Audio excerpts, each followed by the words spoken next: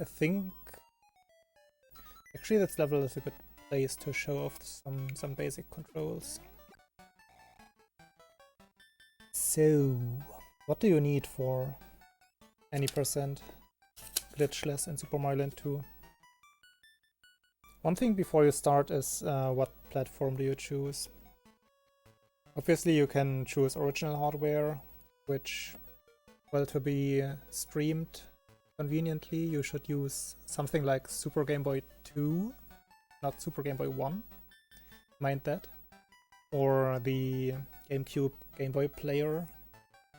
You can also, well, you can play on Super Game Boy, but mind that it's running too fast by like a little bit more than 2 frames per second, and it's noticeable, which means it's faster. However, the community has come to the agreement that times on Super Game Boy are well down calculated to meet the basically Game Boy Advance standard. I think that's the module that is inside the Game Boy player. And the Super Game Boy 2 actually runs at the same clock speed. Those two platforms are like optimal. However, you can use emulators if you don't have original hardware. Just keep in mind that you should really avoid VBA-based emulators. There seem to be a few somewhat accurate VBA versions, but it would be too tedious to like filter out all those versions because they have very revision numbers and special versions and mods like VBA Smooth and VBA whatnot. Like replay, stuff like that. Just avoid VBA for Game Boy games in general and speedrunning. Also not allowed on Speedruns Live, so do yourself a favor and just don't use VBA for speedrunning Game Boy games. You can use it for like Game Boy Advance games. That's what it's actually like made for. Also still not for any Game Boy Advance games. Would lead too far now. Emulators you should stick to are BGB. I think the latest version is something 1.5.3, 1.5.1, something around that. Or Gambate. Or however you want to pronounce it. I think it's supposed to be pronounced Gambate. So yeah, those two. Just the latest versions of those should be fine. Are fine. I timed them many times. Like I have when somebody submits a run to speedrun.com, I have certain sections that I time, and I found that there's basically no difference between Game Boy Player, Super Game Boy 2, and those two emulators, BGB and Gambata. So they are as accurate as it gets, I would say. There's and we also accept emulator runs on those two on the leaderboards, so they can. Hey. So if you want to get onto the leaderboards, you might as well just start out with run on emulator if you don't want to invest in like actual equipment, pay money. Just look into the game on emulator, look if you like it, run it on emulator. Thanks for the host, Canada. And yeah, there you go. You already all set for speedrunning SML2. So a few things I want to go over. The timing Super Mario Land 2. I guess I have prepared something. So there. Don't mind the music still. Just want to show where timing starts and where it stops. Because that is what you want to know. when you time your speedruns, obviously. This one is Shoryu Piff's PB, by the way. Currently 2nd place on the leaderboards. So... Mais il était très bien. You don't need to listen to him right now. Yeah. For you.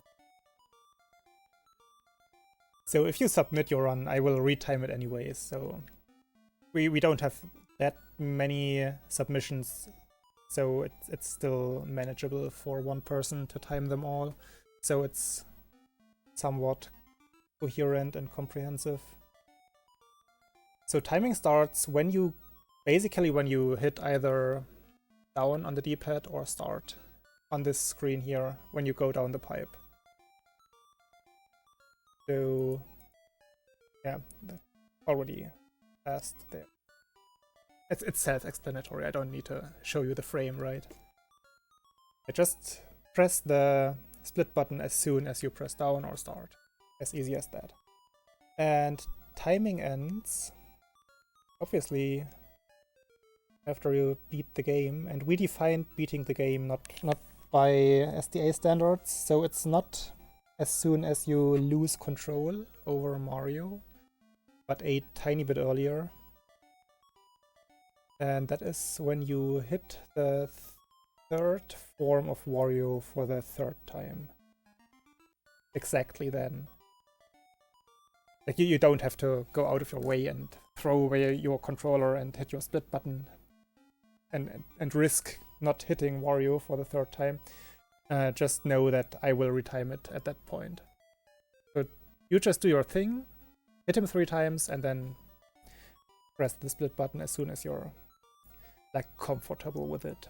Splits are for yourself anyway, so or maybe not even for yourself, for the viewers.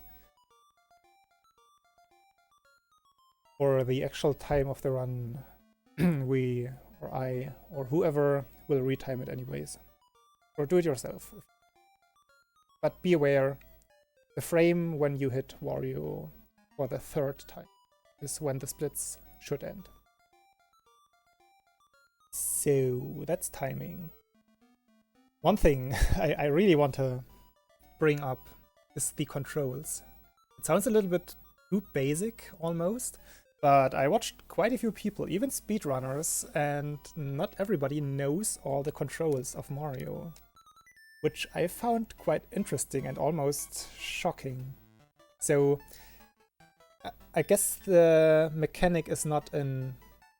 Of course, yeah, left, right on the D-pad, let you go left and right and down, lets you duck. It's trivial. But about the jumping mechanics,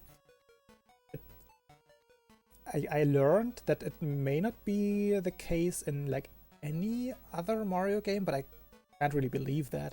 That if you, like in Super Mario Land, first one for the Game Boy, you basically have to do a duck jump to jump higher. That's not the case here. You have to just like hold up jump. Like, let me show you a normal jump, like here. Like you jump. If you look at Mario's feet, they reach basically the lower edge of the middle cog here. Like that. That's a full jump. Full jump is one thing I will mention a lot, by the way. Keep full jump in mind. I will talk about full jumps a little bit more soon. However, what I wanted to show, if you hold up here, you don't notice any difference in Mario's animation if I hold up. But if you jump while holding up, you jump way higher. Like basically, I think it's a tile higher. So this game is obviously, as you can see, it has tiles of like something by something pixels, and it's basically what you can use for visual cues a lot, and it's really helpful throughout the whole run. So you jump one tile, one whole tile higher if you hold up while jumping, like that. However, that is not where jump height ends in this game. So this is something basically already speedrun related, speed tags. There's a thing called a super jump. And you can see if I just hold up and jump, I cannot reach that cog up there. I should say gear. People will make fun of cog. So you cannot get on that cog or gear with a regular high jump. However, if you let go of the jump button right before you reach maximum height, maximum jump height, so in case of a high jump with pressing up, my maximum height of a full jump meaning I keep jump pressed, right? Can keep it pressed until I land again. This means full jump. If I let go right before I reach basically the point where Mario's feet touch the lower boundary of the gear in the background, then miraculously Mario will jump even higher, as you can see here. So that's basically normal jump, full high jump, and missed it. Please, super jump. You will need that super jump in this level, for example, to speed up the level by quite a bit. I think overall over 2 seconds on this level. You will need it even in the very first level. Also in the castle. Where else do you need super jumps? We will come to that when I go level by level, but beware, super jumps are a thing, and you do them by releasing the jump button. Let's restart the level. Releasing the jump button right before you would reach maximum height. You can use visual cues, like I use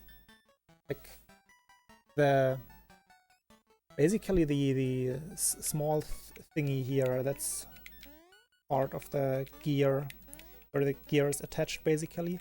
When I see Mario's feet reaching that point, I let go of jump. And if you pay attention to that, it should always work. Like it's precise. You have like a window of 2 frames for this one.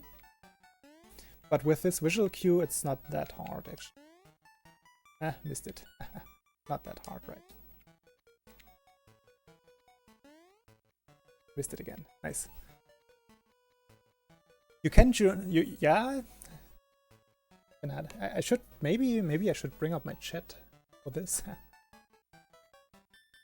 I could replace my splits for this. Let's do that.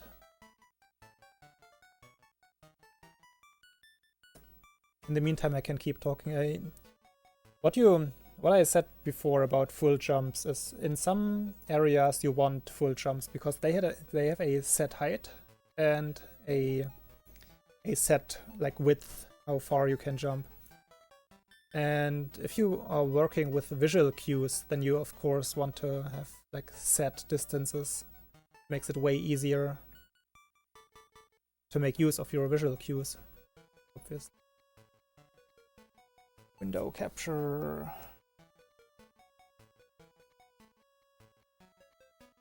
If you, on the other hand, like just jump around and do super jumps and stuff like that, you're not guaranteed to get the same super jump or a super jump at all times. So that would be kinda a bad idea to rely on super jumps all the time. I don't want to go this for not the whole thing. Give me a second while I crop.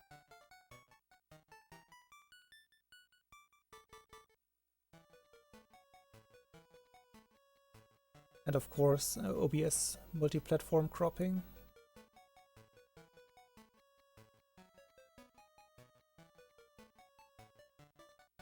If you want consistency, just use full jumps, meaning keep your jump button pressed. In some circumstances you want a super jump or a shorter jump, but we will get to that once we get there.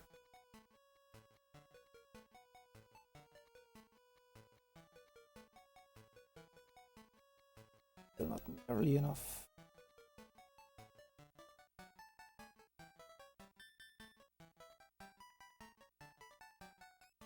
Up, up, up, up.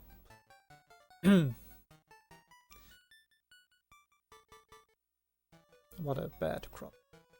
Well, still better you, I guess.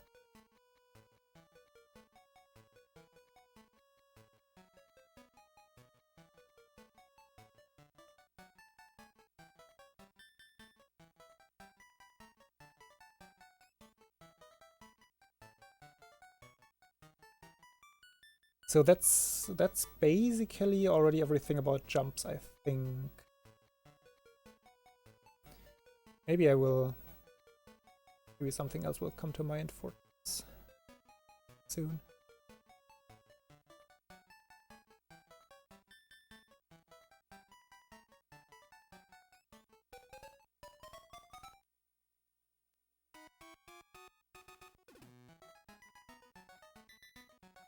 How do I want this? Don't know how I want this. I want to crop it even more.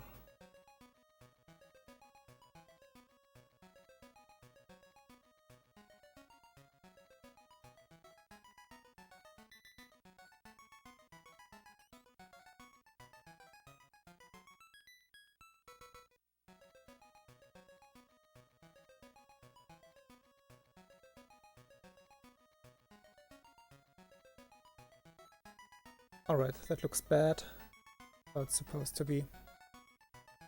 So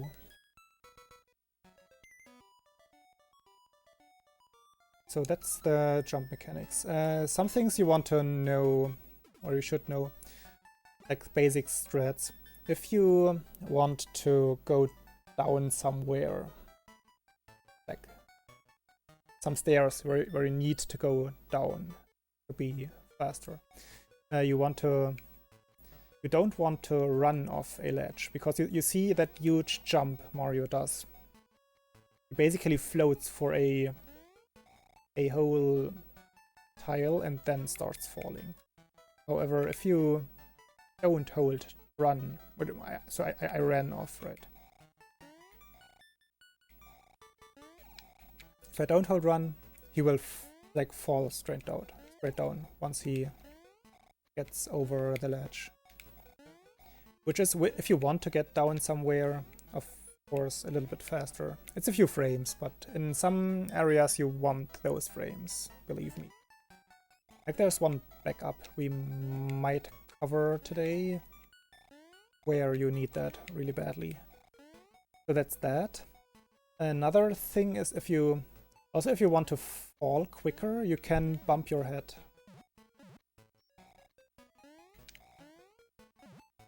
Like this, it's a minor strat. I will cover it when it comes up, but be aware if you bump your head while still holding jump, by the way,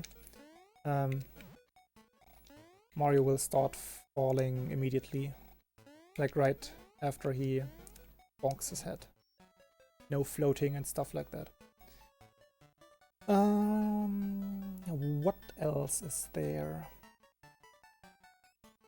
I think I will explain perma-fluttering when it comes up. Like, there's the carrot power-up that gives Mario bunny ears. And usually, if you just hold, like jump and hold the jump button, then you will like slowly descend while fluttering. If you mash jump, however... Hey, white diamonds. If you mash jump, you won't lose any height. So you basically, if you can mash for a long time at a high frequency, you won't like ever touch the ground again.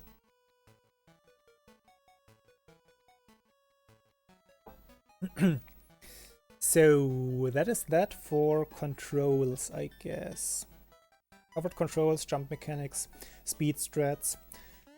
And that's basically like super jump is a speed strat. I would consider that the quick drop, like without holding run, walking off ledges. It's one of those speed strats. Corner boosts are another one. Can I go over corner boosts here? I guess I can. Oh, another thing. Enemy interaction. Very important thing. You want to be falling while touching or while jumping on an enemy. Like, you don't want to hover into them while having the carrot power up. That will work in most cases, but sometimes you will just get hit, because basically how the game detects a enemy kill or like hitting an enemy is it wants to check if you're in a downward movement. If you're fluttering, you may be unlucky and just not falling while you touch the enemy. So you might hit him on the head, but still get hit yourself. Just keep that in mind. Be falling if you want to jump onto an enemy. Actually falling. Which will come into play on the space level boss, Tatanga, later. Another thing, if you, like in most games, or Mario games or whatever, if you jump on an enemy while still holding the jump button, like let me show you the difference. Not holding the jump button, you will just like do a tiny hop of the enemy. If you hold the jump button, you will do a high jump. That's what most Mario games do, I think. There, it. So, one more speed strat I wanted to cover is corner boosting. It's a very minor time save. Can't hit that turtle. It's a minor time save, but it adds up over the course of the run. You can do around, like, I think 20 corner boosts throughout the whole run. And what that is if you run and jump like on edges, like the back edge of this block. You see Mario gets, like if I just jump stationary at the right point, Mario will get pushed a few pixels forward like that. And you can time that while actually running forward. So like that. That one was a very small corner boost. You see the screen like getting pushed a tiny bit to the side if I get it. I didn't get it there. Didn't get it there. Didn't get it.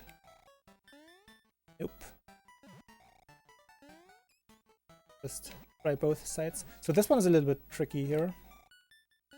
There are a few corner boosts that are basically free. That was one. But yeah, it's a very, very minor time save. Don't reset over stuff like that. You don't get corner boosts. And that's about movement, I think.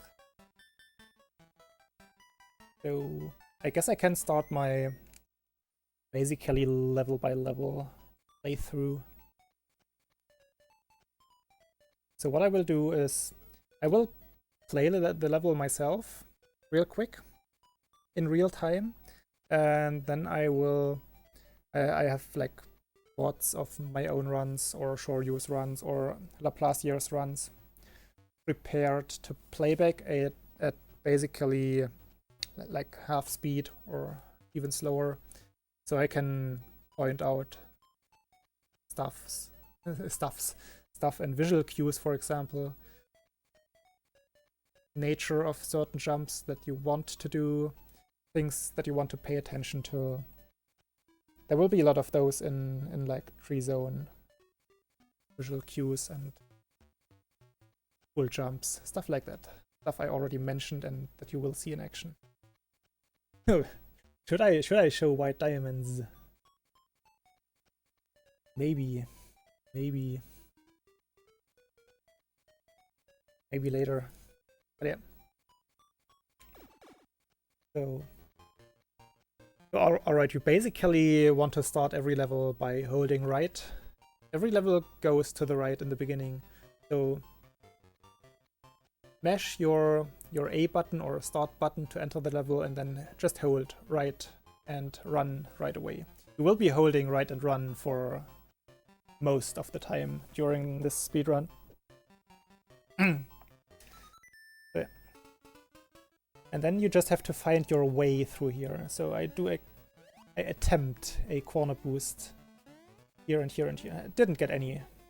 usually takes a while until I warm up and get them consistently. You can get 8 corner boosts in this level. I also jump down here to have a chance at that corner boost. Here's the super jump, by the way. You won't make that jump without the super jump. My corner boosts are non-existent. So here's a silly attempt, because if you get it, you have to jump again really quickly to not get, like, not touch the wall in front of you and get slowed down.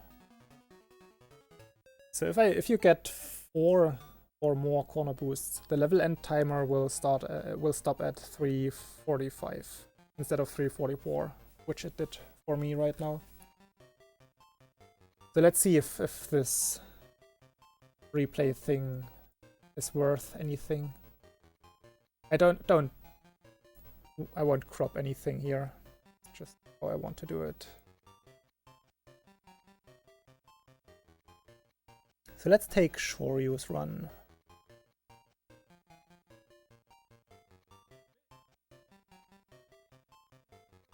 Kills himself. So I think half speed. Hey, Voltus. Yeah, you're on TV. So yeah, things you can jump around here if you want. Doesn't, like, jumping and running is the same speed. On normal levels, that is. You see, he goes for corner boost as well. Like, it doesn't punish you if you don't get them. Just go for it. If you don't get it, whatever. If you get them, you saved like 2 frames.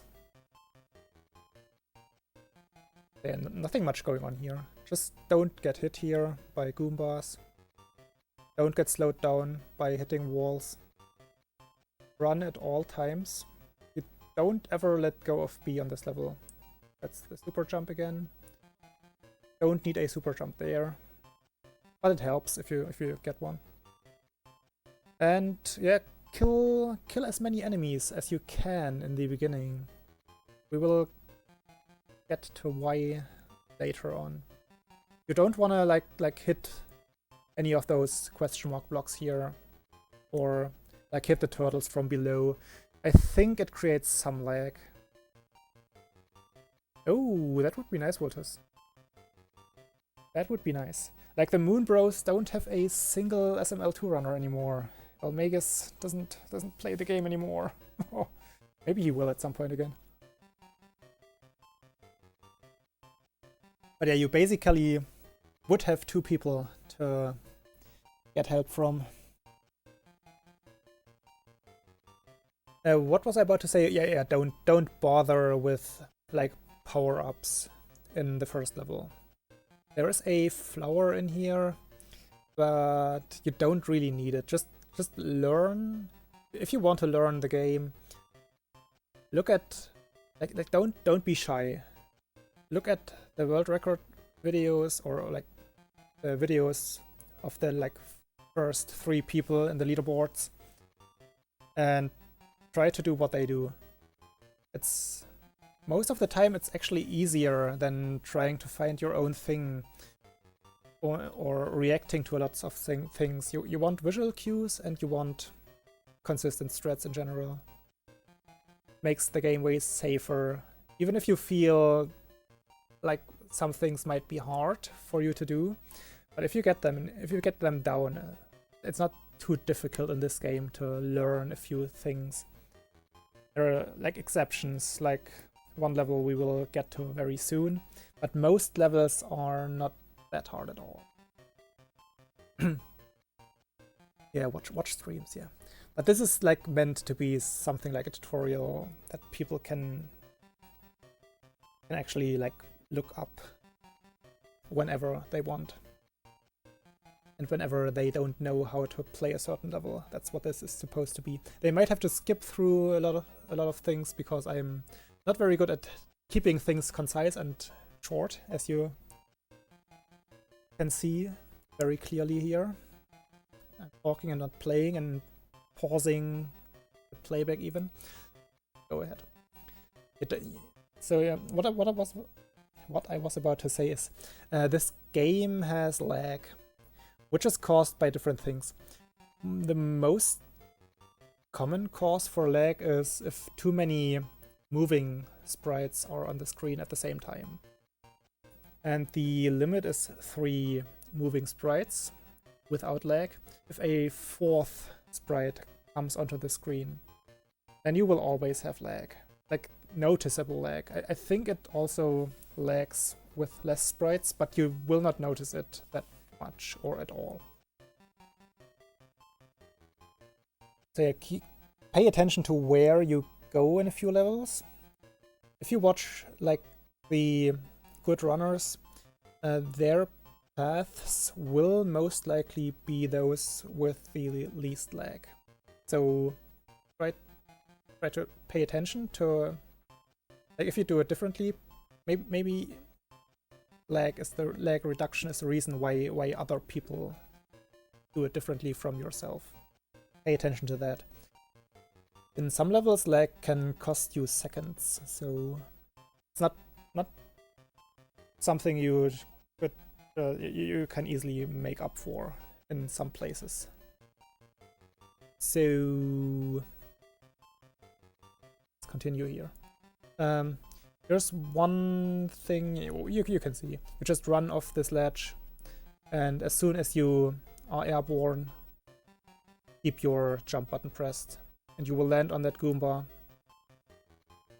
And because you... What? Why isn't it playing? Please. Keep playing. Video, please. Yeah, you will make that next jump. Please. There we go. Also, do a full jump here. Like, basically, as soon as you land, you can jump again. And just hold jump. And you will exactly land on that Goomba. Just keep jump held down there. You will most likely land on that turtle. Run down here. Go for another corner boost. And you're done with the level. So that's that. The intro level is very self-explanatory. The super jump being like the main feature of the first level. You might want to take a few minutes to practice super jumping. But once you get it down, it's pretty easy actually.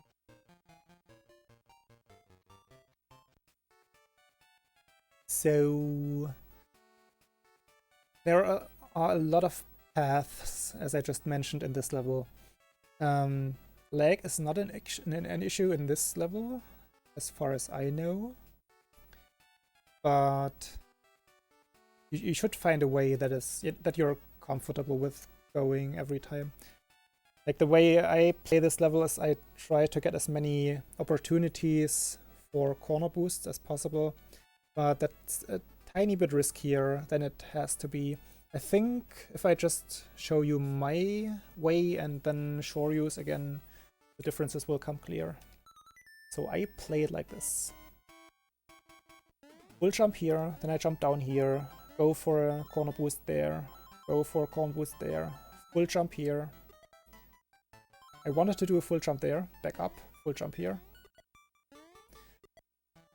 And then I just make my way through everywhere without slowing down. I go for a corner boost there. You want to hit that mushroom as quickly as possible. I did another corner boost. Oh, I did get hit. That's not what you want to do there.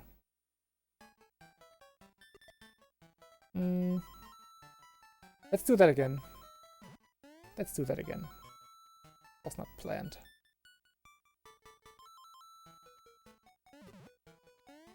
I want a proper showcase. How it's supposed to look. Fail. Fail. That's why I prepared the videos. I cannot play a certain level at all today. Can happen. Then I have something to show. You don't need any super jumps on this level. But full jumps help hitting enemies consistently on the head.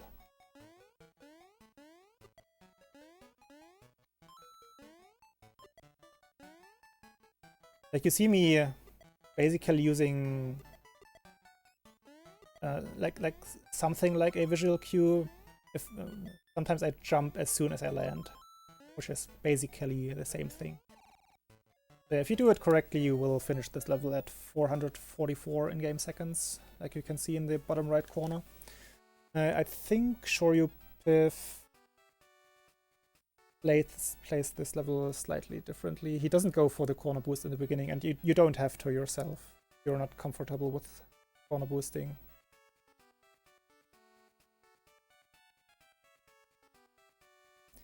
So let's see. So as I said, you want to do a full jump right here. Gets you exactly there. You can just jump up here. You don't need to go for the corner boosts as I.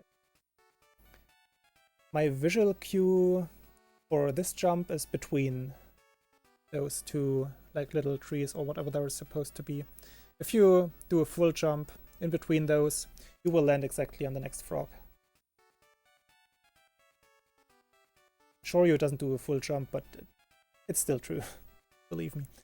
The next visual cue is basically, if you keep in mind how long or how big tiles are, if you jump on the last tile here, is something around this width, and do a full jump there, you will also hit the next frog right on the head. Just like that. And obviously you can see it. You want to keep your jump button pressed on that frog, so you jump high off the frog and land. Like don't do a full jump after it, because if you do a full jump, I think you will fall in that gap here, in that pit. Hey, Tipple. 445 is possible without grabbing the mushroom, yes. We'll come to the mushroom soon. Yeah, just basically keep your jump button pressed, and as soon as you do the jump, let go of it, and you will get the jump of the right height. There you go. There's a Kaizo block basically right above Mario here.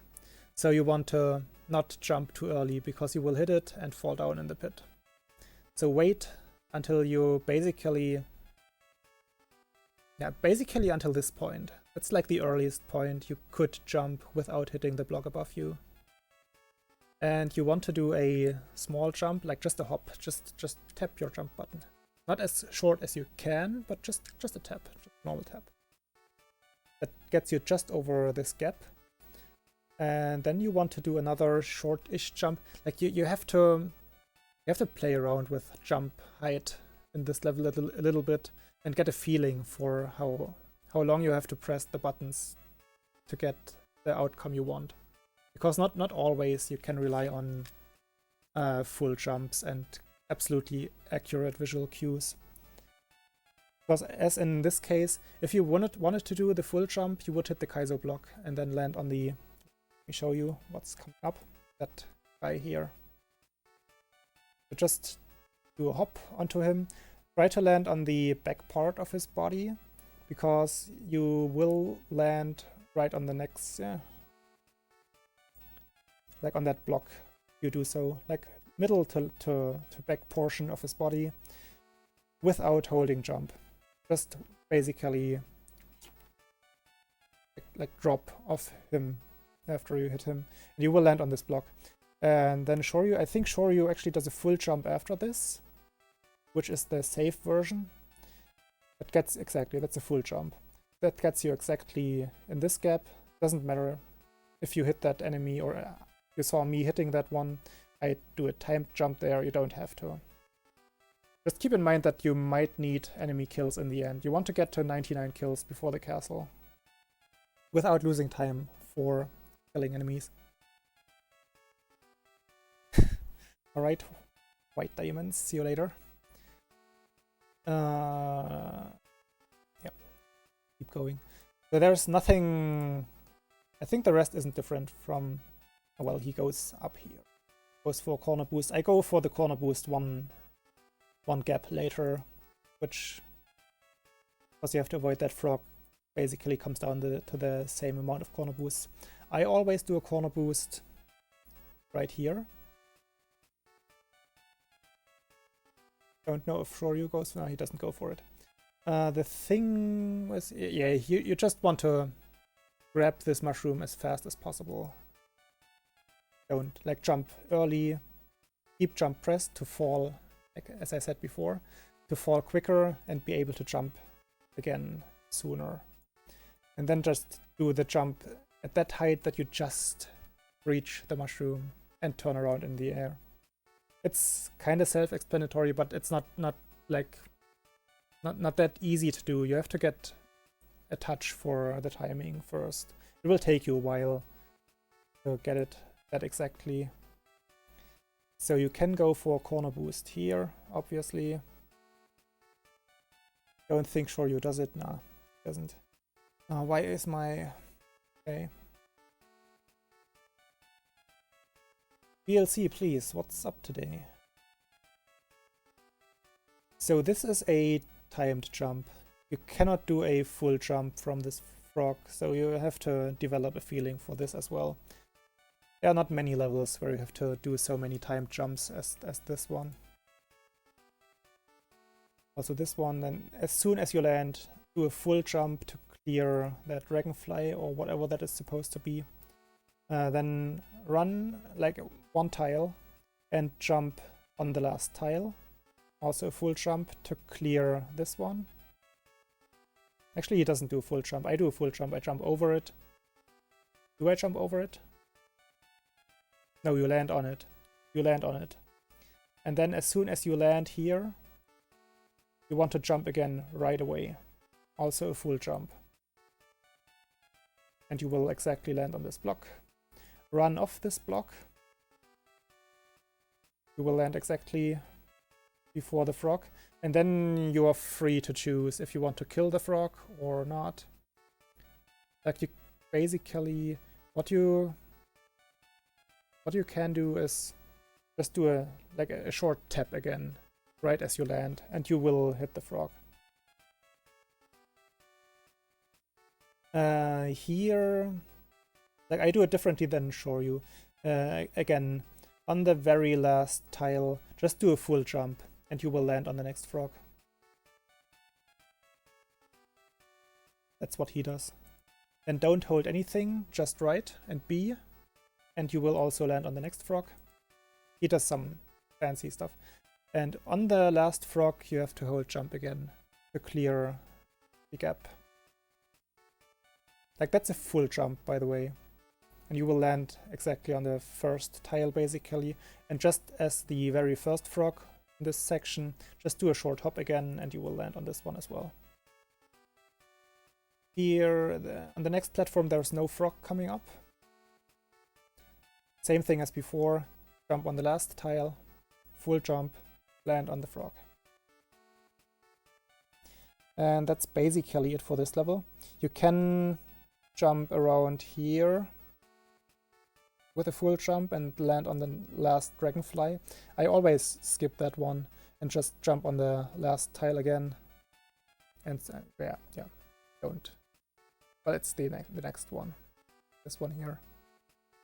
So I just clear this dragonfly, because sometimes if you hit it, you could fall into this pit, and that's shameful. You don't want to fall into that pit. And then basically as soon as you land, just jump over blocks in the end here.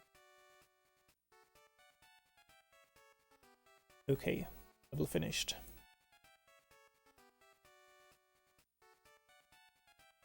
I guess for the next one,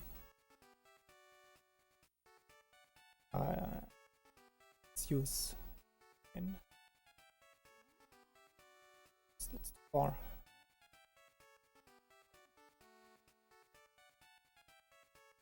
And replay it myself first. So in the end of this level, you are Big Mario. You grab the mushroom, and you need that mushroom. One thing I didn't cover, you can do a spin jump by jumping and pressing down. You can also first hold down and then jump. Same result. With a spin jump, you can kill a few enemies faster. Like certain enemies need or cannot get killed when you jump on them, like a turtle will just like get back into its shell and wait there, come out after a while. If you do a spin jump, you will kill a turtle. You will also kill certain enemies in the castle with a spin jump right away, whereas they would need 2 hits otherwise. Also flying Goombas, for example. If you just jump on them, they will first lose their wings, and then on a second hit they would die. Get flat. Do they die? Who knows? But yeah, with a spin jump you kill them right away. Which I think could also be considered a lag reduction strat, because you get them off the screen quicker by a few frames. Not noteworthy though. Another interesting thing with a spin jump is you can get the contents of a question mark block from a buff if you do a spin jump on them, which I will do in the next level.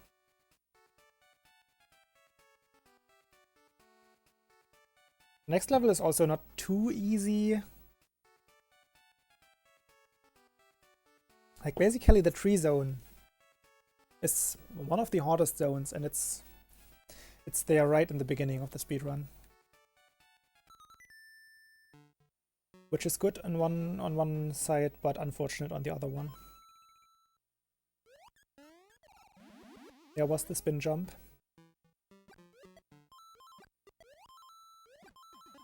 Gel jumps are another thing I will go over quickly in a second. Here I just like abuse the iframes. I don't need the fire flower anymore at this level. I make sure to clear those cowfish. Don't get hit by them, don't hit them either. Another one of those spin jumps. And here I'm perma fluttering. I mash my jump button, don't lose height. Super jump here to clear the gel, and I missed the pipe, of course. Don't just run. There, you don't want to miss that pipe, but you will. Getting that pipe consistently on the first jump is something that takes time. So let's see what I did in my PB here. Why is... I think it's my hard drive actually that's causing this. Going back and forth. Doesn't look nice.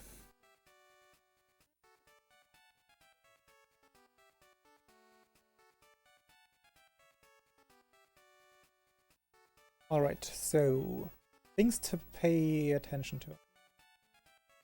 You saw me walking into the gel right here above the cowfish.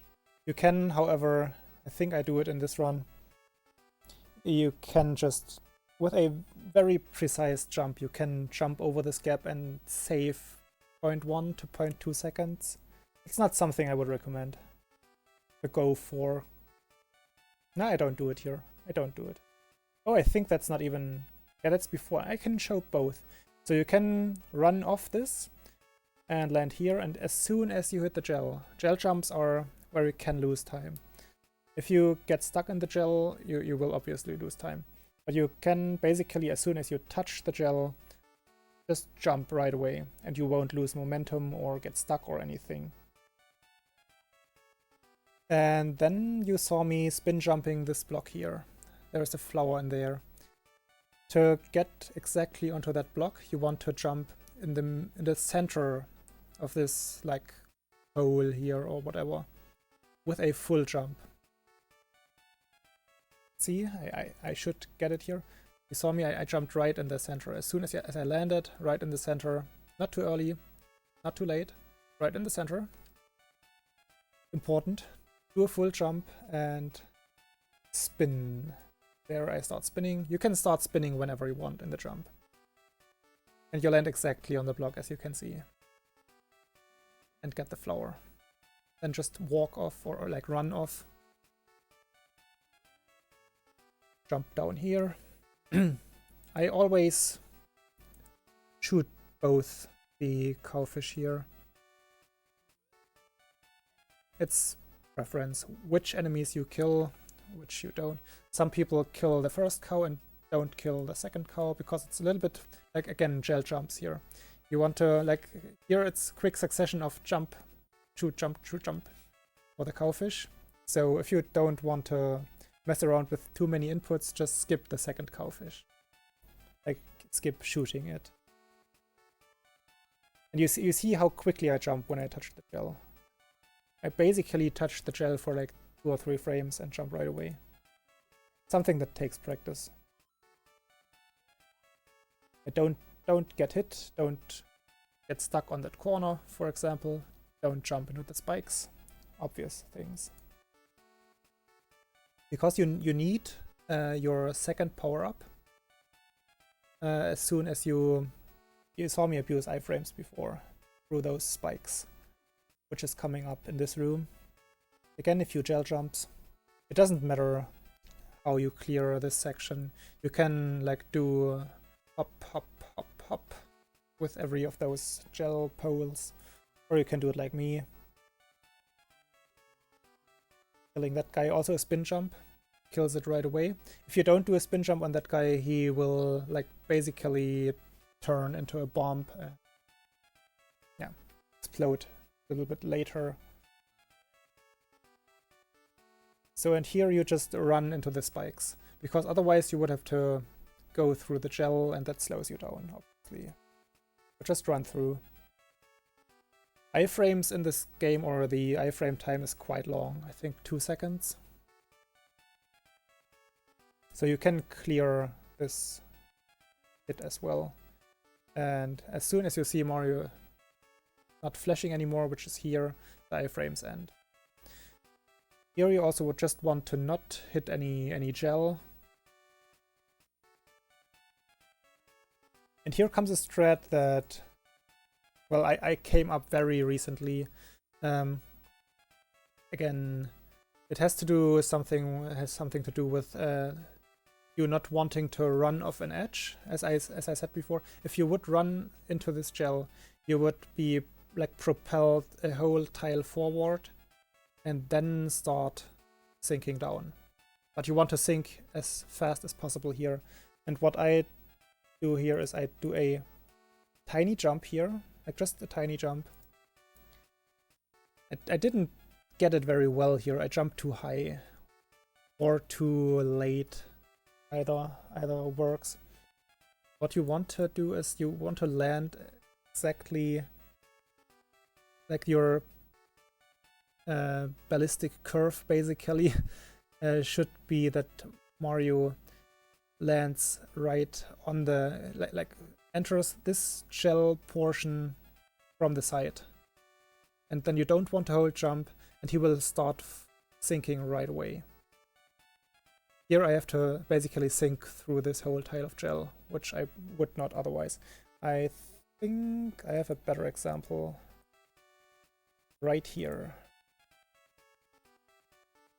Oops.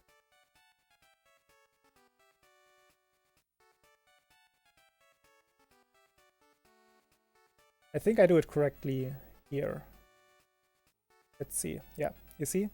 I basically enter that gel cone diagonally or from the side. And this is where I land. I basically clear this portion with full falling speed right away. And then I immediately start sinking here. You can maneuver in the gel by pressing the directional buttons. If you hold B at the same time, you will move a little bit faster in the gel, which you see me doing here to clear the gap between those two cowfish. It looks very narrow, I have to say, but their hitboxes are very forgiving. So, and they move out of the way, basically. They start falling as soon as possible, obviously. don't slide down this whole gel portion. That's very self-explanatory. Here you just have to do a like short spin jump. Like hold B all the time, be running, keep holding B while doing the spin jump. And if you reach a certain height, just start mashing your A button. And you will not lose height. Yeah, I lost 1 pixel there. And at some point you can start like descending. Because there's gel coming up here, as you can see, you don't want to hit that. Just make sure you get into this gap here. Keep running, keep running, running. This is... You can do this as you want.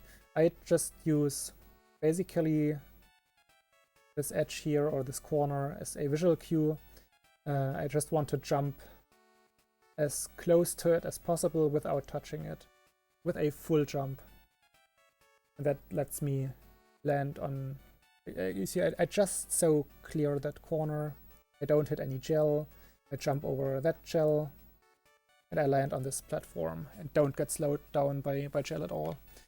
And then it's up to you. If you want to do that super jump here, it's not that much slower if you just keep your B button pressed and like hop through all the gel drops here. But it is slower, but not by that much. You're not comfortable with it. Hey, Mo. Yes. It doesn't say runs, it says any percent glitchless 101. Pliss. It's pliss.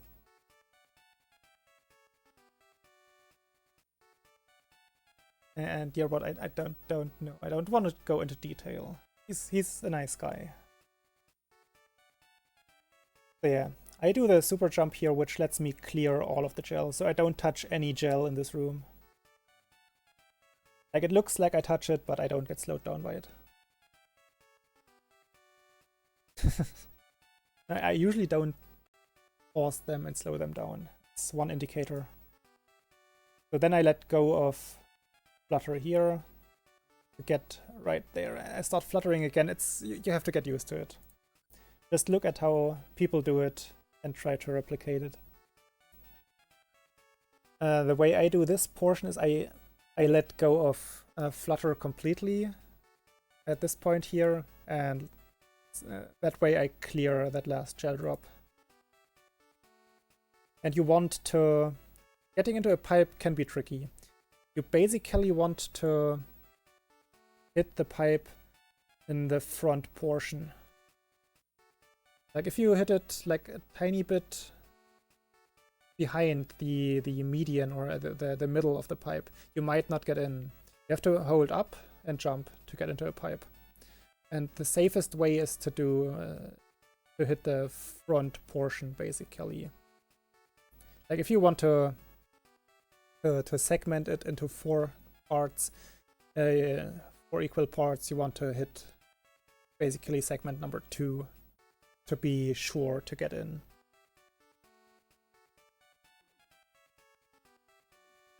Or aim for segment number 2. Will come up in the submarine level again.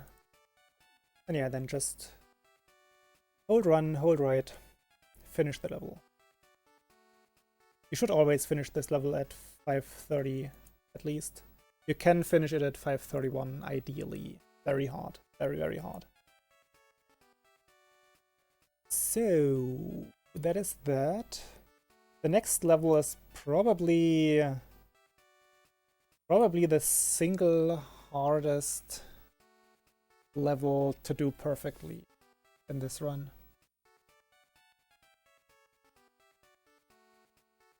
See if I can do it on the fly. On the fly, you will see why that's a pun. So on another thing on the like world map or like this level map here, you want to like, you can time your button presses, like as soon as he gets up here, press left. I always just mash my left button here. I guess you get the idea. So things to note on the upcoming level are you have to use a certain strat to reduce lag. I will explain that strat. Yeah, that pun. I will explain that strat on the replay video. So you want to kill those two enemies here, and that's important.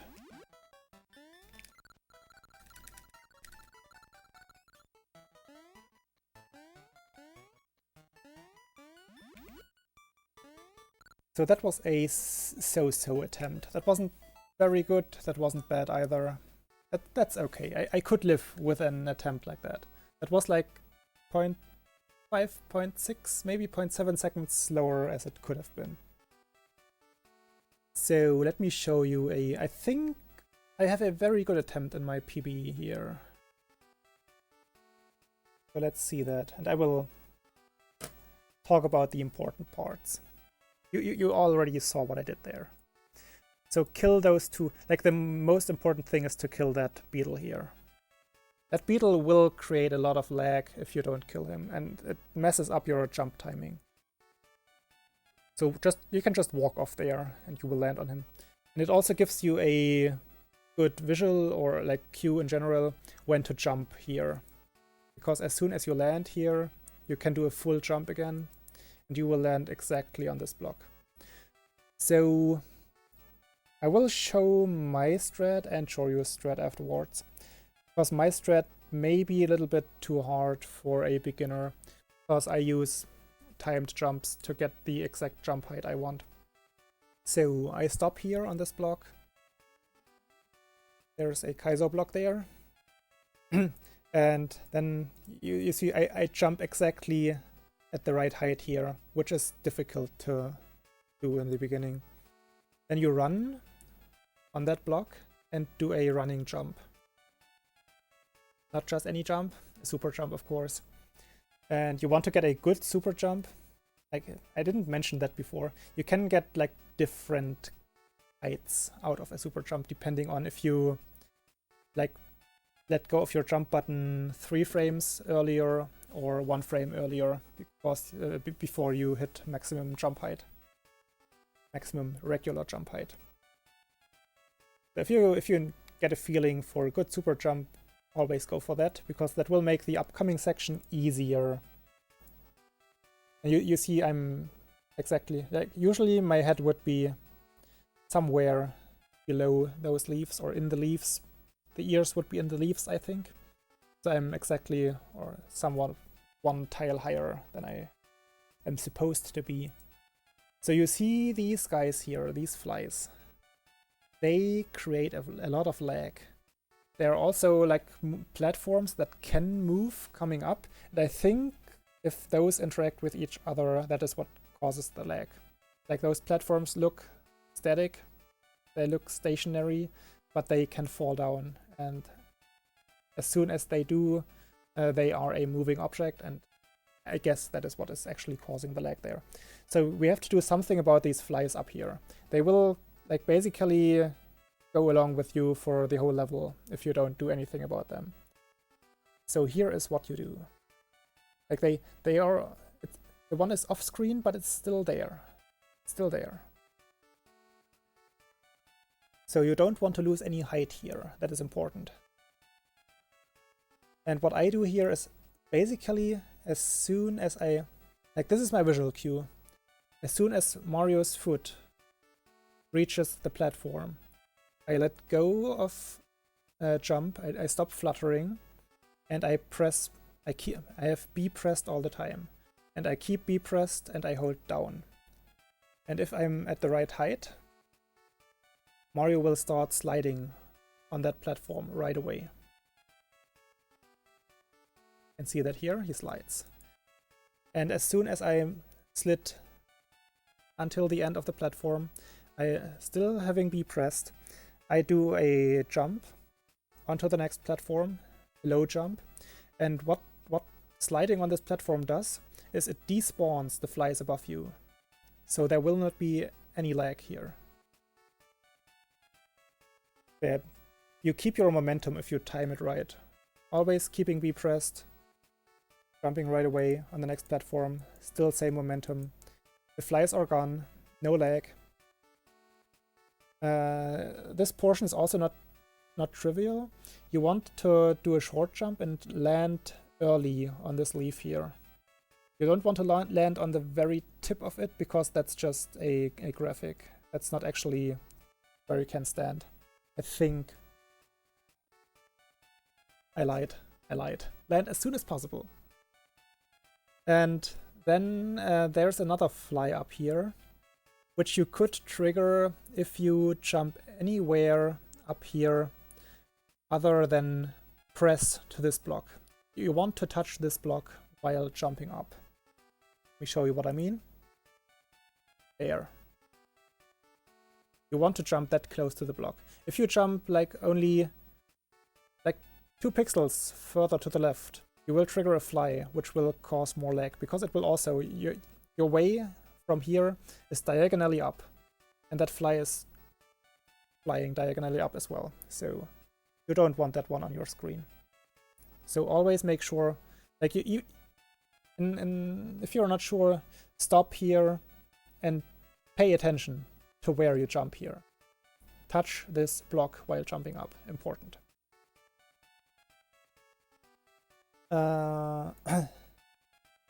My strat here is different from Shoryu's strat, for example. I will show Shoryu's strat. He has a few better visual cues for this. I told you, I do this by feeling.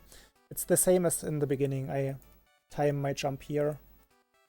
For example, I do it like this. I jump up here, and then I want to touch that block, which could be considered slower when I jump up here. Like you see, I brush that whole block when jumping up. But what that does is that brings me in a good position to do the next jump.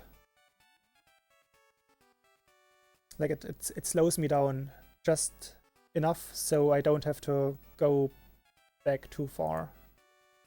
And then I time my jump exactly again. Run. Just a normal jump. You can do a super jump to be super sure, but you don't need a super jump there, just a full jump. And then you clear the level at full speed.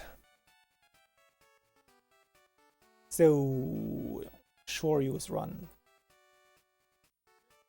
He uses a few very smart strats to make it consistent.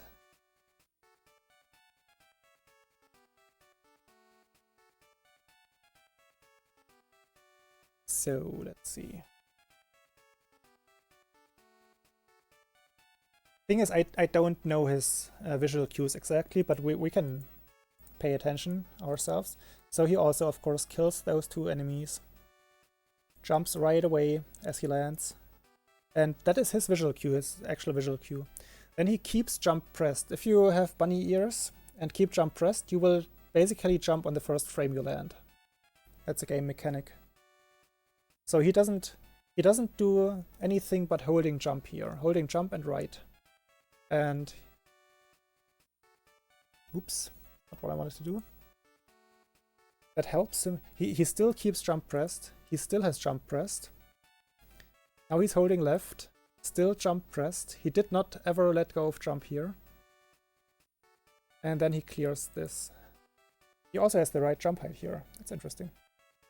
So yeah, I guess that's what he does here. He will do exactly the same thing in the end again. Where I time my jumps, he basically, all he needs is his initial visual cue, and then he has to press left to turn around at the right moment. And he always keeps jump pressed. There he slid on the platform. He also touches the block there. His visual cue should be somewhere on this block, I guess. Very beginning, between the blocks actually. And then same thing, he keeps jump pressed all the time. From his initial jump, he still has jump pressed. Still pressed, turns around. Still pressed. And yeah, that's where his technique would lose some time. He jumps too high here, which costs a few frames, but well, whatever. The rest of his setup is super consistent. So if I would advise somebody who wants to learn this level, I would advise learning this strat actually.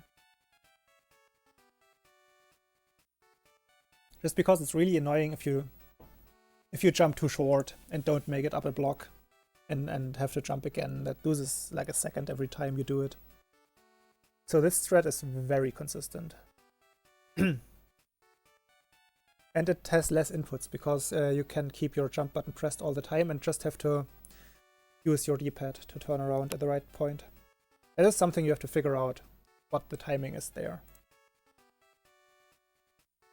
Oh yeah, that's basically it. If you... Well, let me show you how it looks with lag, because you will encounter lag. And you can ignore the lag reduction strats if you want to make it just make it through the level if you cannot deal with the other strat for whatever reason. But be aware that if you do it like this, like ignore, see, there are the flies. And that fly, it didn't look like much, but that cost me 1.4 seconds. And that's quite a lot in this game. So it's less difficult input-wise, but it loses you 1.4 seconds. So your decision, whatever strat you want to use here. The strat with lag, of course, is very, very easy. You don't have to do the ducking and sliding and difficult timing at all. So yeah, choose whatever you want there. So, boss level. There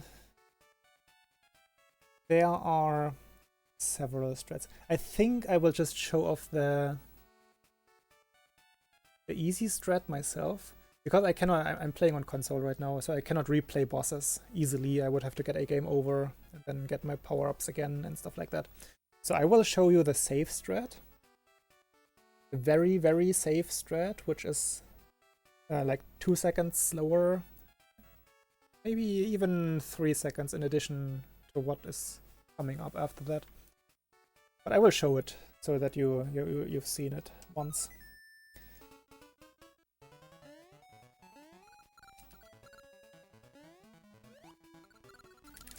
Again, there's a lot of perma-fluttering here. Never losing height.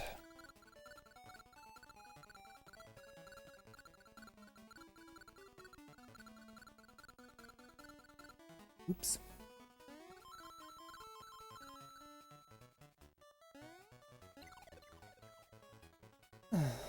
Okay, that was not planned. I guess I have to die here. Get my power up back. Exactly what I did not want to do. I don't usually use that strat anymore. Like, I haven't used that in a year.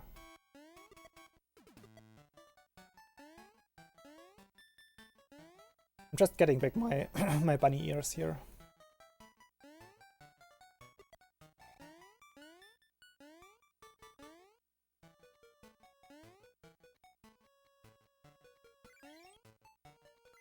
Laggy flies. Look at this lag. No! Oops. That's not what I wanted to do.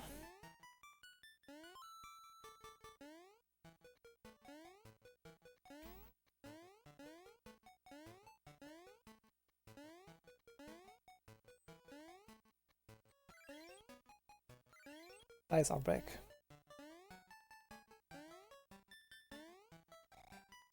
Let's not fall down again. Alright. So one thing to notice, enter this screen here, basically right below the question mark block, because I can show it off here. If you enter the screen low, this Goomba will be fluttering low. However, if you enter it like at the height like this, he will be going upwards, and that is something I use for a visual cue. I set it up like this, and then I do a full jump on the third tile here. Land exactly on the Goomba. That is what I mentioned in the very beginning. You don't want to do something like this and flutter into him. You might get hit by him. You don't want that. Full jump, third tile, easy. 100% safe.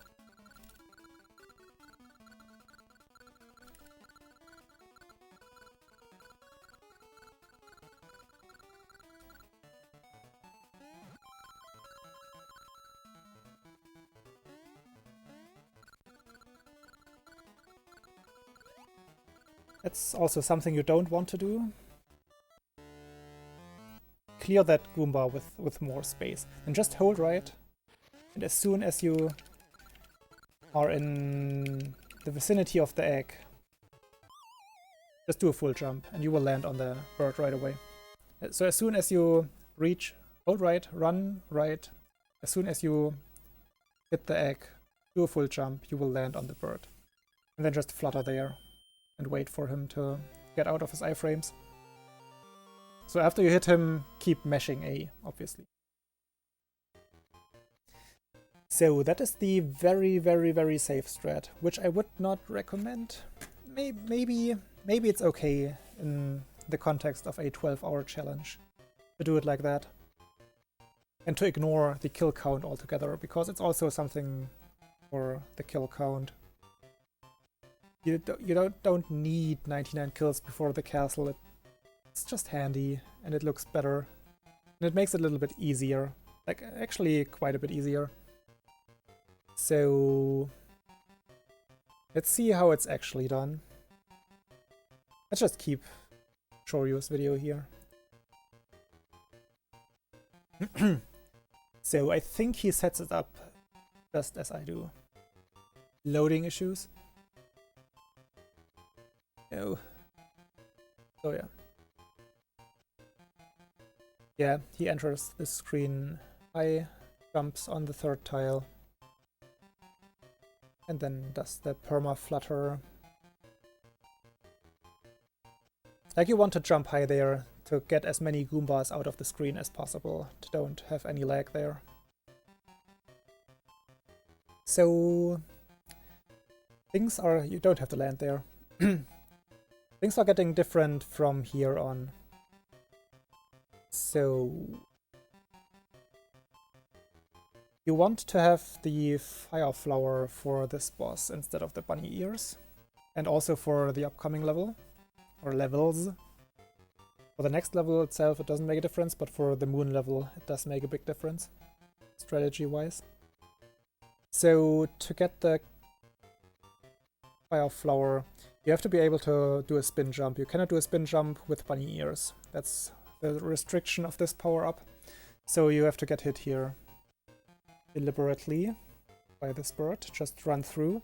And, well, we cannot flutter anymore, so we have to do precise jumps. But they are not hard, actually. You can do full jumps here. So just run off this edge here. And is it as soon as you land? No, it's not as soon as you land. Like, wait 2 or 3 frames after you land, and then do a full jump. And you will land exactly on the next platform. From here you can do another full jump, which is a tiny bit slower, because you will hit a wall. Or just time your jump, do a hop over this block here. Perfect execution here. And then get into this pipe as soon as possible. Like, again, you see him, he's a little bit before the center of the pipe. That's the sweet spot of pipes, basically, as I mentioned before. So, and now something difficult is coming up. If you're not comfortable with this strat here, I want to explain it first. So what you want to do is run over these blocks. And after you reach the middle of this block, you want to do a spin jump with hitting the like rear portion of this block. Playing. You see, he jumped late. He jumped late on this block. Hit this block at the like hind part, and then he keeps holding down and jump and B, and he wants to let go of jump when he lands here. So it looks like that then. If you don't let go of jump, you will keep spinning and fall into this gap here. So basically it's not too hard actually once you figure it out. Do a late jump here with hitting the block. Keep holding B, jump and right. And as soon as you land here, you want to let, like as soon as you hit both blocks, you want to let go of jump. You can anticipate when you hit the blocks, makes it a little bit easier, but be aware that the important part is where you jump off this block, which is late. There's a different strategy where you jump even later and don't hit this block, but jump into this gap here and then just keep holding down, right and B. Too bad I can't show that off right now. But that's the safe strat basically. Actually, I can show off the safe strat.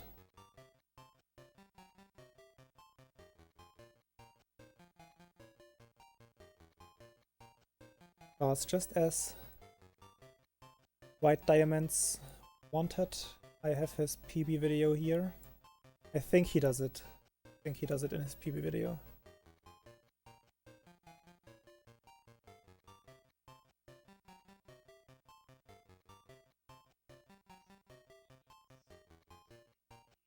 So here we go. You see he brushed this wall here. Loses a few frames.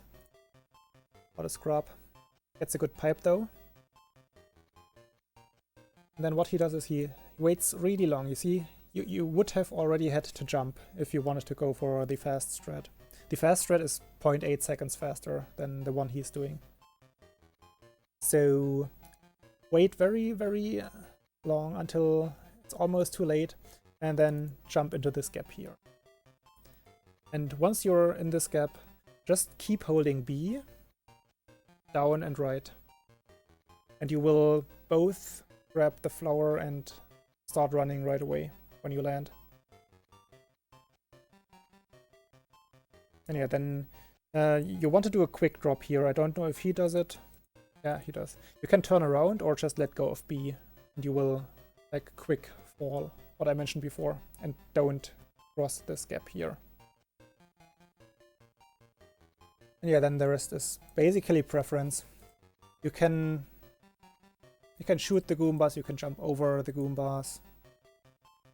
What you want to do is do a full jump off this cloud and shoot the upcoming Goomba, because if you don't shoot it, it will create lag. There, shoot it as soon as possible. Jump. Another full jump. Either you do, he clears it, I think. He does an accidental super jump. And yeah, then you're good to go. For the boss with the fire flower, you just have to mash your shoot button. Very straightforward. Very, very. Just mash, mash, mash, mash. And after 6 hits, he's dead. So there's that. That's the tree zone. As easy as that. It's very hard actually. Like, did I present? Yeah, I presented safe strats for the bird level. The next level is trivial, almost. We will jump into a bubble and basically fly over the whole level. However, that bubble has 2 potential speeds, so you want to make sure to actually be running while you jump into that bubble. Oh, I have bunny ears now. That's bad. But just like that. Jump into the bubble. And then just keep your A button pressed. And you will not lose your momentum. And the only thing you have to pay attention to is when you let go of jump.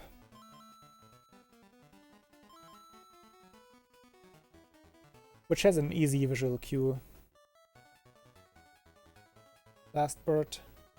And here I let go of jump.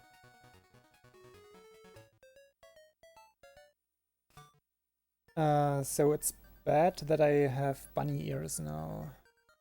Because the moon level has special physics. You always do a high jump with bunny ears if you do a full jump. And that messes up the most setups for the regular jump strats. So you would have to do timed jumps all the way in order to not get slowed down by any walls or by having to go out of your way to avoid enemies. So what you want here is having a fire flower, actually. So what I will do, will just get my fire. I will clear this level once and then do it the correct way.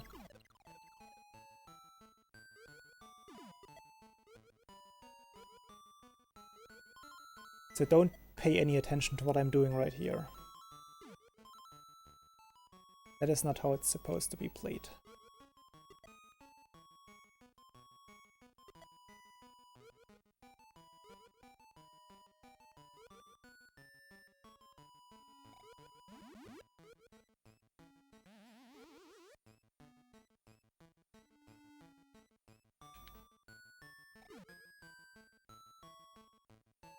Just want to keep my fire flower, obviously.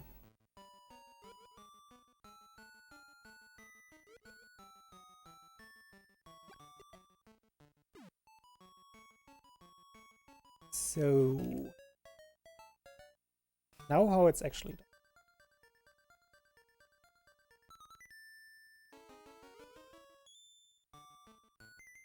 Not like that.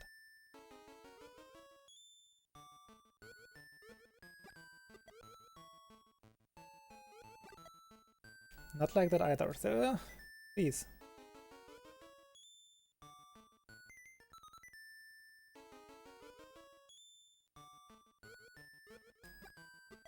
All right.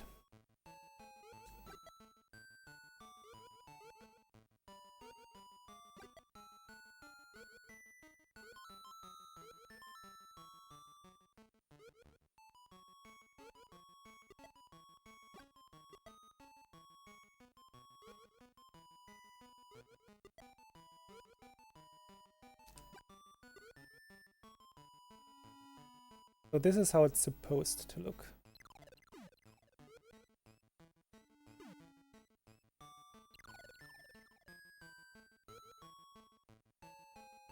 And if you do it right, like very, very right, you will finish this level at 6:41 in game time. You don't need to aim for 6:41. So let's compare. Like the way I do it, not many people do that strat. Because it's actually, like, if you want to save 0.2 seconds, then it's worth it. If you just want to finish the level somewhat quickly, you don't have to do it you don't have to do the very crazy strats that I'm doing. So let's go back to... Let's rewatch how I do it. I will explain a few things.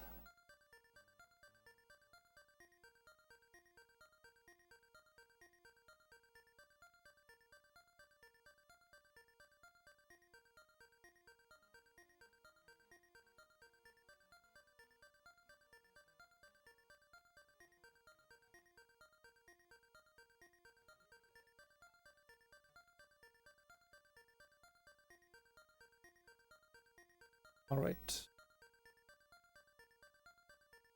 Hey Hassan. So, here we go. I guess I will play this one back even slower, because it might get a little bit clearer what I'm doing. So what I do here, one thing why I do these strats, on the moon level, and solely on the moon level, but and the bonus level. We're not talking about bonus levels here. On the moon level, walking is faster, like significantly faster than jumping. I think you save like basically a frame every 3 frames, every 4 frames of moving forward if you walk instead of jump or float. So you want to walk as much as possible. That's why I try to land. Like I walk right in the beginning, you saw that. And then I want to land on the very beginning of this platform here to walk all the way on this one. And if I land on the right spot in the beginning here, that also gets me onto the next block down here, so I don't fall into the gap here. Let's see. See, I land very early. Then I just walk off. You don't have to hold B on the moon to walk fast. Just right. There's one walking speed here. If you start running up here early enough, you will clear this gap and make it onto this block, which you can walk on. Then you can try walking on the next one for a tiny bit. Jump. And here land as soon as possible again. What I do is I shoot early because there's a pig coming up here. You saw that? You can wait to shoot that pig, but I just find it convenient to shoot it as soon as possible. Just right before I land, I shoot. There. I land. I try to land as early as possible. I didn't quite get it there. Then I just tap my button there. That will get me like onto the beginning of that platform. The next part you can walk off here to land on this one and walk like a few pixels more. It saves frames or fractions of a second, but at a certain level it's worth it. But again, you don't have to do that. So yeah, I walk down there for a few pixels. Still have enough time to shoot that pig. Again, I try to land as early as possible here. Look where I land. And then you can either... You want to walk the full distance here. And then you can either, again, walk off and walk on these ones. Or you can also jump up here and walk the full distance on this block. It doesn't make that much of a difference right here. I go up here, because then it's guaranteed that you walk a full tile. Down here you have to like walk, fragment, jump again, walk tiny bit again, jump again, and it may be easier to just walk the full distance on this block here. Hey Goop.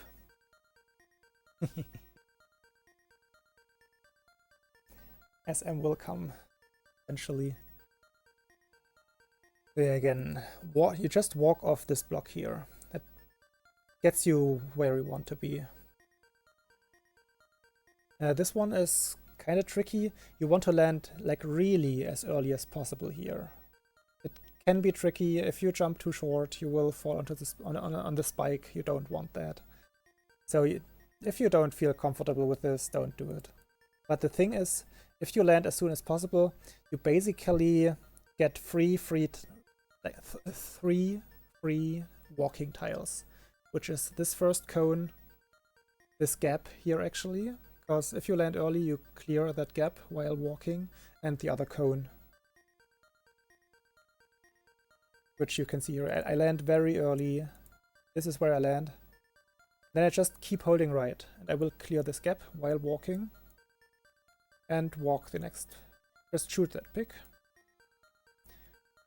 And the rest is basically just precise jumping. Again, I try to land as early as possible, walk the whole distance, do a short jump, try to land as early as possible.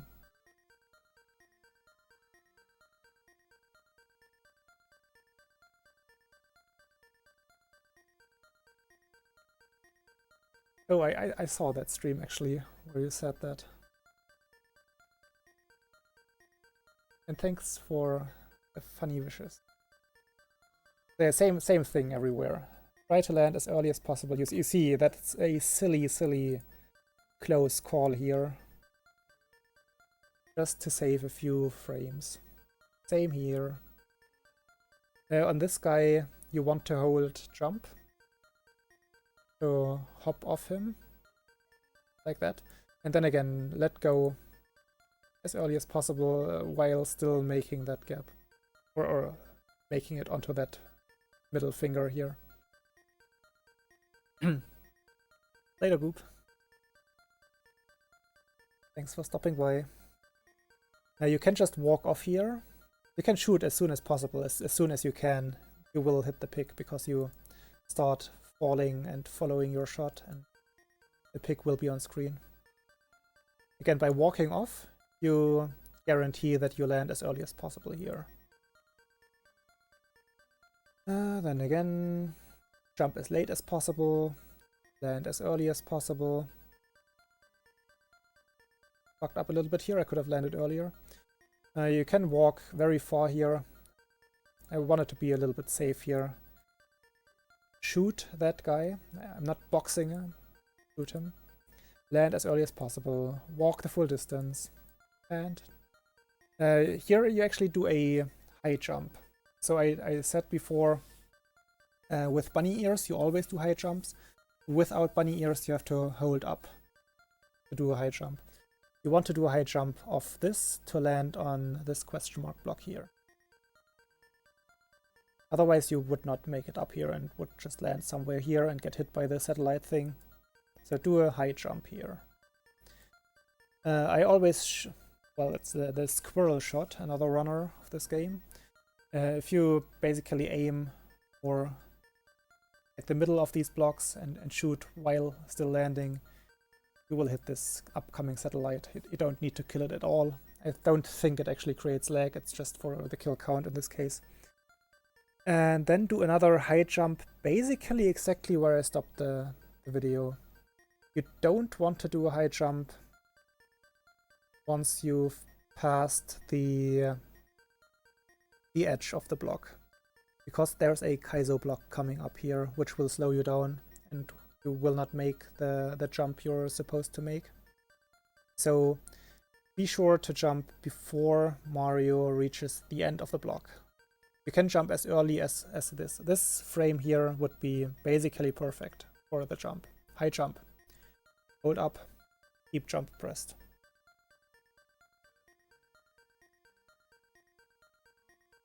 ISO block would be around here somewhere.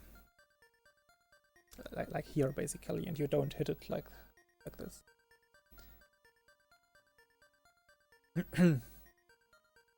So here we abuse iframes and increase the distance we walk at the same time.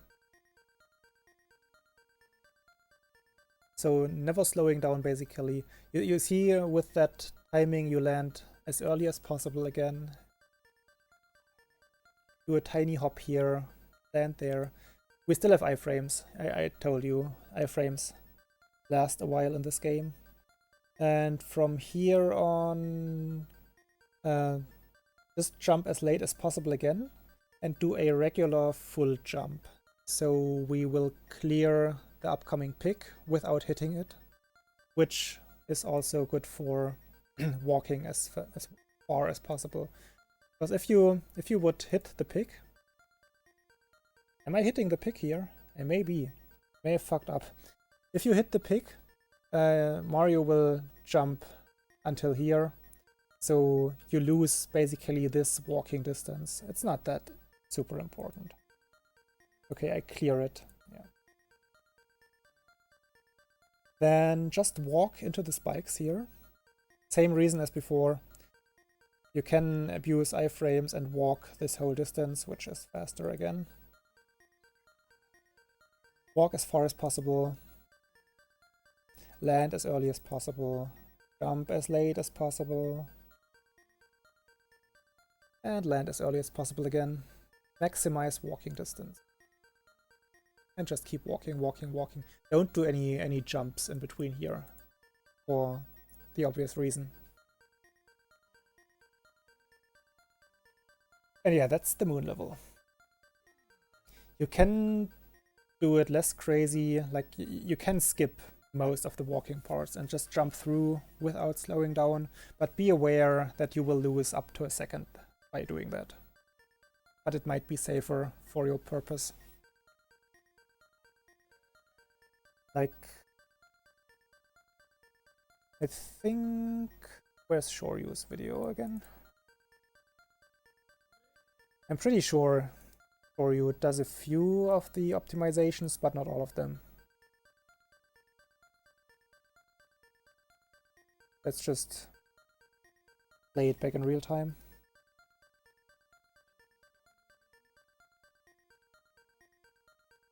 It's real time, right?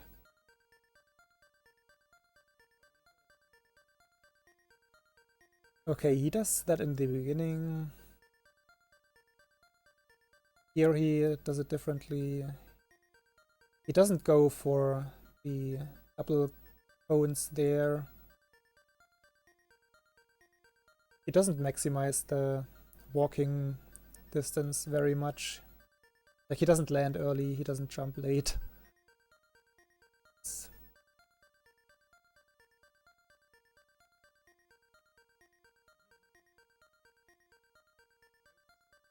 And here we are on the same page again. It's basically up to you. There are different, like the path, you should choose this path actually. You could go a upper path, but that one's slower. You don't want to go there.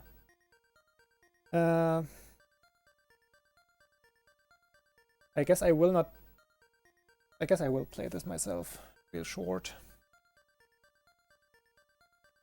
Short, he says. However, this level is lengthy, and it's an auto-scroller.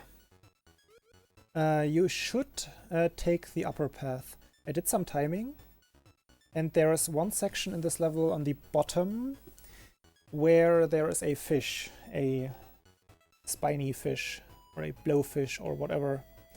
And that one creates lag, and that lags the game for as much as 0.8 seconds.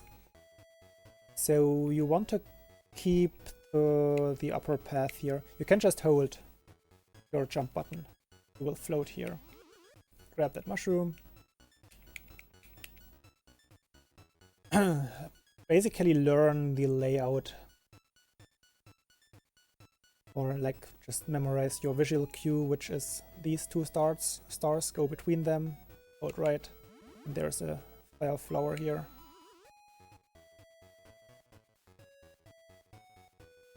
Here you can either go down and don't get hit, or just, here's another fire flower, so just get hit. Grab it. I think below me is that fish that creates lag. Here's another fish. Doesn't create as much lag. You can just shoot them for the kill count. And yeah, how you make your way through the level from here, it doesn't matter. You want to avoid that fish in the beginning, like right before the fish I shot. I think that's the only important part. Maybe this fish that's coming up here as well. There's a fish right in front of me. Not anymore. I think he creates a little bit of lag if you don't kill it for him, but I'm not sure. Just maneuver through here.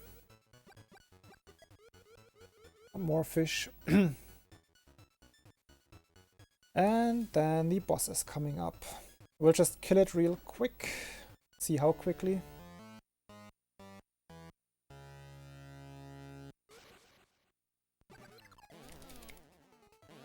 Okay, that was a 2 cycle. I will explain that in a minute. That was really good. Like, really good. I will have some explanation coming up for the boss fight. I will not replay the whole level. Let's just skip to the boss fight again. Again, let's take Shoryu's example here. So far already. Okay. So I will play this back, slowed down a lot.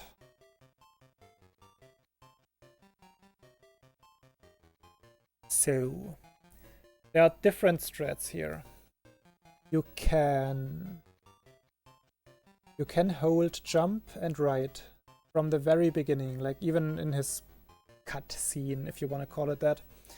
So you will start floating towards him right as you can on the first frame available.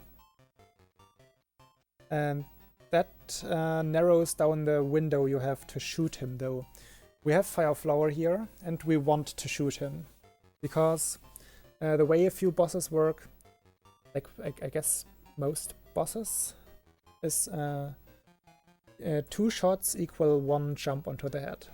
You saw it for the bird. We had to shoot him quite a few times, 6 times actually. You get 8 shots off on the bird, 2 just pass through him because of his iframes, and after the 6th hit he dies. So it's the same for this boss here. 2 shots equal 1 jump on the head, or 1 bonk on the head. You don't actually jump here, obviously. So before you get to him, you want to shoot him as often as possible, obviously. At least 2 times to reduce the fight length by 1 cycle, so to speak. Let me show you what I mean. Let's see what this run actually gets for a fight. I think that's a 2 cycle as well. So I told you, you can hold right and jump right away, and you will go diagonally right away. That narrows down the window to shoot him, as I said. So what you might want to do is, in the beginning, just hold jump. Keep holding jump. And as soon as Mario reaches a height of 1 tile, which is basically where his neck is,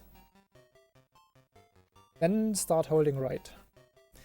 You will see Tatanga is oscillating, like going up and down. And you cannot, you don't want to shoot him while he is in certain positions, like at the top, for example.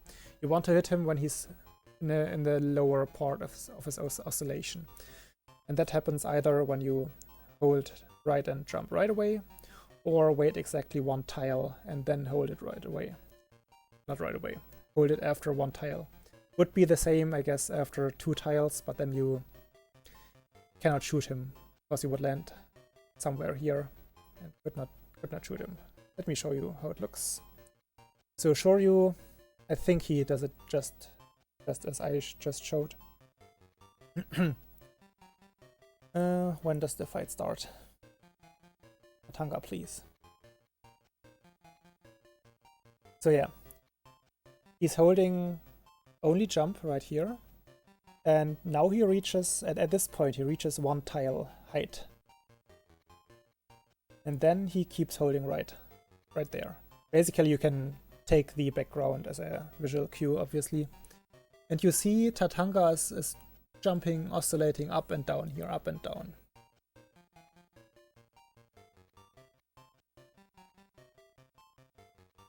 And here you reach him as he is down. And that is the point where you want to start shooting. And you want to get at least 2 shots in. There's 1 shot. And there's another shot there.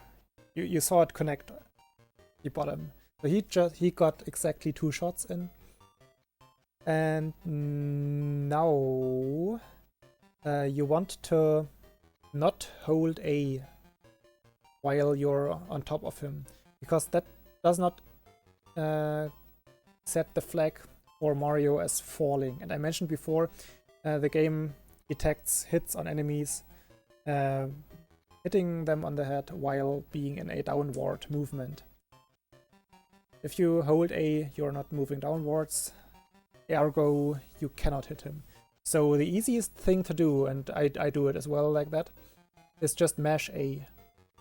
Not as fast as you can, but find a rhythm that suits you. So you will basically hit Tatanka on the right frame if you mash like that. So here Mario has iframes. You get hit once. That's normal, that's deliberate. And he's mashing his jump button right now. Mashing, mashing, mashing. Mashing again, and then Tatanka gets hit again. So it's actually not too hard. You pay attention to when to hold right, and if you get 2 hits in. There is, however, even a better outcome, but you have to mash like crazy for that. Because you can get 4 shots in. That's Laplacier, the former world record holder. Why can't I time it? There. Same thing here. However, he gets 4 instead of 2 shots in. And that skips another cycle on Tatanka. 1, 2, 3, 4. There. And then he hits him on the head, and he's dead right away. Saves about 1.6 seconds, I think. So it's totally worth it to at least try to get a feeling for this. If you get 2 cycle, it's not too bad, not bad at all. Hey Bob. Hello, hello. So yeah, that was a 1 cycle. Maybe let's replay the 1 cycle in real time. Because it's actually quite impressive. It's one of the most difficult tricks in this game. Just because you have to like start shooting at the right time and then mash like crazy at around, not like crazy, but around 10-12 hertz button presses per second. Dang, that. So that's the space zone. Moving on. This is gonna be way too lengthy of a tutorial. I'm sorry, I can't do it quicker or more concise. So ideally you have medium Mario or big Mario without a further power up when you enter the macro zone.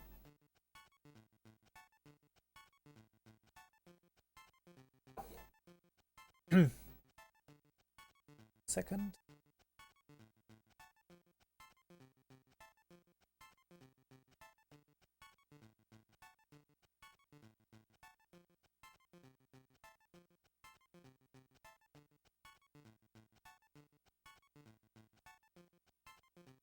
Alright. So I'm gonna play through this level real quick again. And then do some playback.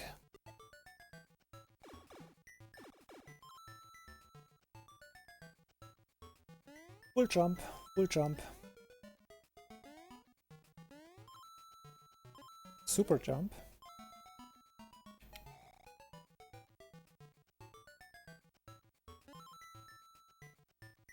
Kill this guy, because you don't want that guy to shoot ever. That lags like crazy. Swag.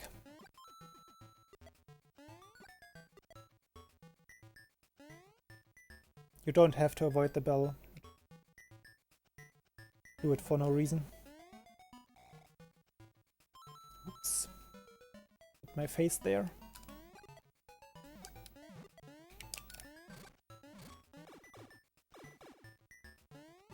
Okay, that was not too bad. It was basically the same outcome as in my PB.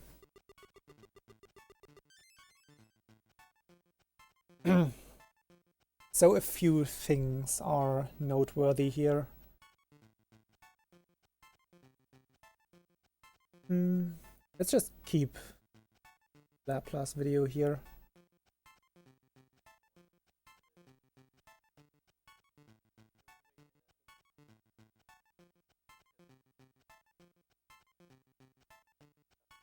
So don't have to slow it down that much. Just kill that guy, get into the pipe as soon as possible. You can just keep holding right straight away, make a difference here. And then you want to do a full jump here, like 2 full jumps successively. Because if you get a accidental super jump before that end, you might not have enough space or time to clear the end. You don't want to get hit. You do a tiny jump off here. If you don't do that jump, you will jump too short. Like run onto here and hit that wall here. Tiny jump down here. Another tiny jump there. Or just run off. Small jump here. And super jump. You can do a small jump over the end and then jump again. But that's like you for once you risk jumping too short and hitting the end. You don't want to hit this end right away because spikes will come out and you will get hit even if you jump onto it. And you can jump slightly too far and fall into the pit. So a super jump is the safest strat here.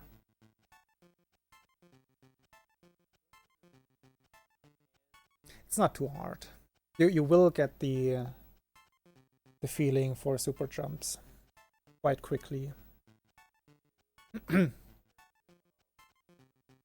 So yeah, wait until this on this platform on the right, because you want to get off it as soon as possible once you clear that gap there.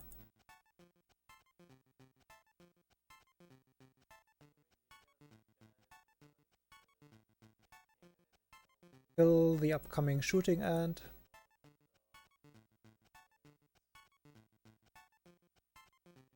So this jump is kinda tricky. It needs a little bit of practice to get the, like, it's the 4th block here, this one. There's a fire flower in there.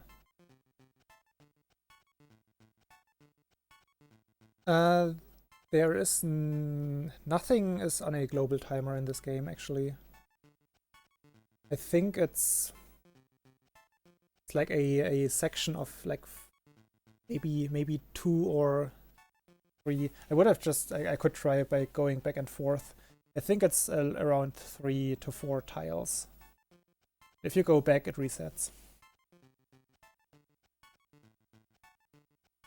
So if you mess up a part in the beginning, it doesn't mess up your later visual cues at all. Pretty handy. Makes this game a quite easy speed game, in my opinion. But yeah, the timing for the upcoming jump is a little bit tricky. You want to do a short jump over the end. You don't want to hit the end. You want to hit block number 4. Just like this. Lapla almost jumped too far there. Like if he would have jumped like 1 or 2 pixels further, he would not have grabbed the fire flower. So pay attention to not do that.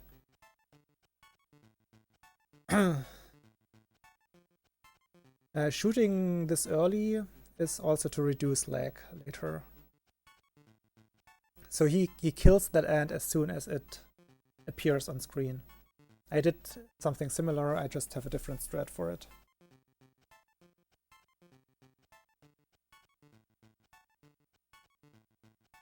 So yeah, self-explanatory.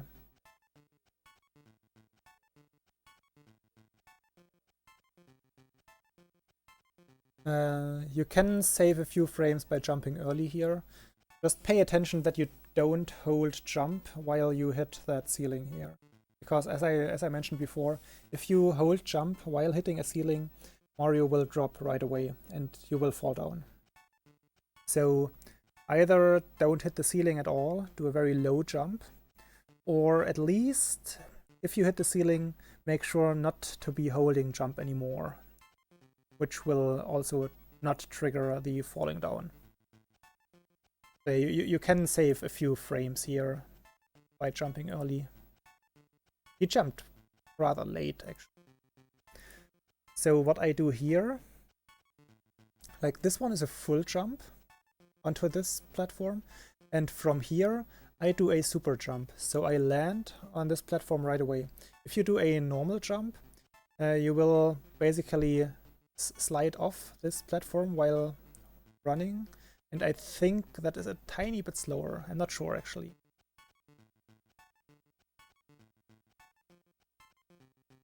You can crouch, but crouch jumping in this game is a spin jump.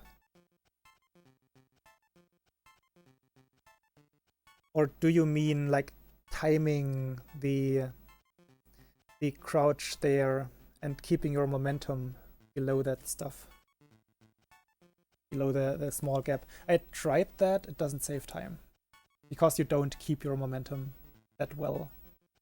At least not for more than one tile. And that is exactly one tile, so you definitely are sliding more than one tile. And you reset your momentum, so it's the same outcome.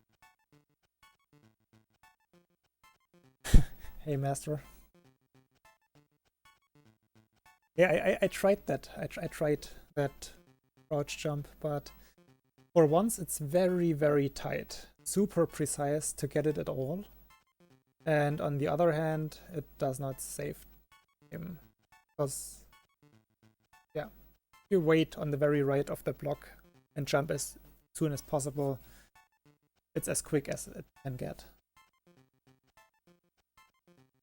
And you do a very short jump and start running right away anyway. So it would, even if it would save time, it would be like 1 or 2 frames.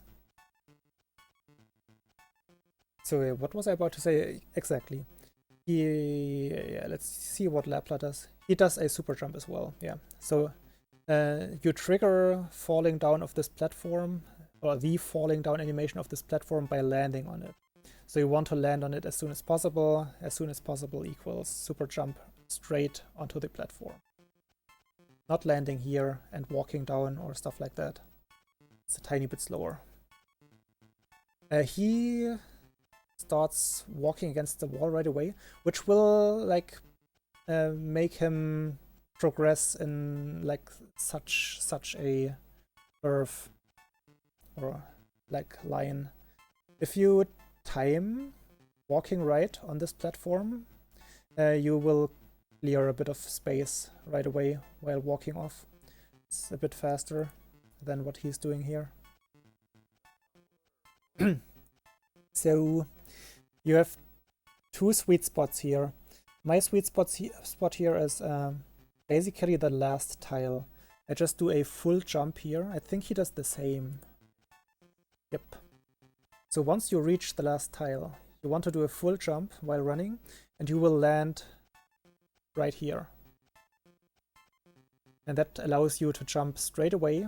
Basically, try to jump on the frame you land again, and you will clear this corner as well. Just like that. So you don't get slowed down at all. You can shoot this ant. So there are invisible blocks up here. You already saw that. Like exactly above, I think only 4 blocks are here. So above the 4 first question mark blocks, there are 4 invisible blocks. You only need 1 of them, in theory, to get up the pipe. 2 are safer. 4 are super safe, but super slow, because obviously bringing them up costs time. To jump every time. Lapla does not shoot this ant. I do shoot this ant, because once this ant shoots itself, it creates a lot of lag. So I'm always, if when I hit the first block, I shoot right away, and then turn around and hit the second block. That's how I do it. If you're quick enough, that ant will also not shoot. But if you fuck up and don't manage to hit the blocks quickly, the ant will shoot, definitely. So these two blocks. Yeah, one block pipe, as I said, it's very difficult and silly, and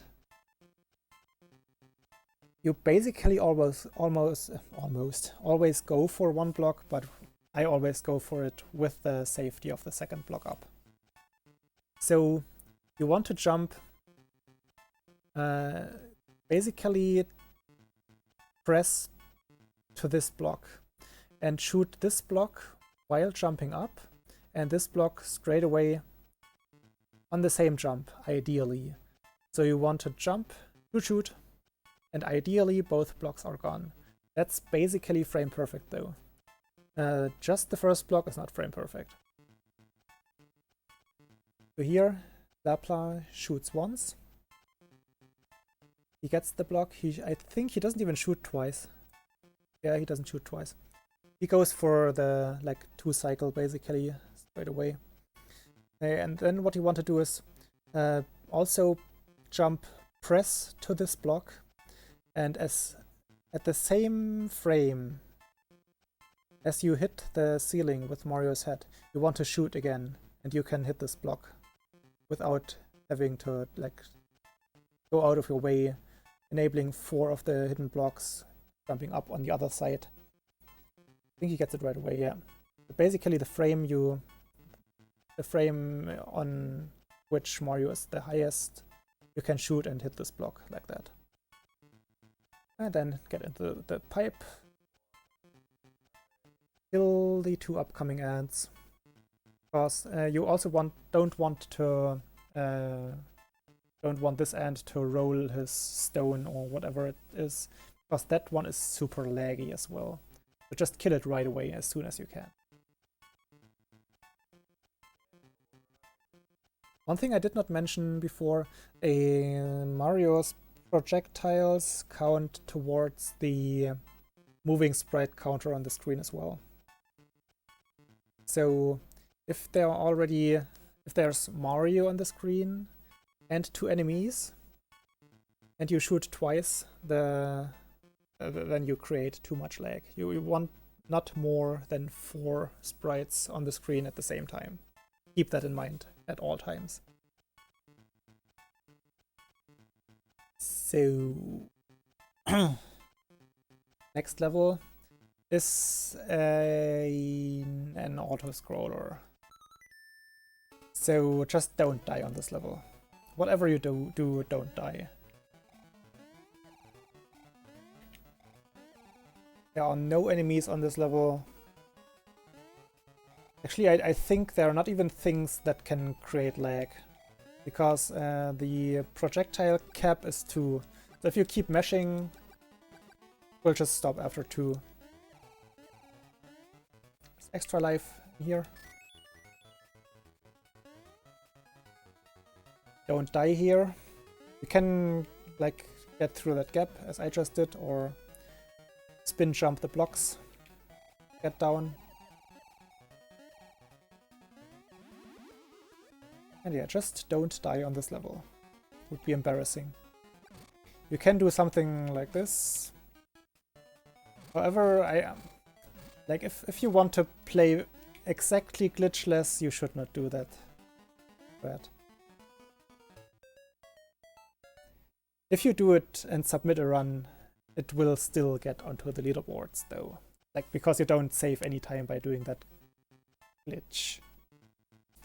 But if you plan to submit a run to Speed Demo's archive, I think they would have something against that. But yeah, be aware that that is a glitch. But also be aware that the community allows that that particular instance of a glitch, just because of swag reasons. Because I think Controller had used to do it way back in the day when speedrunning SML2 was hip, cool, still new.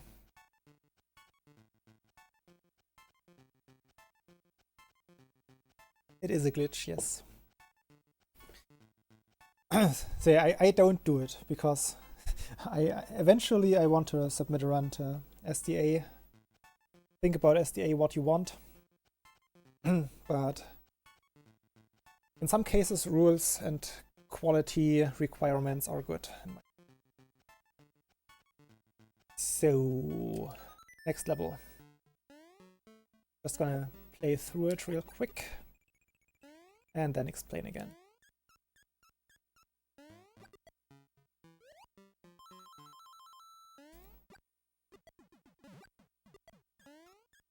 Oops.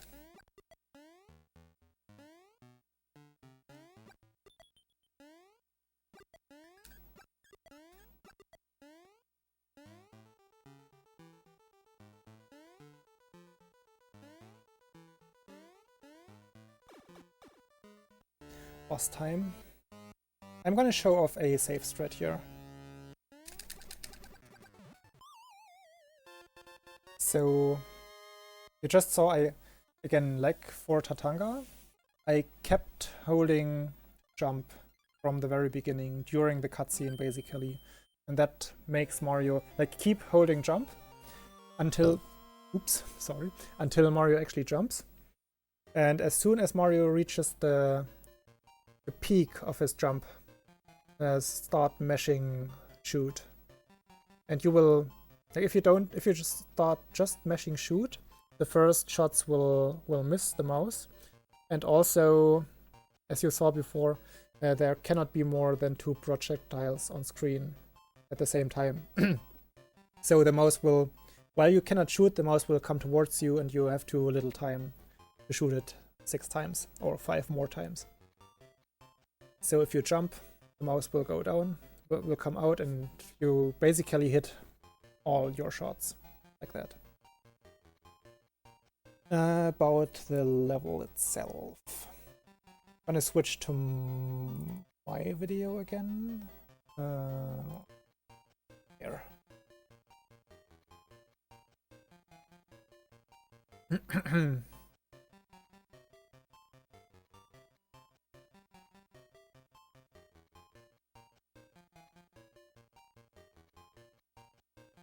Actually not sure why did it shrink so much? It's supposed to be shrunk. Whoops. That's not right.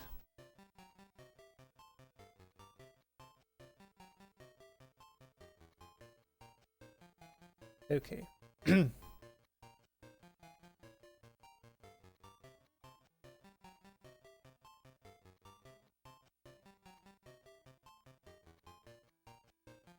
Mouse level.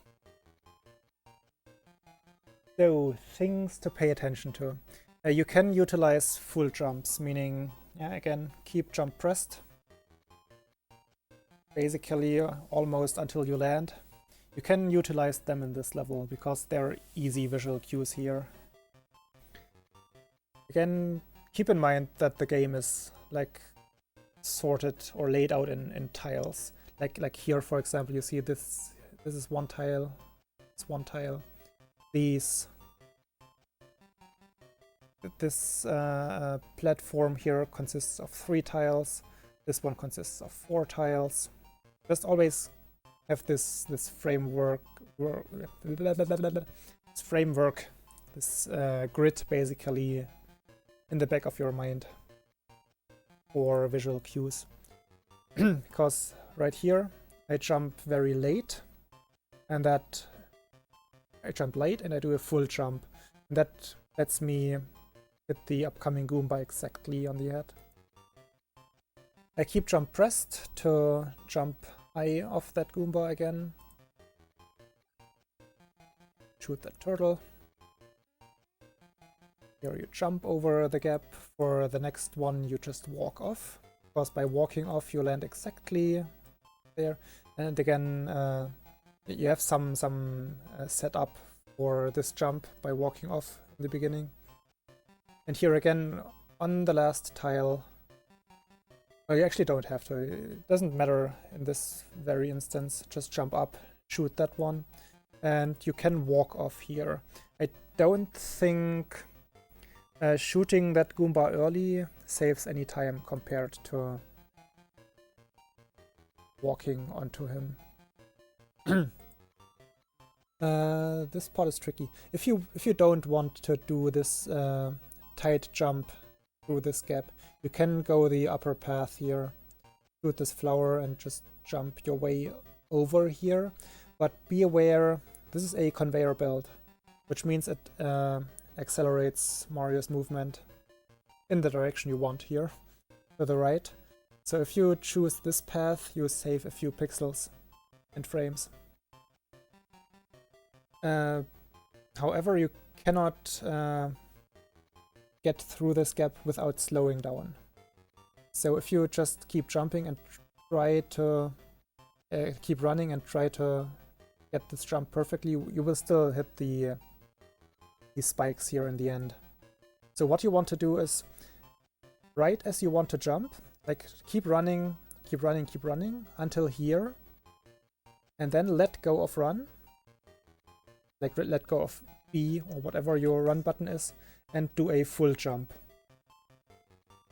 That slows you down and gets you exactly like you see, you did not actually see me slowing down, but I was not holding B while jumping, and that one is important. So Mario doesn't jump diagonally, like really diagonally into the spike, but his angle is a little bit steeper because I'm not holding B. So you clear the spikes without getting hit, and the full jump lets you land right up here.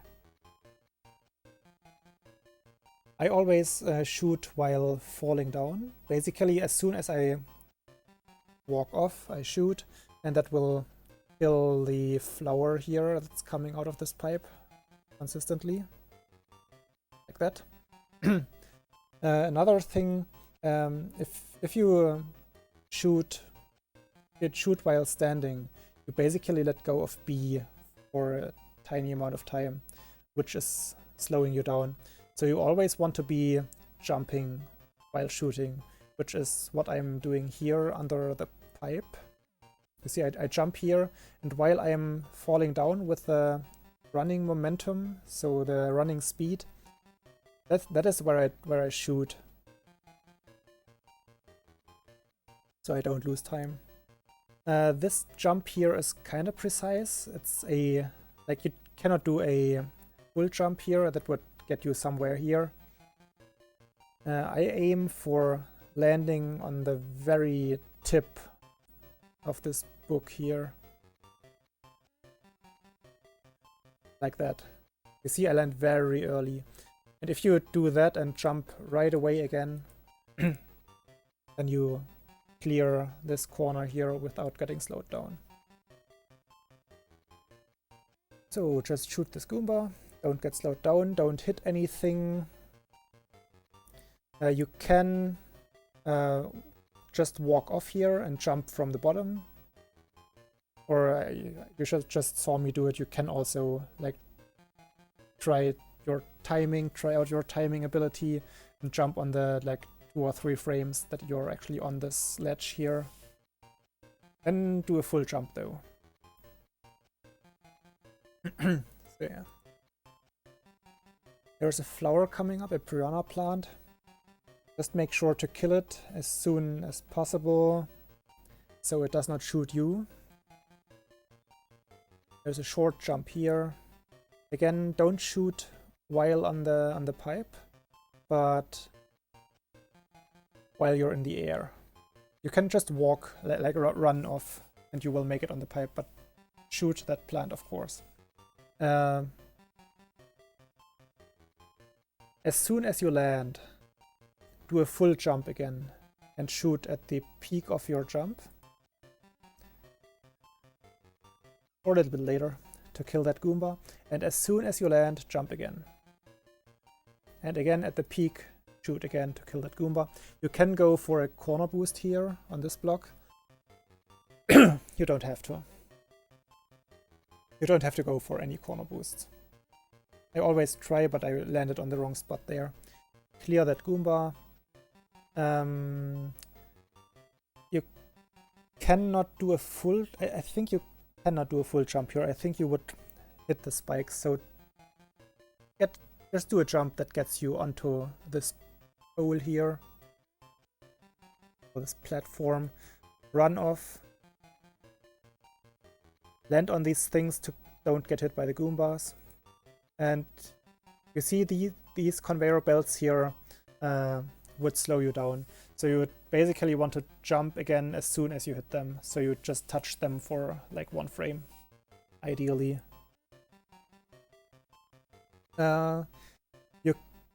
If you would like land on this thing, run off and walk into the pipe, you would get slowed down for a few frames because this conveyor belt would grab onto you and would like move you a few pixels back again, and then you will enter the pipe.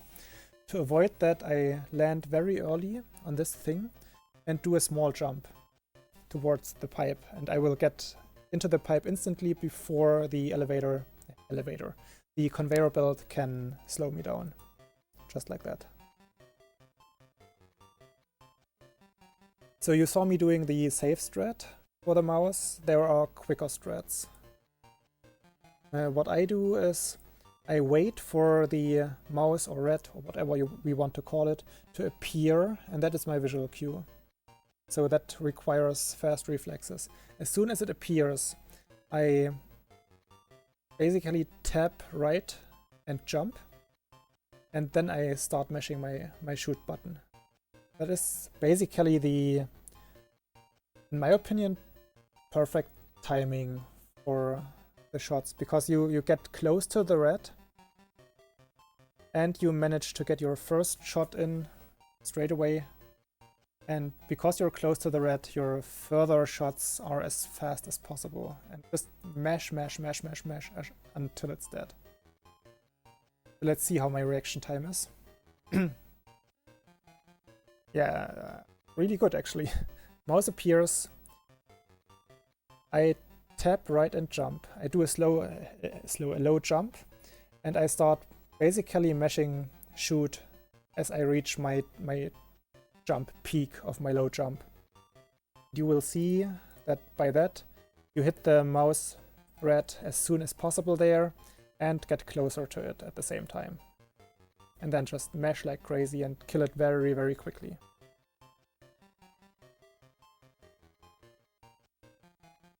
Yeah, that's the macro zone. Moving on.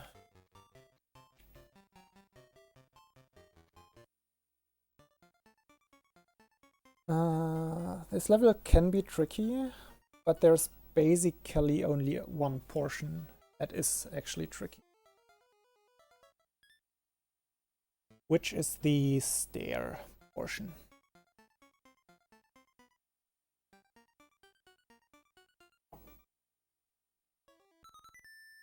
And there are two different strats to do that.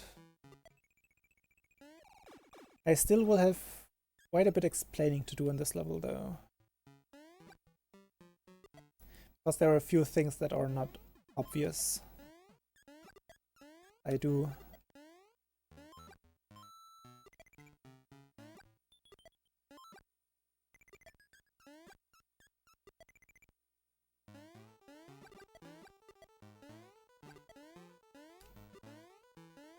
That was the stair portion.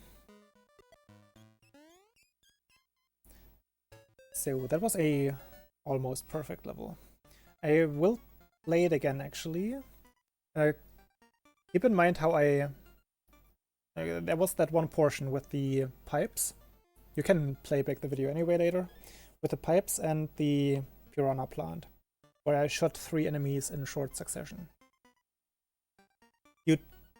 I in the beginning found that strat difficult because I would sometimes miss like the 3rd shot or be too late and get hit by the piranha plant because it shoots really quickly. You don't have much time to shoot it. So I developed my own strat here, which however might lose a bit of time because you don't kill as many enemies and they stay on screen, and that might create a bit of lag.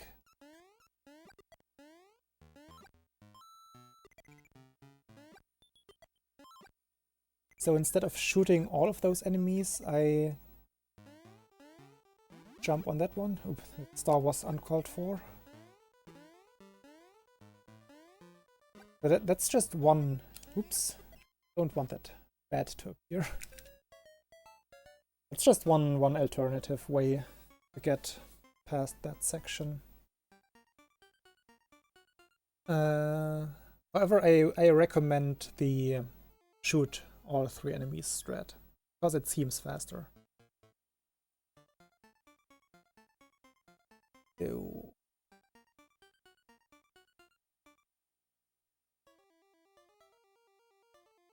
I'm still gonna show off my video here, even if it has my pacifist strat basically.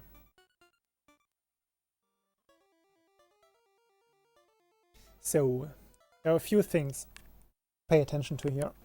You want to kill those Jason masks, so they are out of your way and they don't potentially lag your game. So my visual cue for shooting the first one are these 2 tombstones here. Again, in this level it becomes quite obvious that you want to be jumping before you shoot to not lose your momentum. So I jump over those 2 tombstones, and as soon as I'm above the second one, I shoot. Just like that. And that lets me hit the Jason mask as soon as possible. If I would shoot earlier, I would like that shot would basically despawn and I would not shoot, would not kill it. But like this, it's like, well, not what I wanted to do.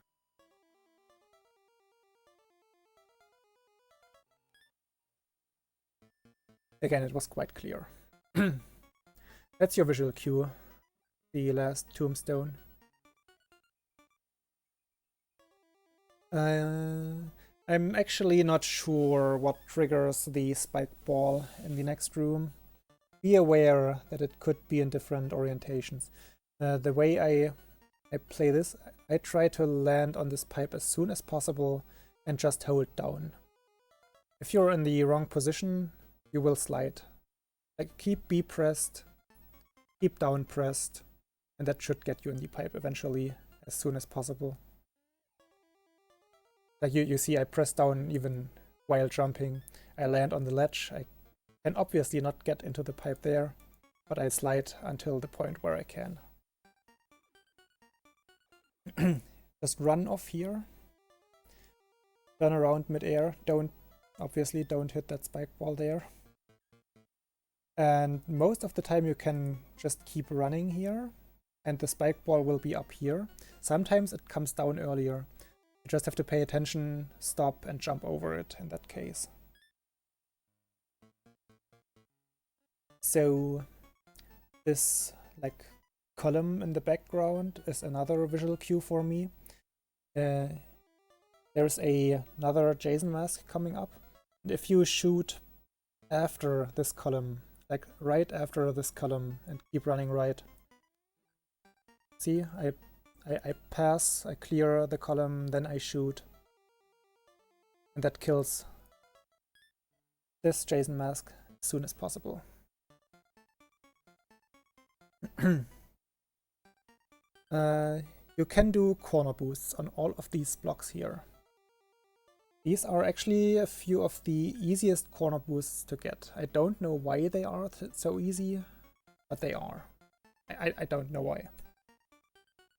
And just do a tiny jump, go for the corner boost, and shoot right away to kill the Jason masks coming up. You don't want to hit the blocks, actually. That seems laggy. Especially the third one of these blocks contains a carrot, and that definitely lags the game if you hit the block itself. So go for corner boosts, but like rather jump too late than too early. That's the main point. Shoot. Corner boost, shoot. Corner boost, shoot. Yeah. Pay attention that you don't hit the pipe or like this wall here, but clear the gap cleanly. That. I shoot as early, right before I land, basically, when I still have my full running momentum during the jump. That again lets me like kill the next enemy as early as possible. You can wait a little bit, like until you run off this platform. It's a minor thing. Again, you see how early I kill this thing. Because this spike here is coming down, it's a moving part, and the next Jason mask is at some point entering the screen, so you just want to kill it as early as possible to reduce lag. The visual cue here are the two columns. You want to jump and shoot diagonally down that your shot hits between the two columns, because that will make it go like that and hit the piranha plant coming up here as soon as possible again. I think like dying enemies count towards the moving sprite rule that creates lag. So you want to wait until you shoot next time until the plant has gone off screen. You can jump earlier though. Here I jump. Now it's off screen and I shoot. Very well timed actually. And one more time. You wait for this Jason mask to go off screen. And then you shoot. And that's the last Jason mask. Hey Typo. Yeah, I'm doing this for you. Just for you. It will be a very lengthy tutorial though. Maybe I should cut it to the important parts. But I will be too lazy to do that. Actually, I'm almost through, so it's not even that bad. And I've been going for... Doesn't tell me. Well, OBS does. 2.5 hours. But yeah, I'm trying to go over every single bit. Yeah, you can see, you should still do that. I can give you like the good videos. There are like four runs you should check out. Which is my world record run, of course. Which is Shoryu's run, because he has a few very cool setups. Like safe setups and consistent ones that I don't use. And then Laplacier's run, the former world record. And definitely Max at 2640, because that's where I learned a few neat strats, and he just does a few things differently, and they are not slower at least.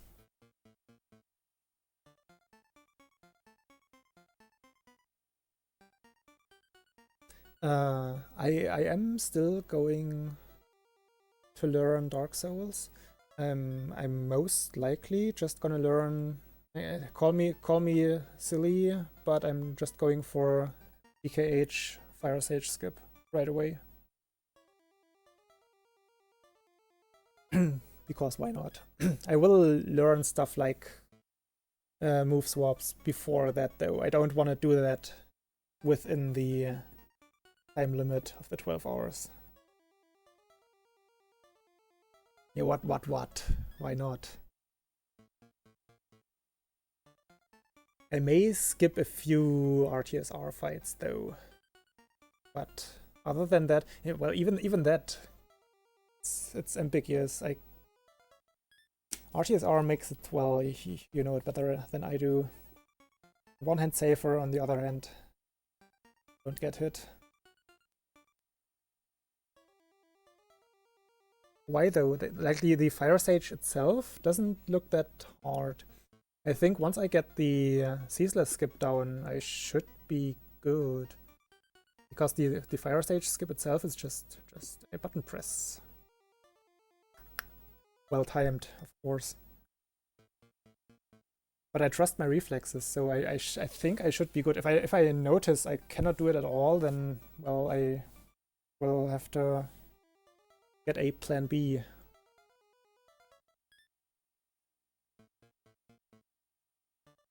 But yeah, Kamul's tutorial for the ceaseless skip is outstanding, and I think with that tutorial I can manage to learn it rather quickly.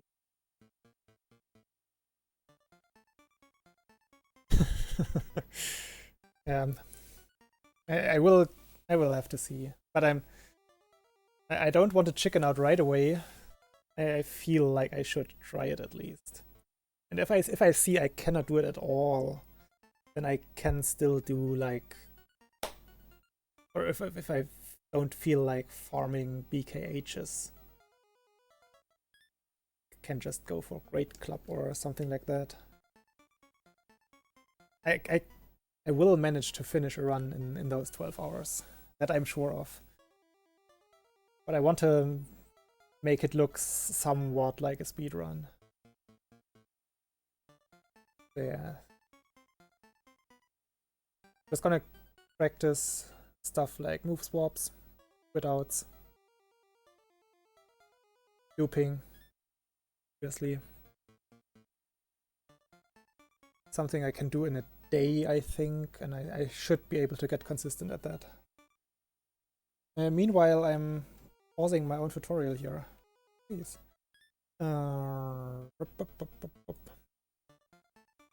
Oh right, we were not even done yet. I can cut that out. So yeah, here comes my strat again. So it's... yeah, I would not recommend doing this strat, because it doesn't use a visual cue. This is a timed jump. I let go of jump in the middle of this jump to get onto this Jason mask at the right point in time. And as soon as I hit it, I already shoot. Like I think I already pressed the button. There's the shot. And yeah, from here on it's easy again. You want to jump late here, basically again on after the ledge, do a full jump, and at the peak of your jump you can shoot this Jason mask guy. You will land on the very beginning, very corner here, which you want, because you want to jump right away again to clear this corner. You want to do a short jump here though. Hey Chaikos, no new strats.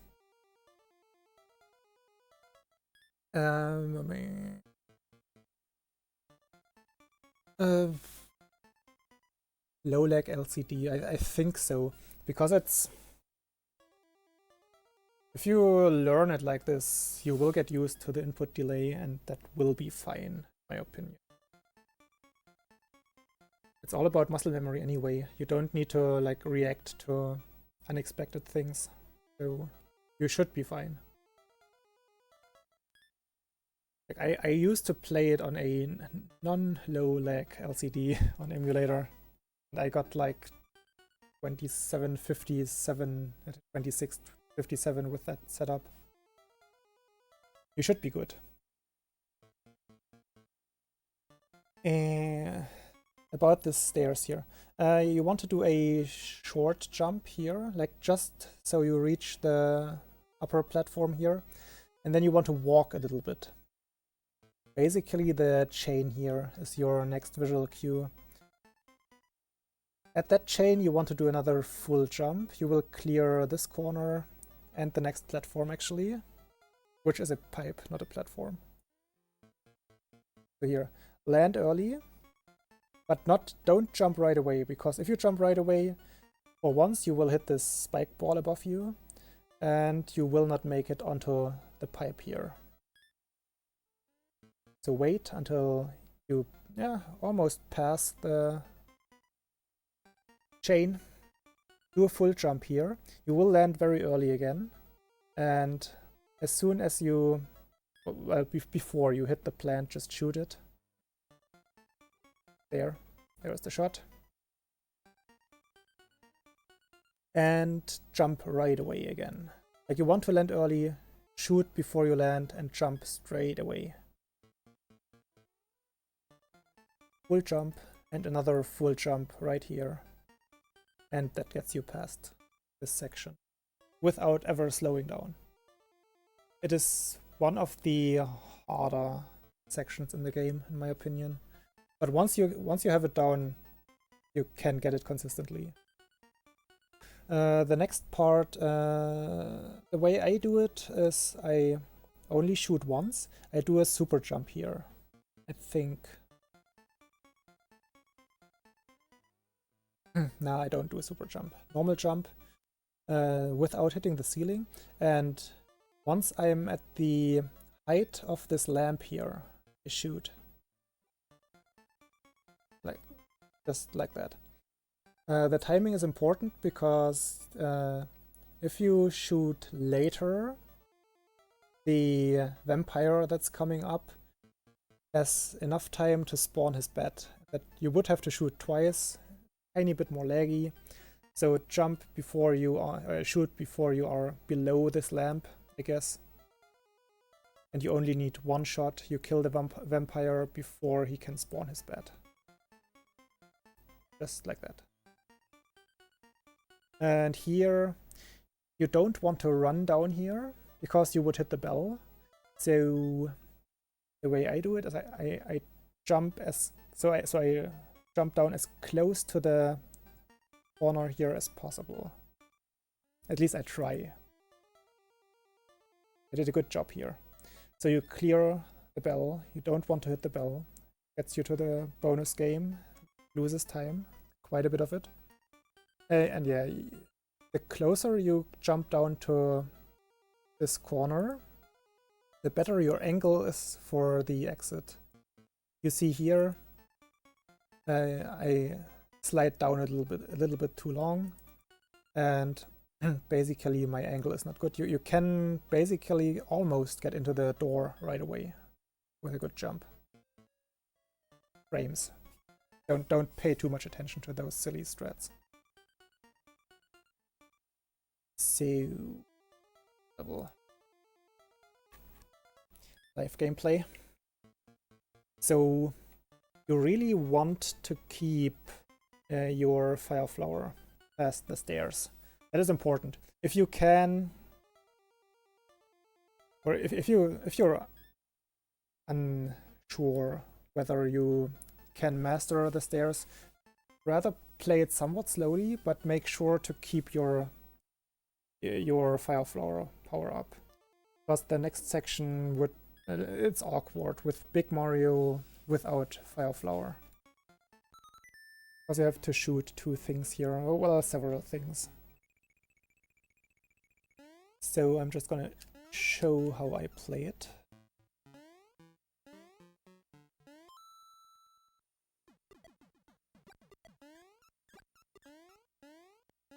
And I will explain afterwards again. Oops.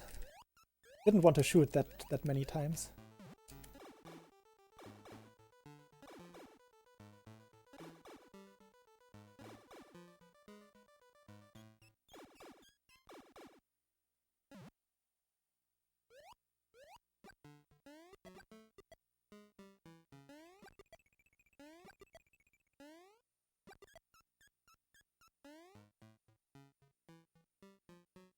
So that's a not too bad level.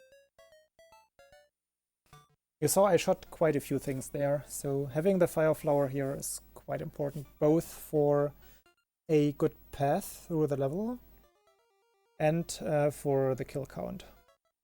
Again, you may or may not want to pay attention to the kill count. So let's go through the details of this level. You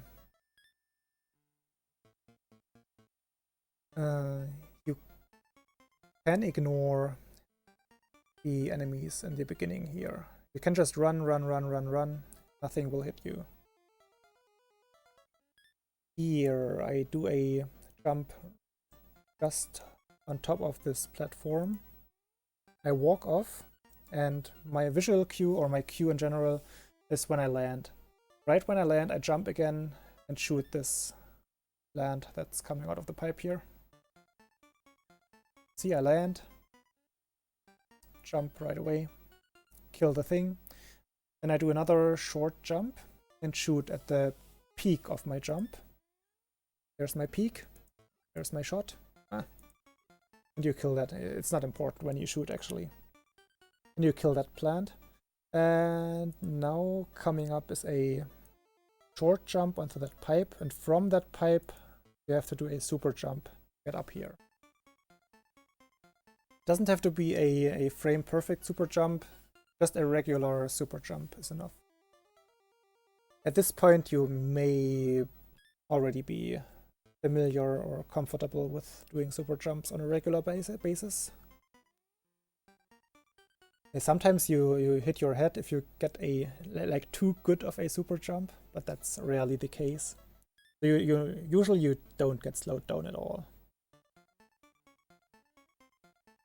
Here, the way I do it, either you can jump onto this like gargoyle head here and just run off, and then run off this platform again. If you run, like the important thing is that you have to run off this one. You land on the Jason mask, and not on the Jason, whatever that guy is supposed to be. Run off here. It always looks like he has like a what's it called? The thing you wear for karate, judo. There you land on it by running off. Then also again, not to lose your momentum. I only shoot when I'm already airborne here, so that makes me not lose momentum at all. Also, you don't want to shoot too early because you have this guy here on screen, you have Mario, Fireball, this other guy. We're close to the black threshold again, so just shoot as late as possible while still in the air. Same thing here. I jump, and while still being in the air, I shoot, not lose my momentum. This section, not too hard. I think I don't even have a visual cue. I just time it when I shot this guy. Just do a full jump. I land early here. Oh, that's what I do, exactly. Okay, I time it there. Now I have my visual cue. My visual cue is just early on this corner. Do a full jump again. I will land exactly here. And then you can do a almost full jump and get straight into the pipe. Full jump here. And then just already, while you're in the air, already hold down. Will get you into the pipe as soon as possible. So here we have to kill these two fish. It's not too hard actually. My visual cue is when Mario clears this corner here. Like when I see Mario moving to the right, basically my inputs are while holding right, shoot, jump, shoot, and you will hit both fish. It's not too difficult. Here, shoot, jump, shoot. I even shot one more time. Not needed. So this section is important. The next room coming up is the ghost pipe room, whatever. And there are ghosts in there, obviously. And those ghosts move as soon as you enter the room. Or they move according to your movement in the room. Mario ghosts start moving when your back is facing them. So the upper ghost, I think the whole room is loaded as soon as you enter the room. So it's important where you enter the room, which is,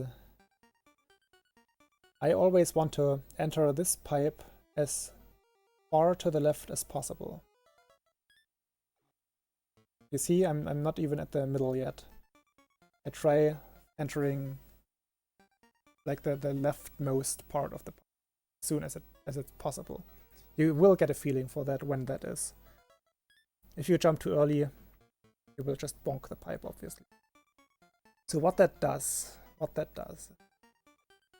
you see this ghost is, we want to go right here. So this ghost is in our back and he already started moving. And there's another ghost up here.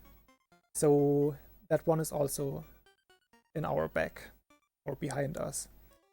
So by entering this pipe on the very left, we guarantee that we will be in this room on this platform for a longer time than we would be when we would enter the pipe on the right. That gives this ghost more time to get out of the way, because this ghost will come towards us in a diagonal pattern. So if we were to enter this room right here, run to the right, enter this pipe, turn around, that ghost would stop around here. And he would still, like his head would stick out and he would hit us. That's what we don't want. So enter the pipe on the very left, so we make sure this ghost has enough time to get out of the way. See, now he's out of the way. He will stay where he is now. There. Same thing for this ghost. This ghost is even more critical up here, because you see, even with this timing, he's still pretty close to the floor here.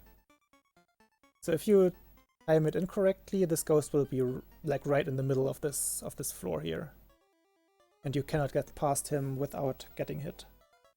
You can get hit, it's not the end of the world, but again, you are missing out on a few kills on this level if you don't if you don't know the backup strats. And you basically lose a this having a flower here is a safety measures for the next level. You will see. There was one tiny thing coming up. This is one of the few instances where you lose the quick drop that is initiated by bonking your head on the ceiling. You could either let go of run right before you walk off again, or you can just visual cue here is the center of the two tiles here, the two blocks. If you jump here while running, just keep your jump button pressed and right pressed, and you will basically clear this as fast as possible and start falling very quickly. Just like that. You don't want to be holding right here. If you hold right, you will get hit by this phase. So while you're sliding down, don't hold any direction. As soon as you hit the water, you can start holding right. Usually you need like 2 strokes in the water to make it past these phases. 1, 2. And the third one you can basically keep jump pressed and you will jump out of the water. I always shoot here. There's a fish down here, and there are enemies up here.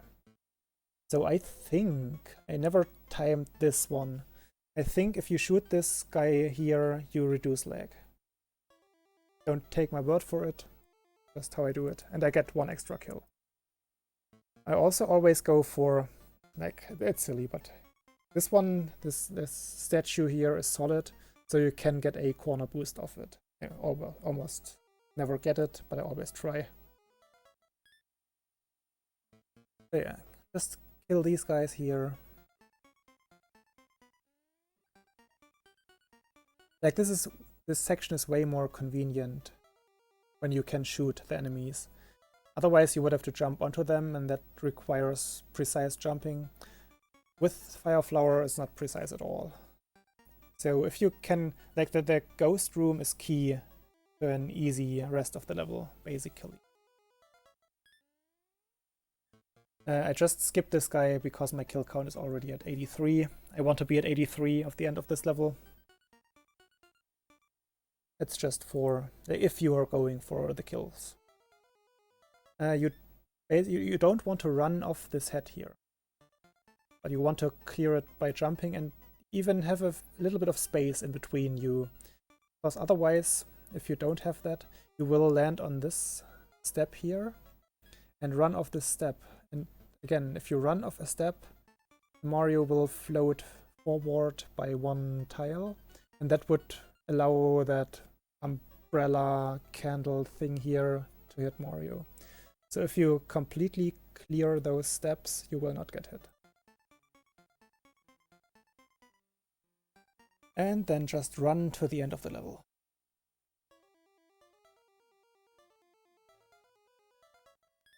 Moving on.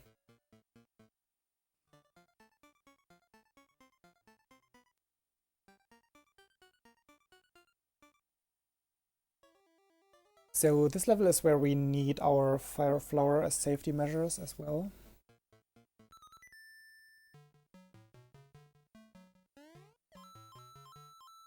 It's silly stuff, don't do that. Oops, auto delay.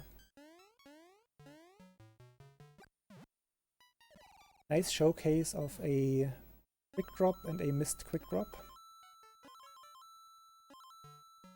So here I do a super jump to get over that piranha plant. Super jumps are of course somewhat tricky, so if you get hit by that one, it's okay. As long as you had the fire flower before. You want to be Big Mario for the next level at least. So that was that, and now comes the explanation. I'm gonna try to keep this one short, because this doesn't have like difficult strats. Recapture quick the audio delay. So yeah. You can just run here in the beginning. If you run, you will clear that ghost. It will not hit you.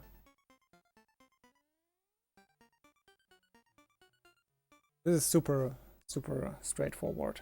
Just keep running. You will clear, like most sections in the pumpkin zone, you will clear by just running through them. Here you want to pay attention that you jump somewhat close to the ghost, so you don't fall down here. Like you want to land on this and jump straight away again.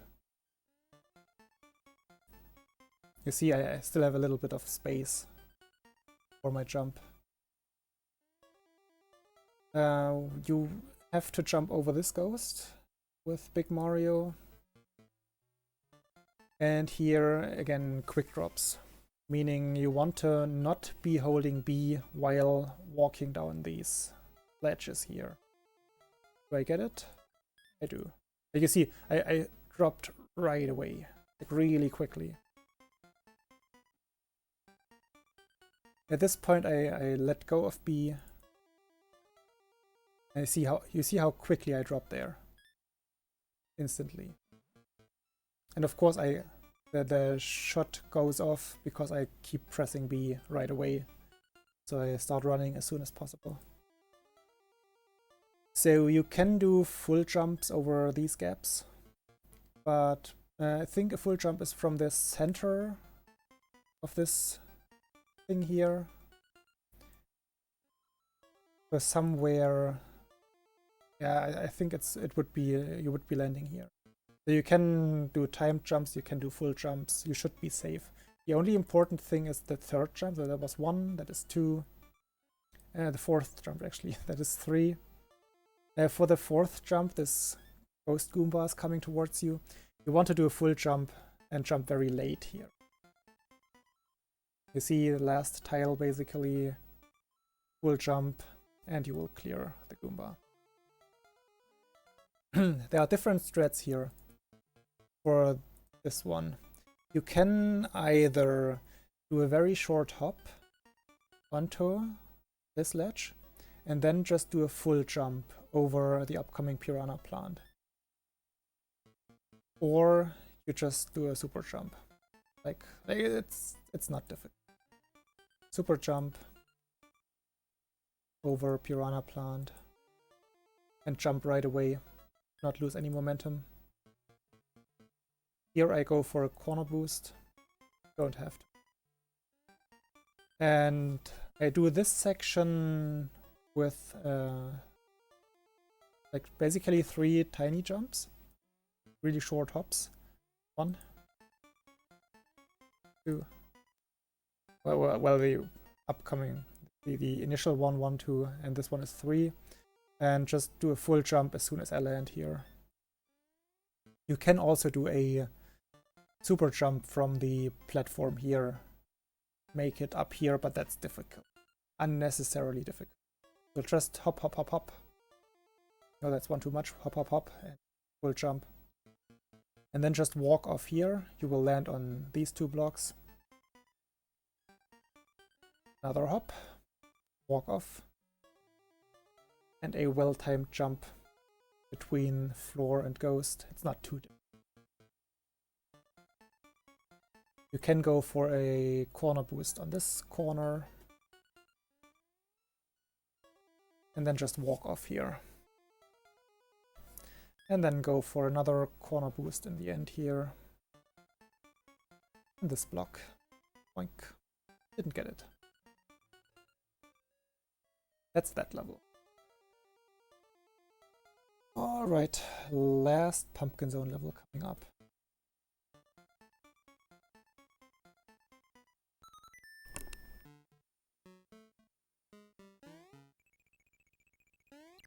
Oops, that... okay. It's not that important, but just jumped too low. Didn't want to do that. Doesn't matter if you kill that guy or not. The only important thing is that you're Big Mario at that point and can spin jump on that block without losing time.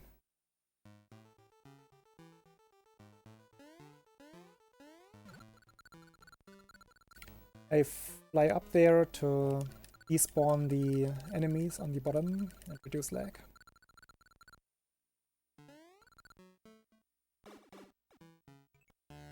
And this is the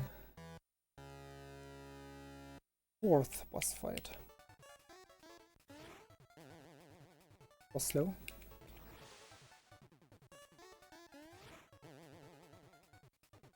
Slow as well.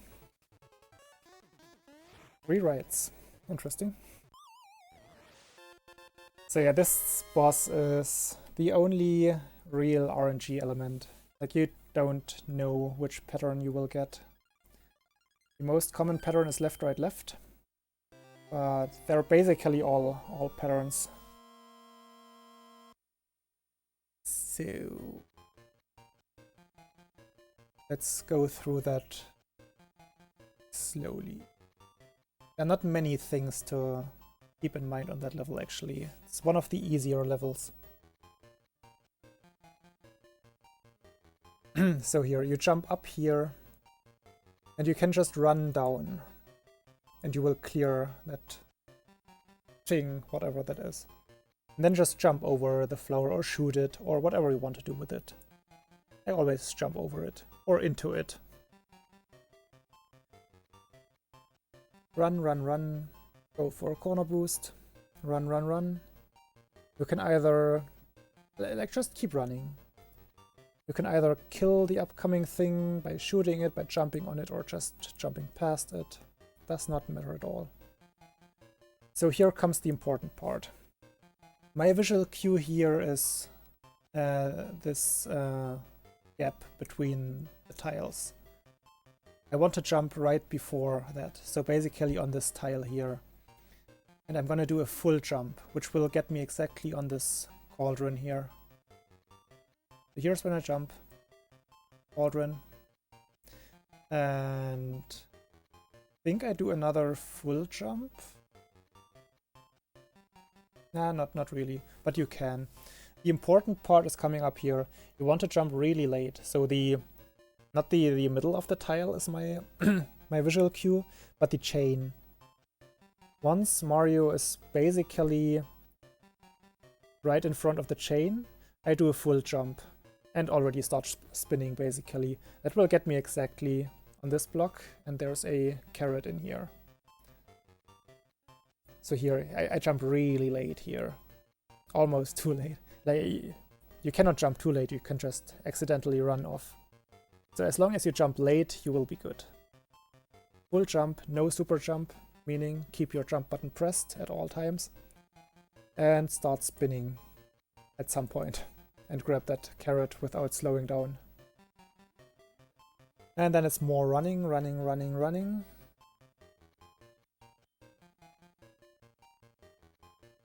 Nothing will hit you if you just keep running. Run, run, run, run, run, run, run.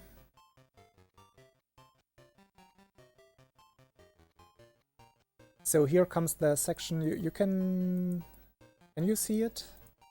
Yeah, you see there are Jason masks on every floor here. So I just jump once onto here, and then do another jump, and then just keep fluttering at the ceiling. And only one of those guys will be on screen. And then I try to... Like, you will fall basically diagonally. So I try to line it up that I basically pass straight through this candle here. I'm falling a little bit too early here in my PB. But I fixed that by letting go of B while walking down here. Otherwise I would run into the wall here if I kept holding B. Small element, doesn't really matter. Flutter over here and try to clear the upcoming gap here. I did not manage to do that. I hit my face on the wall here. Don't do it like that. And yeah, the witch fight. The way I do it is I try to position myself in the exact center of the middle cauldron. It gives me enough space to set up a running jump to either side. And I think it doesn't actually lose time. Once the witch appears, she is not hittable right away. But you can react to her position already. So if you start running and jumping right away as you see the witch, you will basically, like you see there, she appears, she blinks, she's not hittable yet. But you already know where she is. You can start running and jumping, and you will hit her as soon as she basically gets hittable. A little bit late. But you get the point. You don't need to know where she appears. You like reacting to her position and jumping precisely still allows for a very quick fight. Get onto the middle block again, like the cauldron. Try to line yourself up for, like to be ready for either direction you have to go into. Left again. Just pay attention to not jump too high, because there are spikes up here. They are not for decoration, they will actually hit you. If you do that low jump that I'm doing, you will basically never get hit by any projectiles of hers.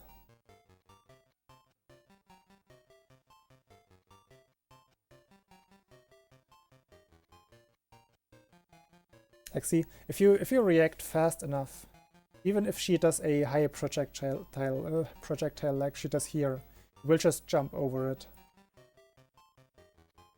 And she's dead.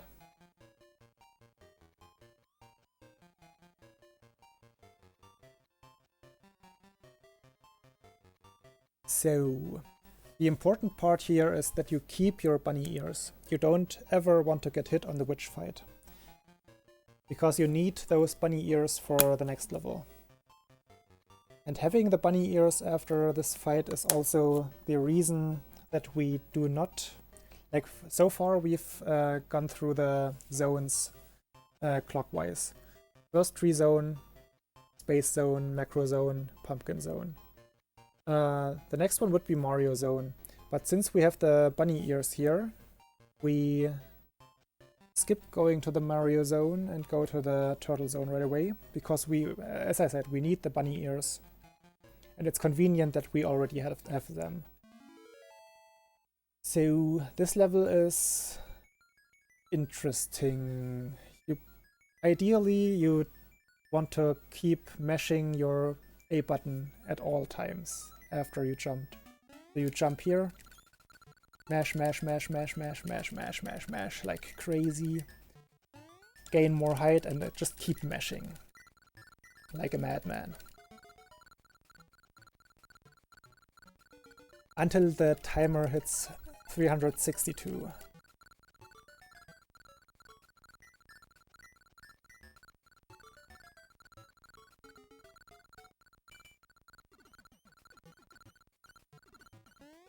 There, it was 362. And then just time your descent so you don't hit the water, you don't hit the bell. Basically, you want to keep your running momentum as far as possible.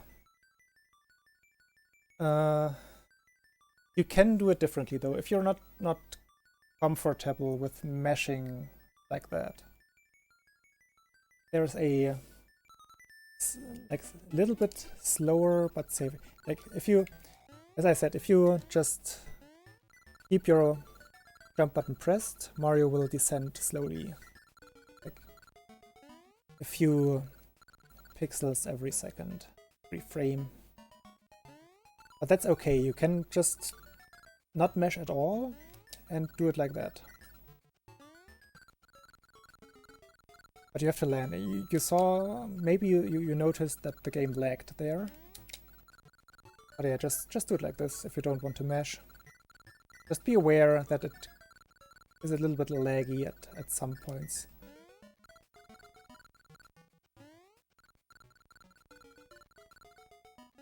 Yeah, this works. No meshing needed. Oh yeah, meshing is faster, as I said. This level will require a little bit of explanation. Basically, 2 areas. Let's just play through it real quick.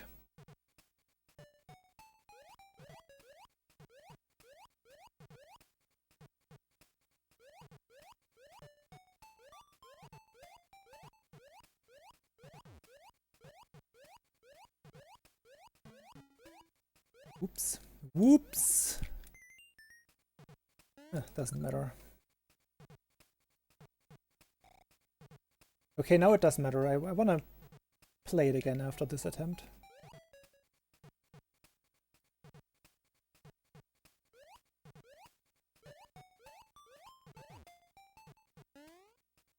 Actually, no, I can't.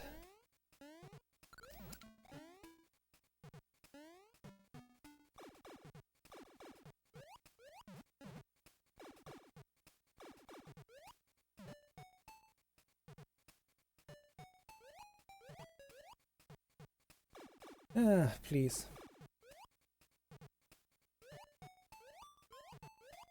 Okay, that's not a good example. I'm gonna play it again. Meaning I will try to not get hit here. But this is not how you would actually play the level. You would just get hit by that border there and abuse your iframes. Same here with these things.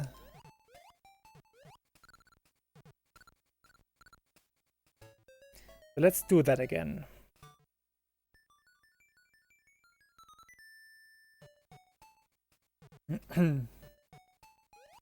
This time with some focus. So you see I try to not slow down there with Bark. Get up here as quickly as possible. Get out of the water as quickly as possible. Turn around here as quickly as possible again. You have to wait here. Now this section is actually pretty hard. See, I got hit there. It's not what you want to do.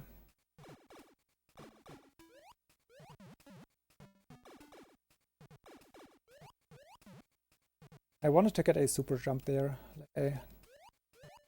but on the first attempt.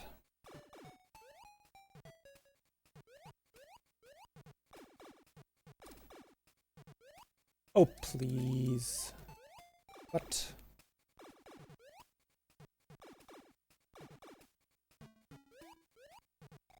Again, usually you would just tank that guy, but since I already lost my one power up, I cannot do that.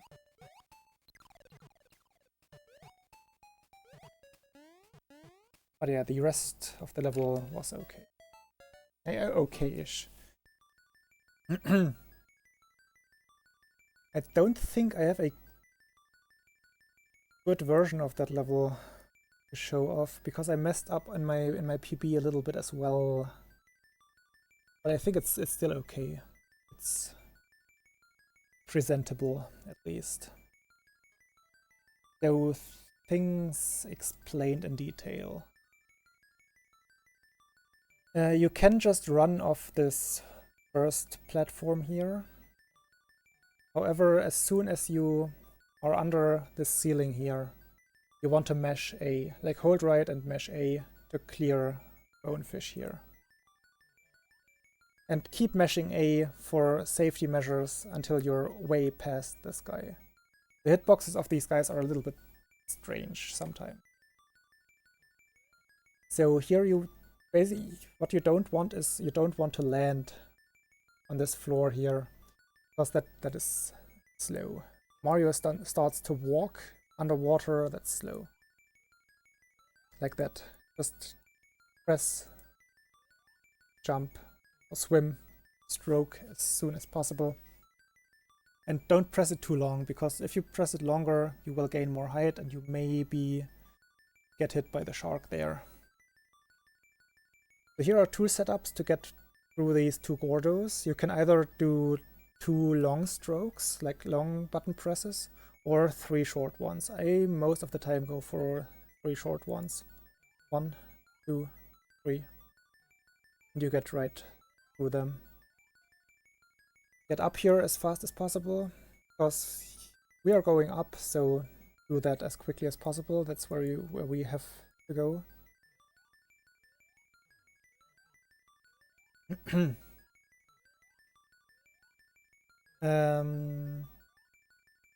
Here, once you reach the top of the water, basically, you can just hold jump from a certain point, and you will jump out right away. So you don't have to do 2 more strokes, but just 1 big stroke and jump right out of the water.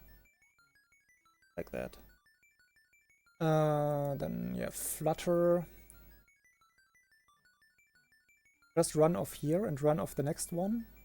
However, once you hit this platform or corner, you want to let go of B and just walk off to get a quick drop. Like that. Yeah, you see I jump here to get... if I would walk off here, that would slow Mario down. It takes him ages to walk underwater. So you just do a tiny jump here. Like that. And the same thing here.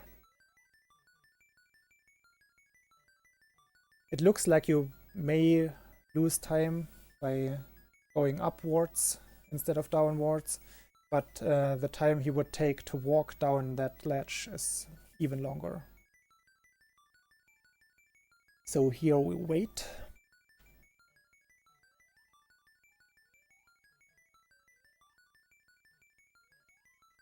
Just time your strokes well enough that you get up as quickly as possible.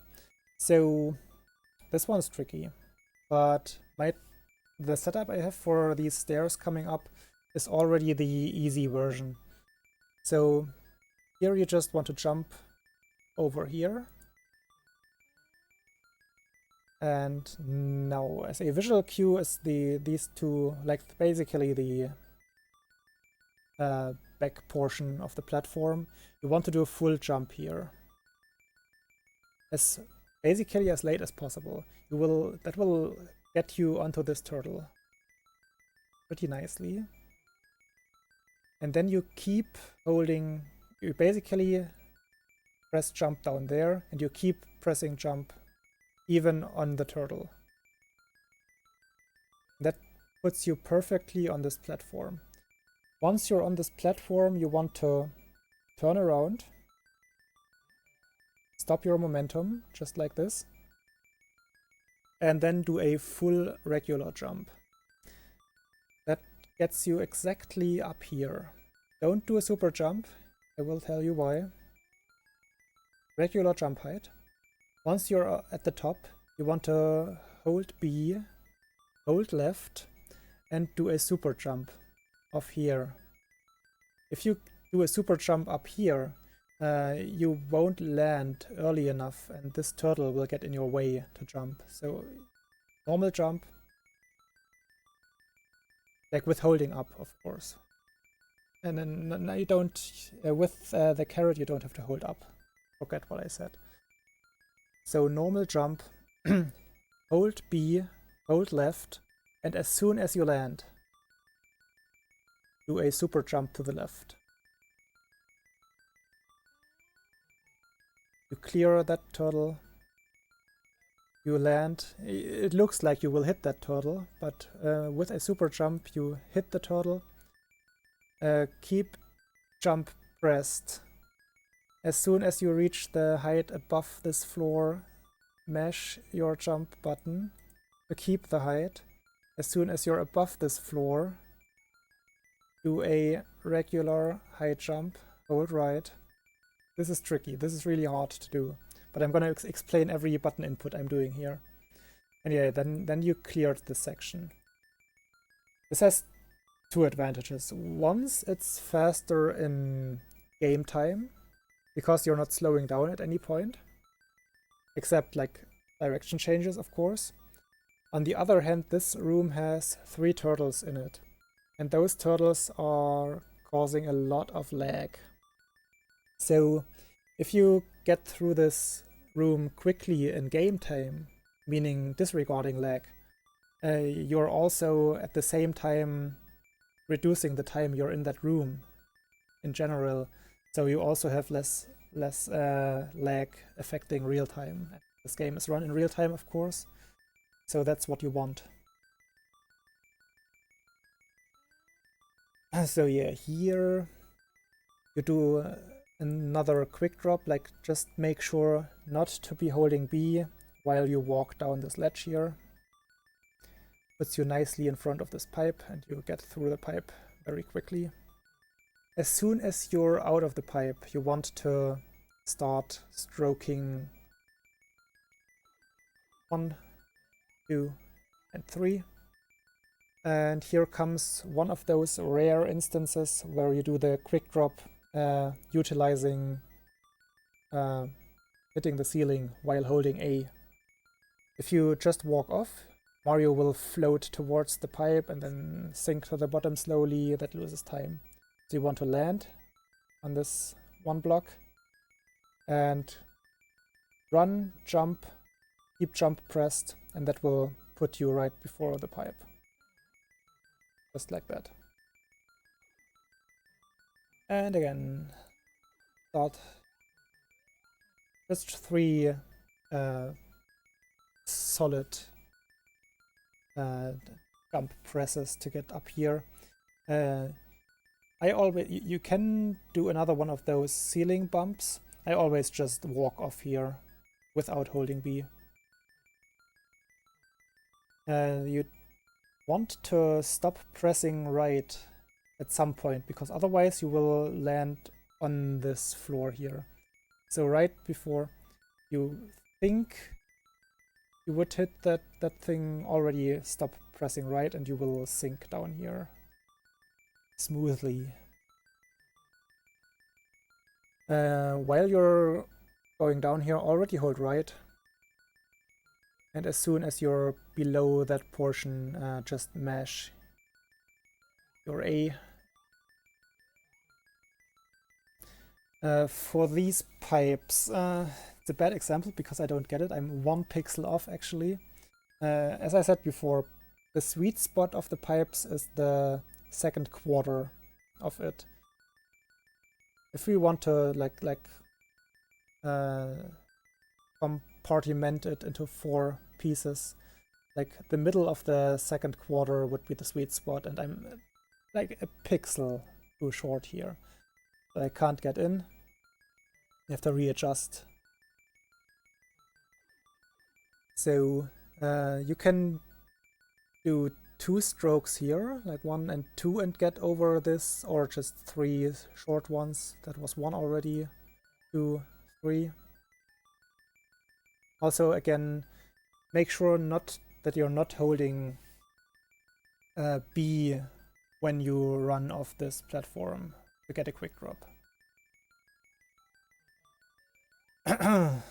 As soon as you clear this part, for your next stroke you want to keep jump pressed, so you make it right to the pipe in 1 stroke. Like, don't do like stroke, stroke, stroke until you reach it. Just as soon as you're my voice is fading. As soon as you clear the ceiling of those 3 blocks, you can do 1 long stroke. That puts you exactly in front of the pipe. Like this. 1 stroke. Easy. You have to make 1 stroke, so basically don't hit this portion here. It looks slower, but it's not.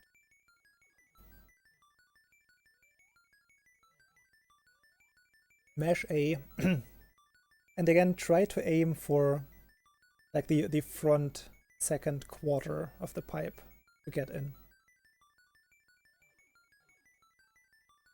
Once you're out here, ideally you want to just tap the jump button twice. That will get you exactly past this corner. 1, 2. And again, first half of the pipe, second quarter if you will. That's the sweet spot. You see, I'm not even at the middle yet. Right before the middle. And then just hold right. Hold right and mesh A. Mesh, mesh, mesh, mesh, mesh. Keep meshing until basically here. This is where you mesh A for the last time, and that will put you right in front of the pipe again. Like that. Here, I don't think it actually matters if you jump out of the water or stay in the water. Yeah, it's the same momentum. Just keep moving, keep moving, keep moving. Abuse your iframes through these spike thingies. I always just do 2 jumps here nowadays. Yeah, just keep jump pressed. Once, twice. Will put you like really conveniently on that platform. And just jump onto the next platform and do a short jump here. There's a thing with water exits. If you hit the water exit with you, like if Mario is on the ground, if he hits like the first 1 or 2 pixels, it will already count as finished. Otherwise, if you would come down at this height here, you would do another little silly jump, and that loses a few frames. So in this case, just walk into the exit instead of doing another stroke. The next level is bad in my PB, so I will not showcase my PB here. First of all, I have to play it myself. See how I'm doing.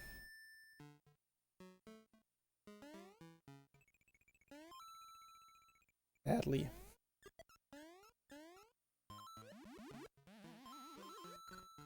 Really badly.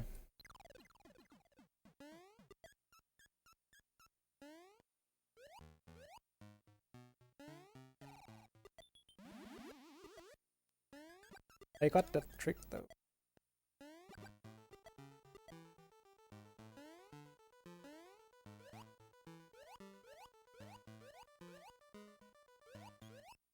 which is scary. Yeah, the explanation part will come.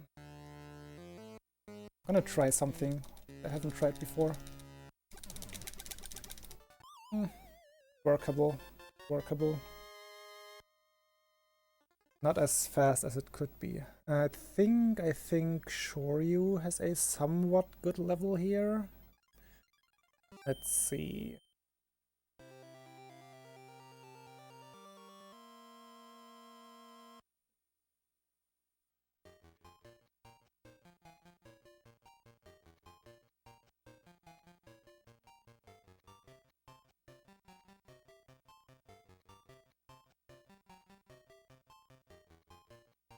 So, for you, Piff. What does he do? Does he do it well?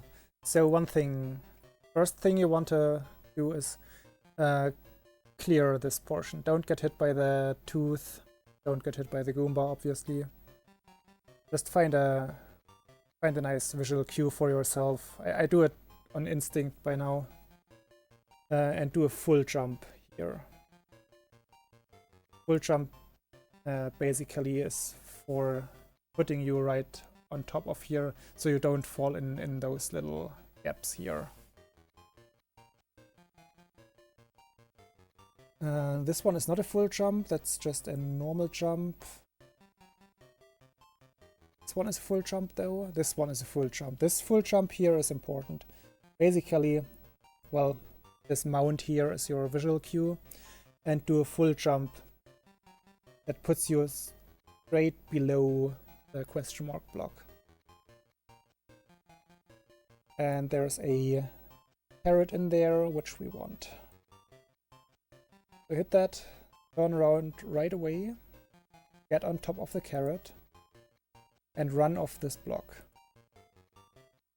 And once you reach the right height, start mashing your A button. So you keep your height while fluttering, like this, and you pass the downcoming gate, tooth, whatever, and you're not slowed down by the gel gum stuff here. It's somewhat precise, but not that precise. So then you basically just run down here. And there's another RNG element coming into play here. While running down, you always, like literally always, clear the first corner here. You just want to run through this tooth thingy, and sometimes, like in 1 out of 3 cases, Mario will not clear this corner. That's RNG. Like sometimes he will bonk his head and get slowed down, and sometimes he will just run without getting hit. See what happens here? Exactly. No slowing down. And if you don't get slowed down, like you really have to pay attention if that happens or if it doesn't. If you get slowed down, you can damage boost or like abuse your iframes through the upcoming Goomba. You have to do a rather precise jump here. This jump here. You don't want to hit the Goomba from above, because that would slow you down. You would like get stuck here for a tiny bit, have to wait until you drop down again and then continue running. Welcome back, Immo. However, if you jump into the Goomba while still having iframes, you can just run through him, just like this. Saves almost a second, I think. 0.8, something around that. Yeah, then just run down here, and basically you can think about your jump parable line as a diagonal or somewhat diagonal, and you want to do a super jump right through this gap here. It's not too difficult, actually. That lets you clear this thing here. don't have to, like every time basically you touch these things, you get stuck for a tiny amount of time. And you just want to avoid that. So you just hit this one and this one if you do the super jump strat. This one, this one. This section is hard. Well, actually not really hard, but hard to learn. What you want to do is you want to do a full jump on the last tile. It doesn't matter if it's early on the tile or late on the tile, just do a full jump. That looks like this. Full jump. And now this is timing and practice. You want to spin jump onto this block and this block. There's a fire flower in here, which you want. So you don't want to be holding down and right here already, because that would make you hit this tooth here. So you want to basically wait until you're here and then start holding right on top of down.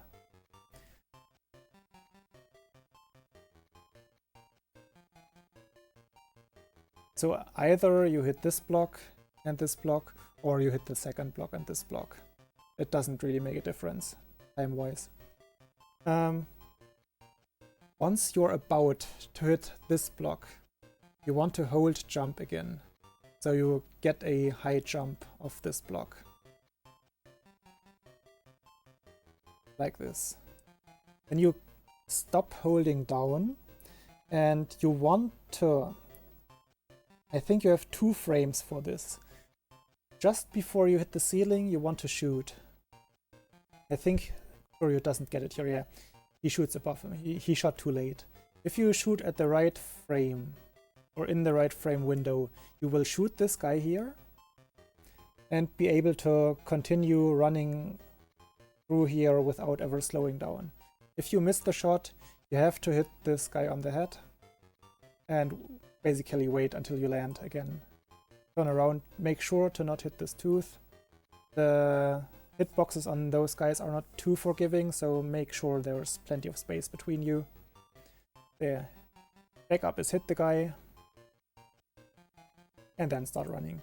You can do a full jump here and shoot at the peak of your jump to hit that turtle. And also to start falling quicker and be ready for the upcoming jump here without you hitting this wall here. Shoot again. There's a safe strat to shoot the 2 upcoming enemies basically at once. Jump here and basically aim for this thing with your shots. Like jump and shoot twice in quick succession. Just like that. Like it doesn't matter if you hit that thing or just miss it by a few pixels. You will hit that turtle and the upcoming Goomba as well. Here, as soon as you clear this gap, do a full jump, which will get you above the Goomba. I'm not sure how Shoryu does it actually, but that's how I do it. Yeah, he shoots it. You land in the same position though, and as soon as you land here, do a super jump, which will put you on top of this gel portion, and then do a short jump again. That saves you a little bit of time that you don't have to swim through the water. Like you basically just jump over the first water section if you do it correctly. Like this. This is what I mean. That little arc here, that little jump saves time. So find a way that you're comfortable with to clear this fish here. You can do a timed big stroke to get over it in a like big arc.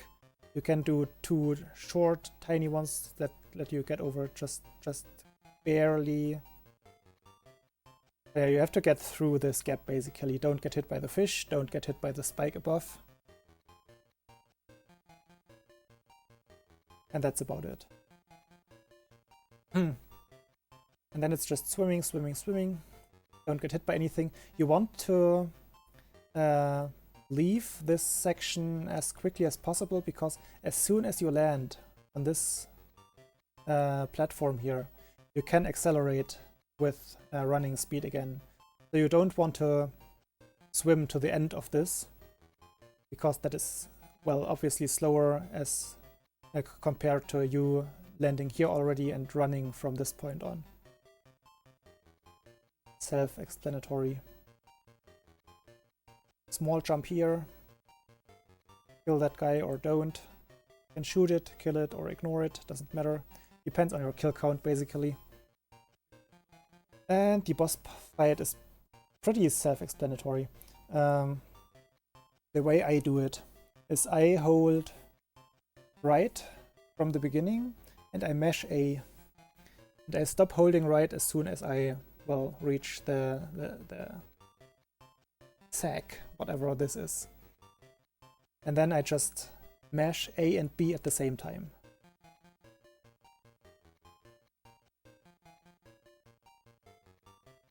You can basically keep mashing A and B all the time. Just make sure to get somewhat close to the octopus, so your shots connect quicker and he is not able to spawn his offspring. They get close and mash away. Just like that. Last zone coming up. Almost done.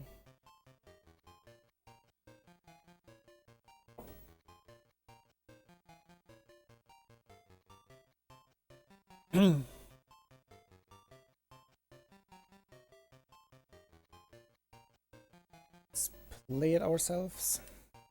Just have to do something against my audio delay again, real quick. So this level is very tricky.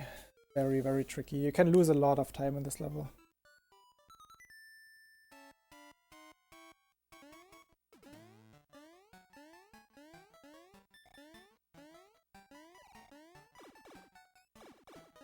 That was okay.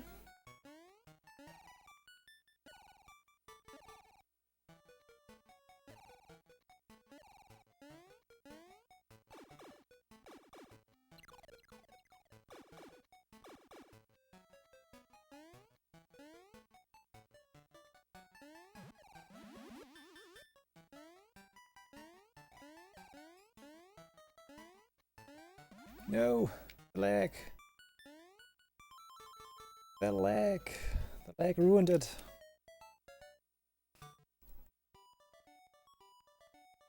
Just gonna do that again. So why not?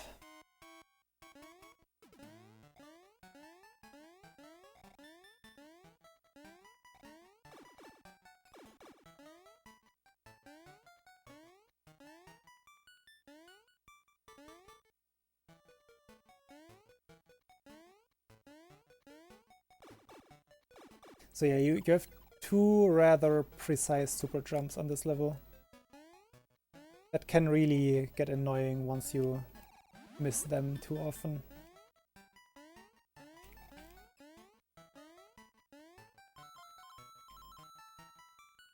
Okay, that one was good. So, in detail, I think... let's see how Shoryu does. I think he does well in this PB as well. He had a good end game. So this should be a good showcase.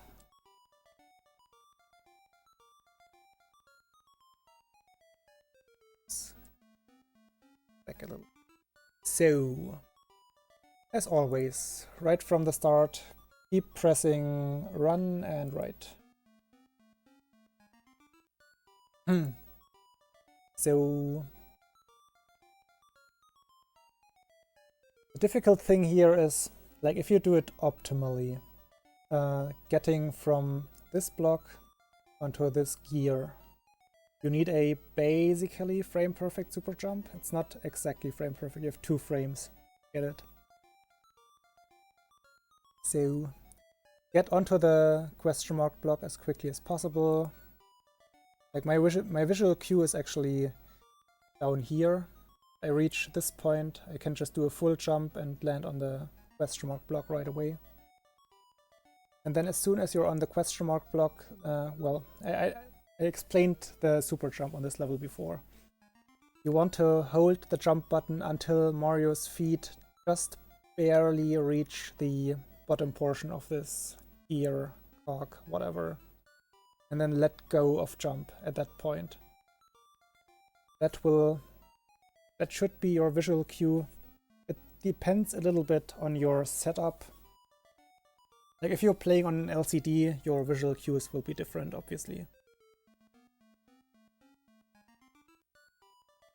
You have to do all the inputs a tiny bit earlier, and you cannot really trust what you see in some places.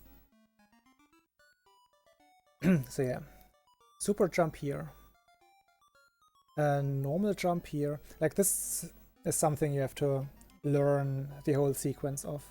Super jump, normal jump, normal jump. Then just a normal jump to the right. Another normal jump. Normal high jump. Holding up and jump. Another one of those. And then just run to the right and do a running jump, normal jump. There are different routes through this room. I think the bottom route is actually not the fastest one by a few frames, but it's the safest one. Just do tiny jumps over these spike thingies at the bottom, and you should be good. Their hitboxes are way smaller than their sprites, so as long as you jump over them, you should not get hit ever. And after the 6th one of them, you can either go up here or wait for 2 more. I actually do my jump after the 8th one. That's number 7, 8. Yeah, you can go either up here and do a super jump from here, from this position, or the way I do it, I land here, basically here on this tile, and on this tile I do a full jump, which gets me exactly on this gear, and then I do a small jump right to the pipe. But yeah, I show you just the super jump strat here. Also perfectly fine. No time difference. Here you just run through and make sure that you don't... Basically that you hit the pipe while you're on the ground to get through it right away. You want to run off here, but you want to do a quick drop of the lower edge here, because if you run off twice, you might get hit by this turtle here. So basically, let go of B here and just do a quick drop here. You will see he will drop quickly, exactly. Small jump here. Just get up here any way you want. I always do a full jump from here. Puts me right up here. And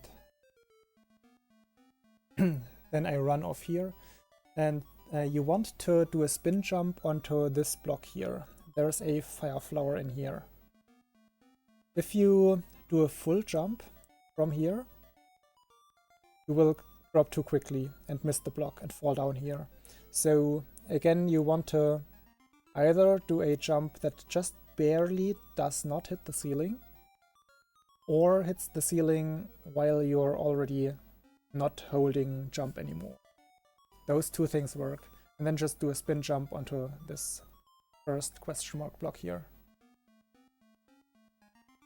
Just like that. Then jump here, and This here is another super jump. I think it's the same frame window as the one before. So a 2-frame window. If you don't get it, it's not too bad. You can just do like a jump on here and from there onto that cog. It doesn't lose that much. But optimal is to do it in one jump, obviously. Then normal jump, normal full jump here, normal full jump here. Here it doesn't really matter. You can do a normal full jump and land around here. You can do a super jump and land on top of the gear. You will need to do another jump anyways onto here, so it doesn't matter which one you do. And then run and clear this gap. And either if you land on here, like you want to do a super jump optimally through the gap without landing here, because obviously then without landing you start falling earlier, even if the super jump itself is higher. So optimally do a super jump and maneuver your way through here. Or if you land, you can just hold right and B, and you will stop on this block and you will clear this spike even if you just keep holding right, because you get slowed down here. If you do a super jump, you will have to turn around mid-air to clear this spike wall here. Well, landing's probably easier at the beginning.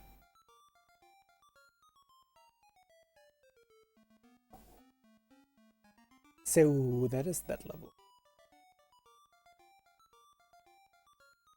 Next one.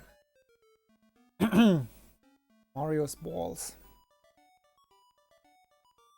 Is there anything difficult on this level? Yes, there is.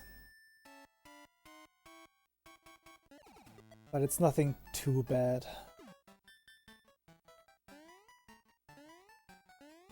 Don't get hit here by anything. Even if you get hit, it's not that important. Full jump, and then just abuse your iframes. You will get a carrot anyway very soon. You can go for corner boosts here. Was slow. Gonna explain why that was slow.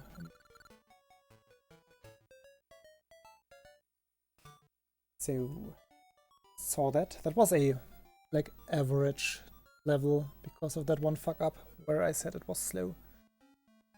Let's get back to my own video, because it fills the screen better.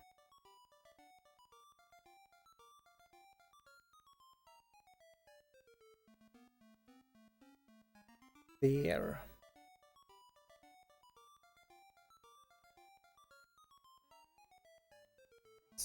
Far.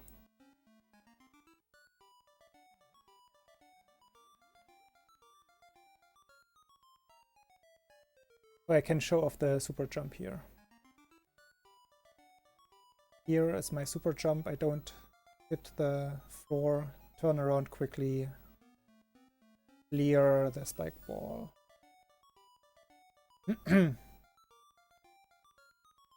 Ew. As I said, there are not that many things to pay attention to here. Basically just the end.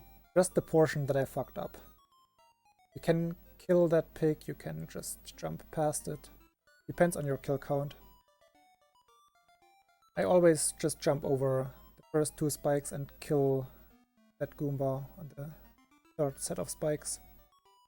Then just keep jumping. I do a full jump here. Basically between these balls is my visual cue, and if I do a full jump here I will land right on top of here.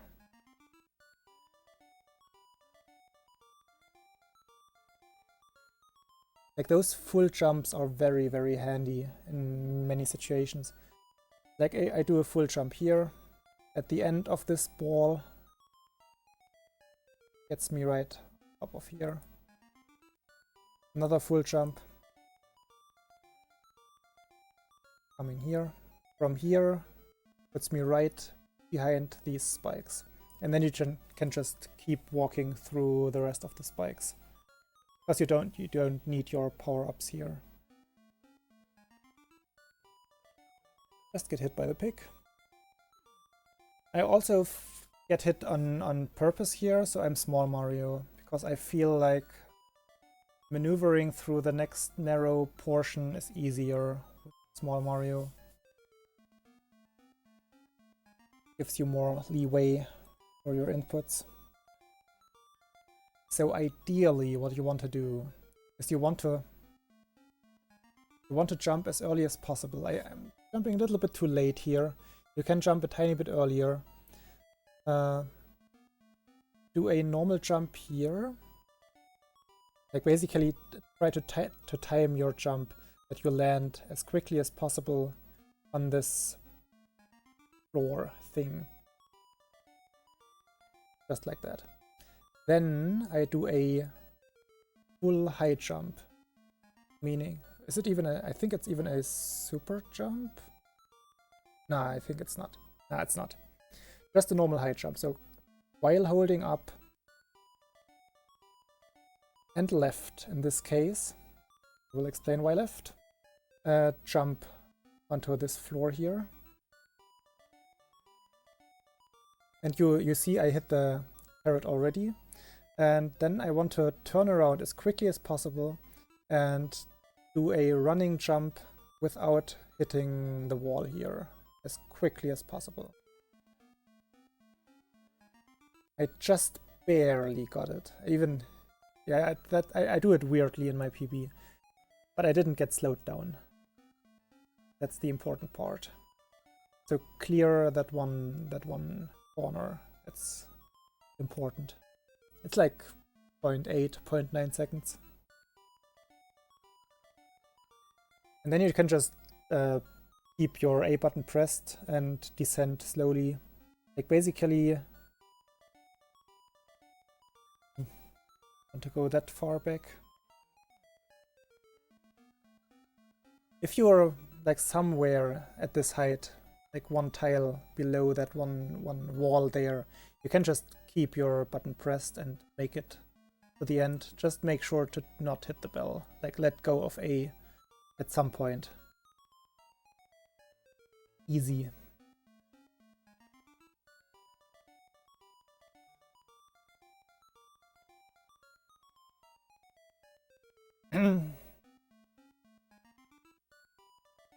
Play the next level real quick. Perma fluttering again.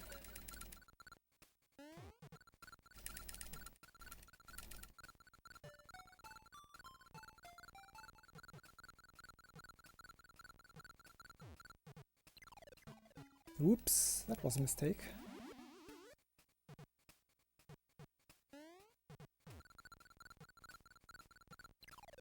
You saw that conveyor belt would have slowed me down, so I just fluttered over it.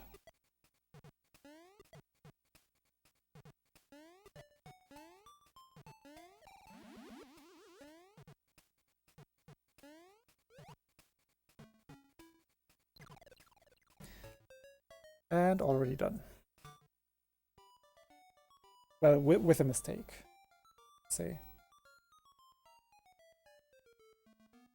So what happened here? Or what should happen, I should say. I think this level is pretty good in my PB. So you can jump up right away, you can attempt a corner boost on this block. Doesn't really matter. I would not recommend doing the corner boost there. And then just flutter. Flutter, flutter, flutter. Definitely land here and jump again, because otherwise you won't make it past the next block. This one here, down here.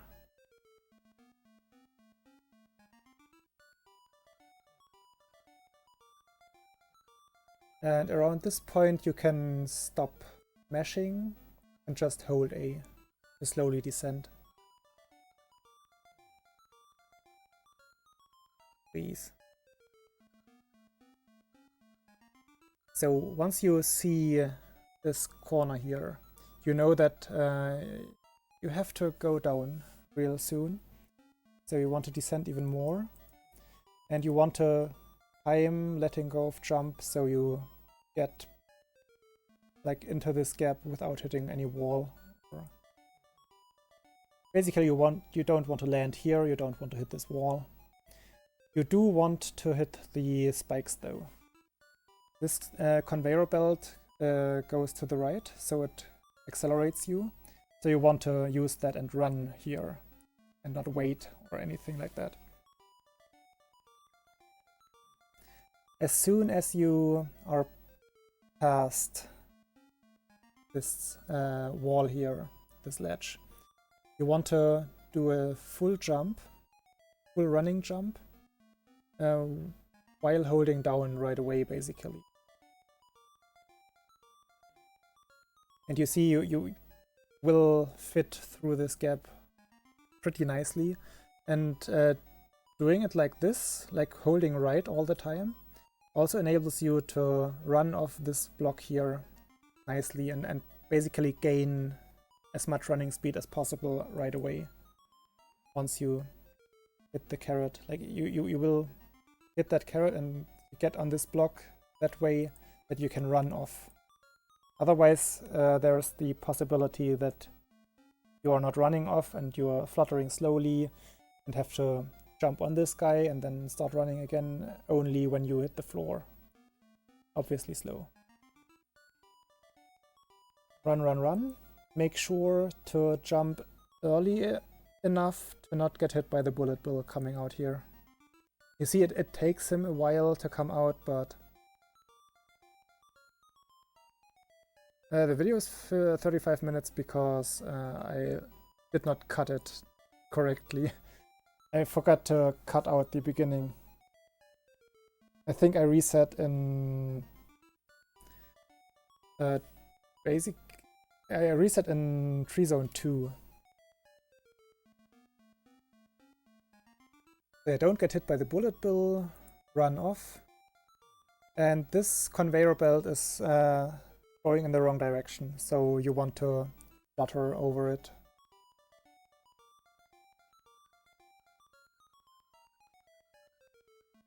It doesn't really matter if you get hit by the spikes already. You don't want to get hit by the spikes already because that makes you like use the wrong conveyor belt for like one tile. Nah, minor time loss. And yeah, then just A-frames, A-frames, A-frames through that portion. I don't want to call it damage boost because it doesn't boost you. And yeah, depending on your kill count, you want to be at 91 at the end of this level. So I'm already at 91, so I skip the 3 enemies coming up here. Like, just jumping on the turtle doesn't count as a kill. If I would have done a spin jump, I would have killed it. I would have gotten the kill there. So I just avoid them here. The next jump here is a little bit tricky. You can... I think you can jump onto this platform and just run off and land on this one. The way I do it, I do a timed jump, so not a full jump. Basically just a tap. Tap here, and that puts me right on top of this thingy where I want to be. Like, it's not a real tap. Okay, not a tap. But it's not a full jump either. And yeah, then just make sure you spin jump on this block. This one is not really... It doesn't have clear visual cues in my experience. At least I don't have any. I do that one basically on instinct or by muscle memory by now. So yeah, spin jump there. Don't necessarily do another spin jump here. There's a jack in the box hidden in the box. Jack in the question mark block. I think that one creates a little bit of lag. Maybe because it's such a big sprite. So just do a normal jump onto here and from there. Also do a full jump. Like that one was a full jump onto here. The next one is a full jump as well. And that puts you on this thing here. And that actually propels you a few pixels forward because it starts moving right itself, and that is nice. As soon as you land, you already want to jump again. Full jump again puts you right above the bullet bill here, and keep holding A. Jump, keep holding A. No bullet bill yet, but the timing is perfect. As long as you run off the moving thing and jump as soon as possible, the timing will be right. Just like that. And then just hold right B. And level finished. So, last regular level coming.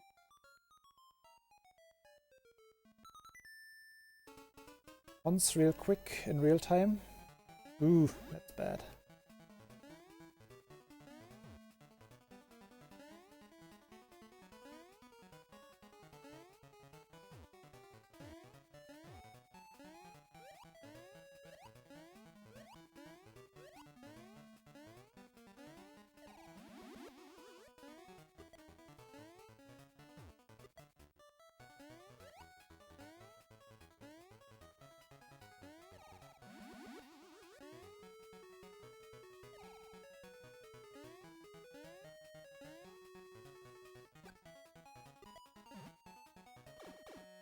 So the piggy fight is something that got optimized really lately, like just recently, and that was not good. That was not good either. Please, at least I have a good fight to show off in my PB. That was horrible. Holy moly. I didn't do anything right there. It was really, really bad. But yeah, my PB fight shows off how it's done properly.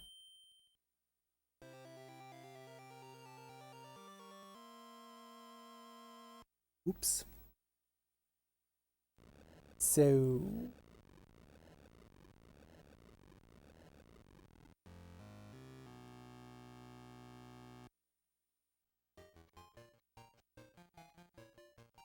XP.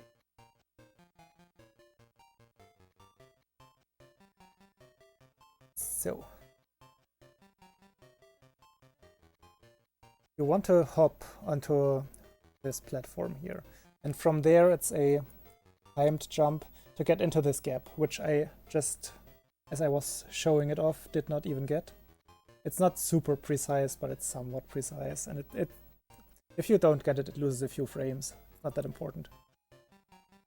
But yeah, you can get in there without getting slowed down at all.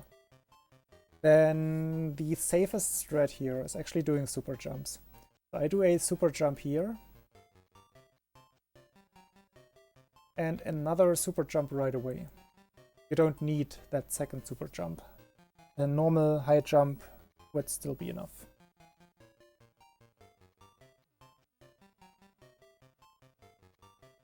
And then just run through, avoid all the things. You don't need precise jumps here. You do need somewhat precise jumps here. Like you don't want to hit the walls here. They would slow you down. And you want to jump at the right height to jump onto the Goombas. Don't hold A while jumping onto them. Not holding A, like just jumping onto them and holding B and right will put you just on the next step here. Just like that. Jump right away. Pay attention to your jump height. And just hold right and B. And one more time. And one more time. Difficult at first, really easy after a while. So here you don't have to grab this fire flower. It's not needed.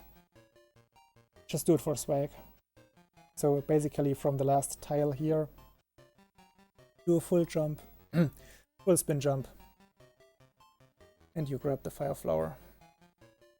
And don't shoot this guy. For some reason shooting this guy creates a tiny bit of lag. Maybe because of the upcoming bullet bill, I'm not sure. Also don't shoot this guy. Just run off and just run, like jump onto him. You could shoot this guy, but yeah, the less projectiles or moving stuff on screen, the less lag. So if you can kill an enemy by jumping onto him, in most cases you should go for that. Pumpkin 1 may be an exception. So yeah, just full jump up here.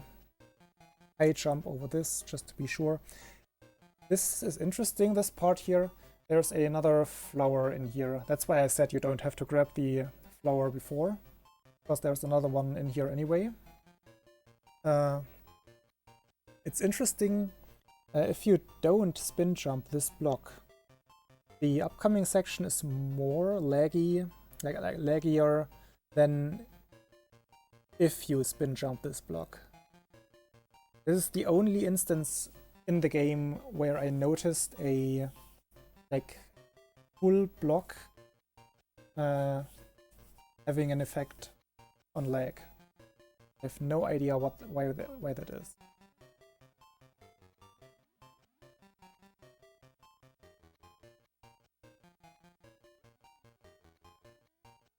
So this portion with the saw blades would be very laggy if you did not spin jump on that block. It is still laggy, but not as laggy as it would be. Here, just avoid the saw blades. I always shoot that last Goomba as soon as I start falling down here, or like running off. Again, always shoot only when airborne, so you don't lose time by letting go of B and repressing it. And shooting that Goomba early allows me to go for a corner boost on this thing here. Minor thing, very minor thing. Hey, I got it. So, the piggy fight. There are several strats for the piggy fight. I'm gonna show off the... Like, it should be the quickest possible kill, as far as I know. And especially for the first piggy phase, it's also not that hard to do once you get the hang of it. So again, you can basically input buffer here. You can already, while the cutscene is still going, the boss music is playing, you can already hold jump. However, you want to hold jump and left and up to do a high jump to the left right away. If you don't hold left, you will jump into the piggy on top of you. But if you hold left, you will just barely clear it. And as soon as you reach the height of the piggy, you should turn around and mash, like hold right and mash shoot like crazy. If you manage to shoot the piggy 6 times while it's still in the air, it will look like the following. Like at this point I'm already holding both, not both, but I'm holding jump, up and left already.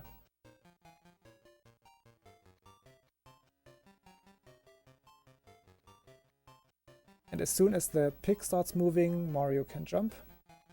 You just barely clear it. I'm not at the right height yet, so I'm not turning around just yet. Now I'm at the piggy height, and I start shooting right away, right as I turn around. 1, 2, 3, 4, 5, 6. piggy dead.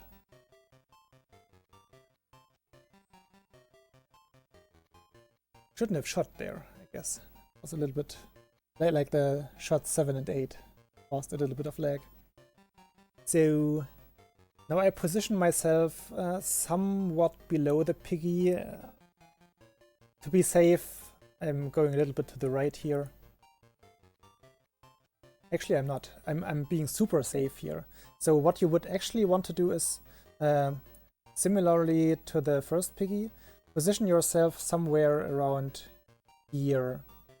And as soon as the piggy jumps out of the house, you would jump up and mash shoot while in the air. Because I was on world record pace here, I didn't want to risk anything. And you can just wait at the bottom and wait for it to come down and then just mash away. That's what I do here. However, the last piggy, you could also... I could have just kept standing there and waited for it to fall down and do it exactly as the second piggy. But it's quicker to jump up to the piggy while it's descending. Just like this. And time your shots. I could have jumped a little bit earlier even, but I think this is still a rather good kill, yeah. So I got 6 shots in there in very short succession. And that is the piggy fight. But yeah, alternatively you can just basically, for the first piggy, you could stand still, wait a little bit until it jumps, because if you start mashing right away, the piggy will not be in reach of your shots. And just as for the red, the first shots would miss, and as long as they're on screen, you could not shoot more. So that would be rather bad. So the safe strat for the piggy is wait for a fraction of a second, then start mashing, and it will most likely, the piggy will not die in one cycle. So it will come back towards you, and if it does, either you're brave and you keep mashing and kill it just as it's right in front of you, or you can just jump over it and keep mashing and hit it on his second cycle, basically. And then for piggy 2 and 3, you can just stand where you started the fight and mash B, like shoot as soon as the pigs come down and are in reach.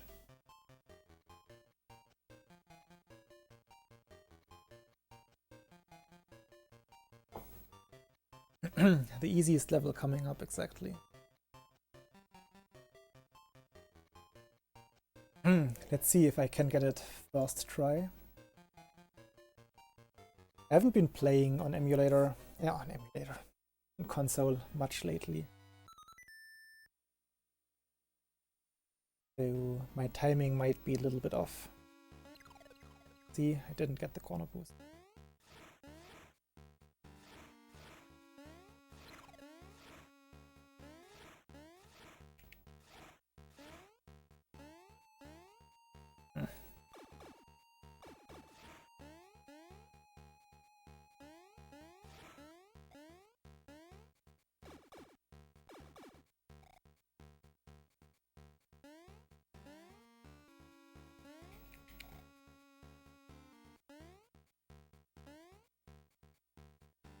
Still pretty good so far.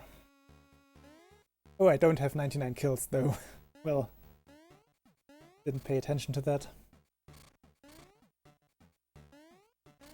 So usually you would have 99 kills here, or I would have 99.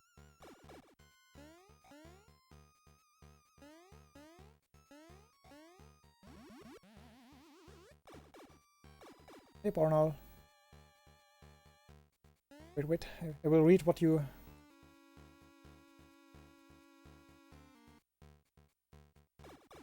Well, I did do it without... I don't know what you mean. So that is where my star would have been.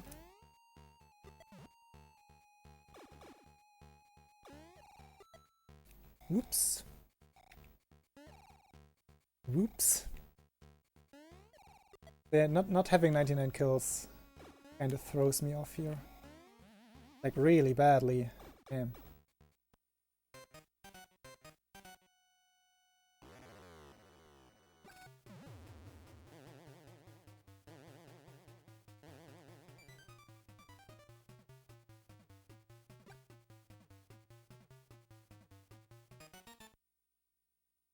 I will get to your question in a second. What? D-pad, please. What was that?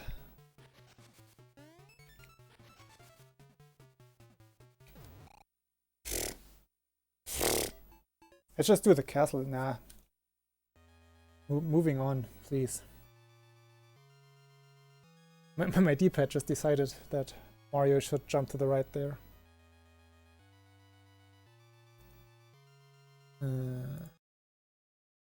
Let's get some castle audio.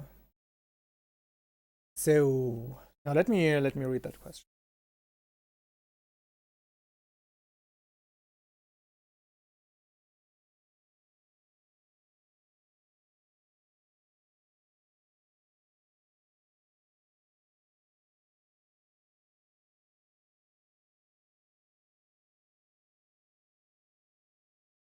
Which room?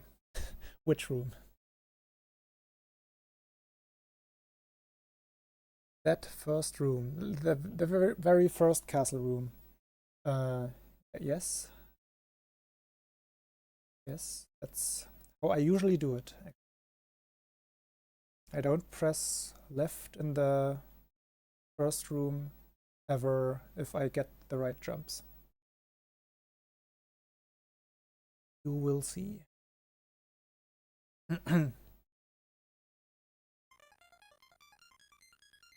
Wow, what's that sound? Alright, I'm playing slowed down.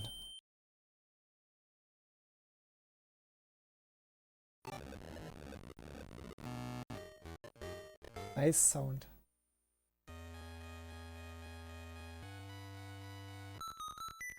Dee. So you will see right here. I think I got a good castle in my TV. What? Do that again. Not what I wanted to do. So a little bit lower for the weird sounds. So things explained. I don't do that corner boost here for fun, like just for fun. I have my reasons for doing it. I want to get hit there. Then my visual cue is the middle of this tile here. From here I do a full jump that puts me right on top of this plant statue here.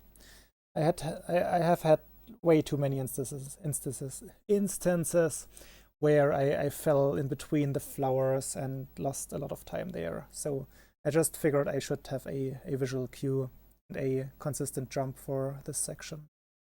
So that is that. The next jump is not precise. However, this jump is kind of precise. You want to make sure to jump really late here. Like, if you get a very good super jump, you can jump as early as the middle of the tile, I think. But the later you jump, the bigger your window, or the less optimal your super jump has to be, I think. You still have to get a good one though, like the 2-framer. The same super jump that you need for Mario Zone 1 to get onto the gear.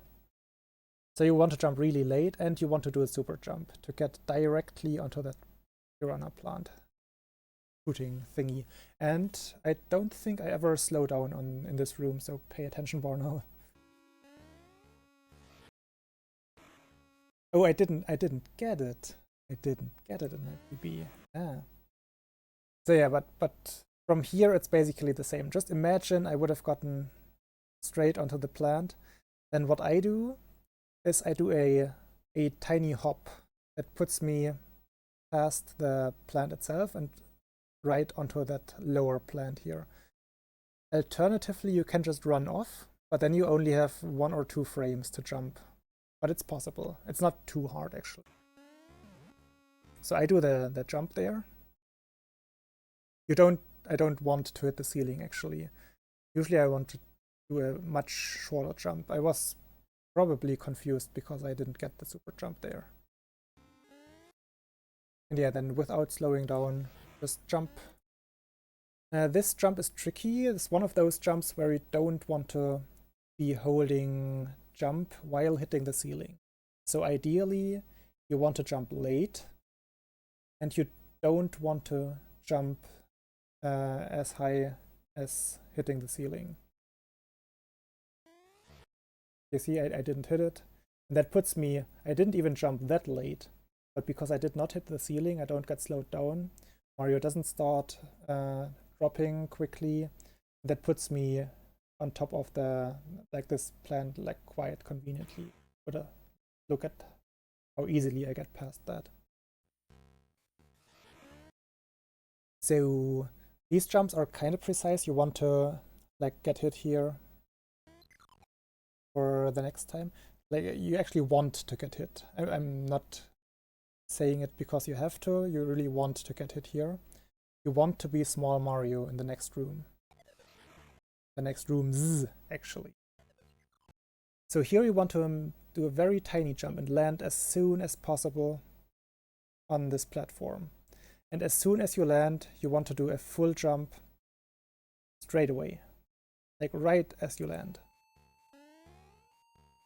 And that will make you clear this piranha plant without hitting it, without getting slowed down or anything at all. So you're basically, just as Barnold just asked, you basically can do this room at full speed.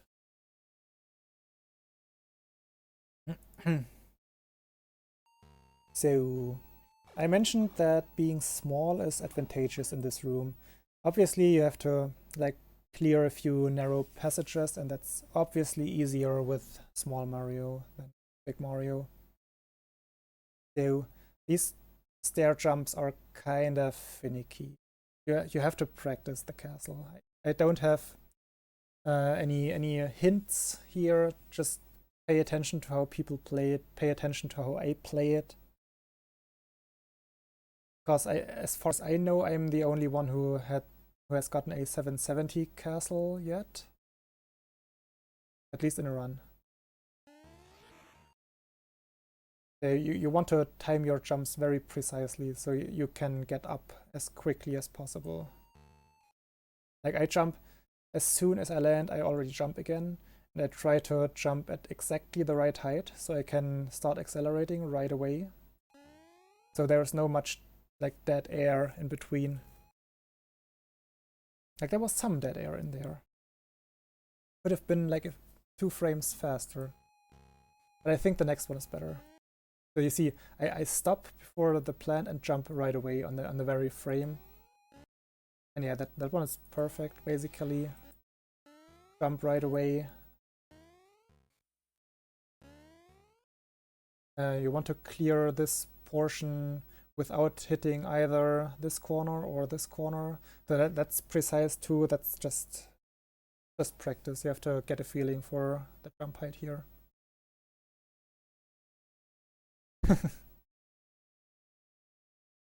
It's about to tell people the principles, basically. And you don't, even if you cannot do it like this, I also present the safe strats. Like in the upcoming room, there is a big safe strat that people should be aware of. And people should be small at this point. Like you don't want to play the next room with Big Mario. It's just, it's for once it's slow and it's unsafe. Especially for beginners. Because the setups that I came up with are basically foolproof in my opinion. And quite a few runners have told me that basically the same.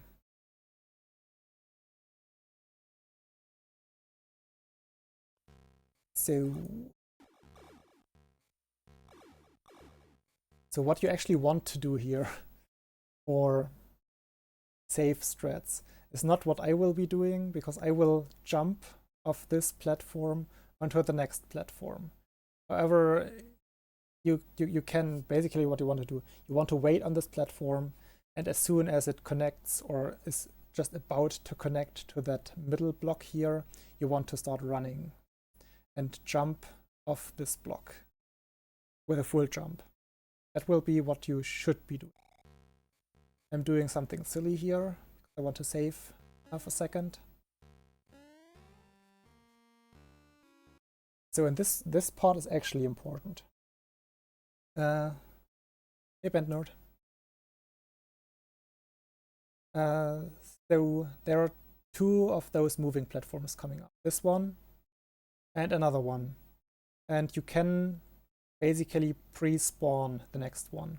If you just stand here and walk onto this platform, the other one will be in a bad spot, and you will have to wait for it to move in the right position. However, if you jump as far as to this wall and turn around midair, like this, you already trigger that platform. So this platform just started moving to the right.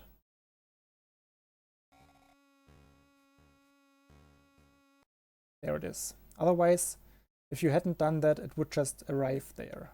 Like, it would still be moving.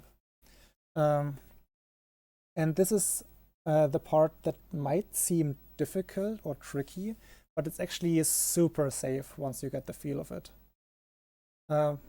Once basically the edges of the platforms connect, this wall here and the edge of the platform, you want to start running right there. And as soon as Mario is past this edge, you want to do a full jump. Again, full jump, very important throughout the whole run. And that full jump is basically one of the most important ones in the whole game. Like there. You already heard the jump. Mario just cleared this portion. And you do a full jump. And because we pre-spawned this platform, it will start moving now. There it goes.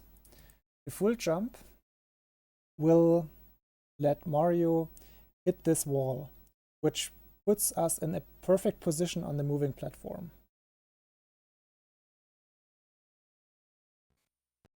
There. Not too far in the front, right at the right spot. And from here, you wait basically you want to wait until the platforms line up again. And then start running and try to hit the gap with a running jump. If you don't do a running jump, it doesn't matter that much. The important thing is you are on that platform quickly.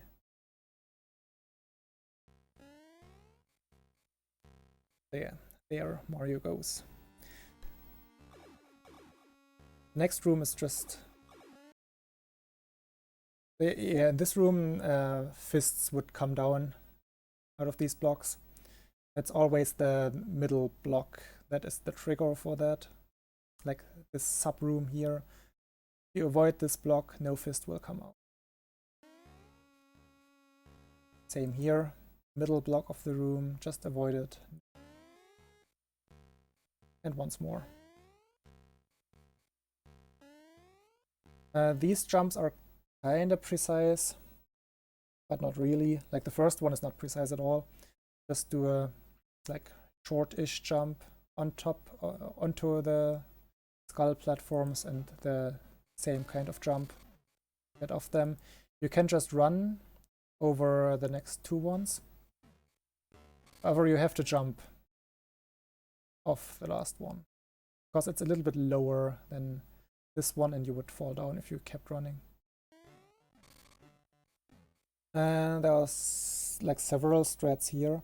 You can do, it's the easiest one, a small jump onto that platform, then a full jump onto the next skull platform, and another whatever jump to clear the gap completely. Alternatively, you can do a full jump, but very late, until onto the middle platform, and do another full jump to clear it, like 1 and 2 instead of 1, 2, 3. Or you can do 3 small jumps, like hop, hop, hop. Well, 4. But yeah, I would recommend doing this strat where you just do a tiny jump to get onto this skull platform, then do a full jump. It will always get you conveniently and very safely onto this platform, and do another jump at whatever height you prefer to clear this. This is basically just precise platforming again. Like, try to not get slowed down while making your way through here. Don't jump too early for that mushroom, because it takes a while for the mushroom to move right. Sometimes when you just jump right through the gap, you will miss the mushroom and have to go back. You need the mushroom.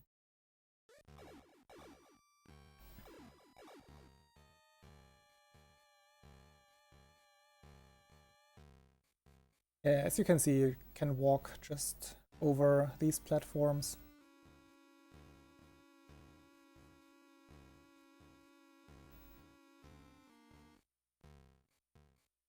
Nothing really to mention here. You can just run through the next room as well. Just keep running, running, running. The room is laggy, but you can do nothing about that.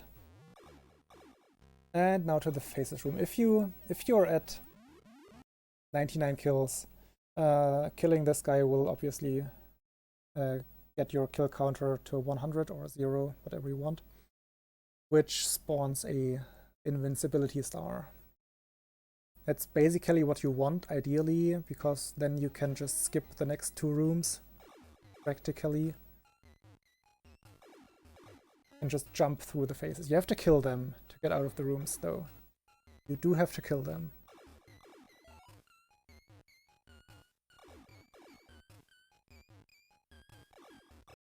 And yeah, my visual cue for, like, I do a full spin jump onto this block. My visual cue is basically the first half of this tile.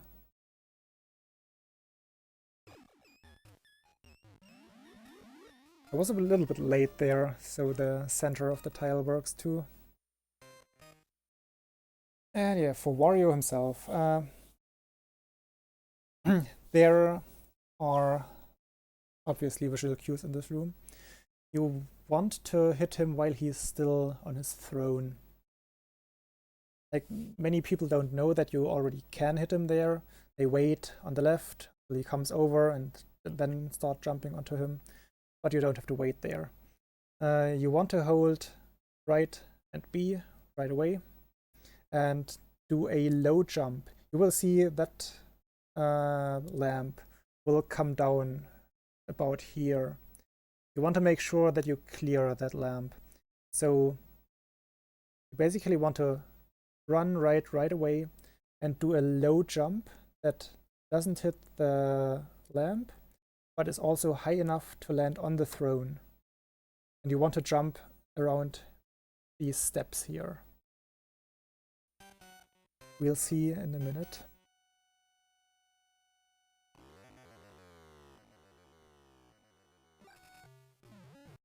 So yeah, that is my trigger. Or my visual cue. These steps here. As soon as I reach the steps, I do the low jump. And that is still enough to not get hit by the falling down lamp. Just by a tiny bit, but it's enough. And it is not that close, actually. So once you are above Wario, you want to just position yourself on top of him. Don't walk to the very right, because he will get away then. Just break as soon as you're above him. And then just wait. Just wait there. Don't have to do anything. After the third hit, however, you want to get down on the very ground. Don't wait on the throne, don't wait on these steps, get down right away. And walk to the right as soon as you can. Like run to the right as soon as you can. And wait on the very right of the screen. This is important for saving time and for manipulating the second phase of Wario. It's basically, you could call it one of the advanced strats, but you can manipulate Wario's patterns by going to the right, depending on what number is in the right digit of the timer.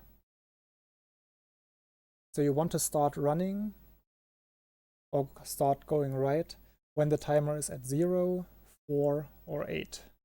Why am I 0, 4, or 8? Right? How you do it. So that will make Wario fall down straight away, and will make timing the whole fight very easy because it gets super consistent. So it will look like I start going to the right at 67, but believe me, it's 68. Like right. You can get a high 67, but 68 is safe, 64 is safe, 60 is safe, 58, 54, 50, and so on. Only the third digit determines the RNG for the second phase of the fight. So at this point, I already know which pattern he will give me. I already know he will drop down right here on this tile. So that is, I will run to the right, stop exactly there, and start jumping right away. Right as Mario stops, I start jumping.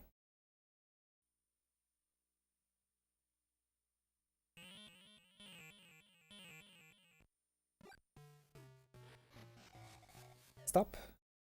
And yeah, I do it with a spin jump. I don't think the spin jump is actually needed. Just looks nice to do a spin jump on Wario. So yeah, I stopped, and here I initiate my jump already. I jump right away. I do a full jump because that guarantees that I am descending at exactly this height already. If you do a super jump, you will jump right through Wario, and he will drop down, and you will hit him only when he's on the bottom already. That's way slower than to do it the way I do. So yeah, hold jump there to hit the ceiling, because that makes you fall down a little bit quicker. And as soon as you land, do the same thing again. I just keep holding down and holding jump as I do. It will basically make Mario hit Wario at exactly the right frame as soon as he gets out of his invincibility frames. And one more time. Jump as soon as you land. Full jump, no super jump, and you will hit him right away. Super consistent.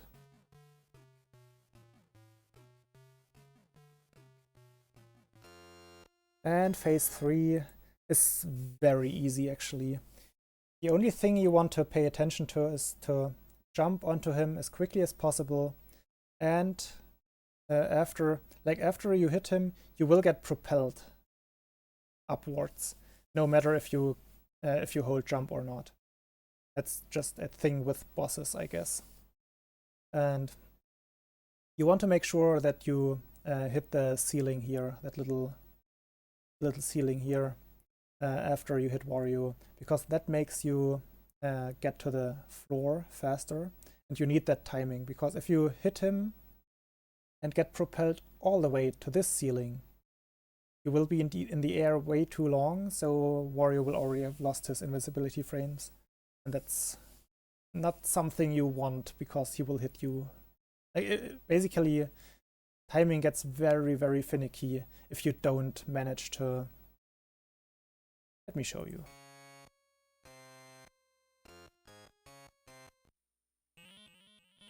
It's just the perfect timing with that ceiling. That is what I want to say. So do that jump, land on him. Make sure you hit the ceiling there. There.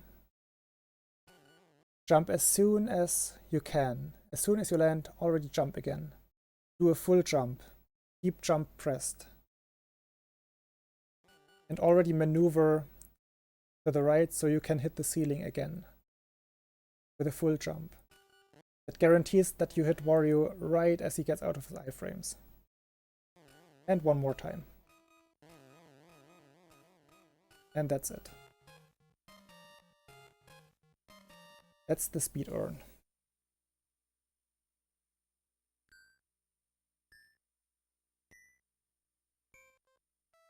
So for Onal mentioned save strats or backups. Backups are of course important, but you should try, at least try, to use these strats that I showed. Because most of them, like maybe not for the castle, those are advanced. You need, world record exactly. You need very good timing for the castle. And you basically need weeks to get that kind of timing. Few people are better and can get the timing down in a few days. But if you can't get a 764 castle or a 760 castle, which means the time when you enter Wario Phase 2, that's not an issue. As long as you can get through the castle somewhat safely, and like with the platform room that I showed off, you can get that down. That's worth a lot. Then you just have to pay attention to the counter. Enter Wario Phase 2 at the right time, and you should be set. Like the important thing is to not die, and for not dying, these strats are basically optimal. You don't have to do them as fast as possible, but the setups are important. The setups for certain jumps. Make things consistent, make things easy. Develop visual cues. Have the jumps at a consistent height and length, width. That is basically what is safe and fast at the same time. If you can translate that to your own run, then you're basically set to finish runs easily or somewhat easily.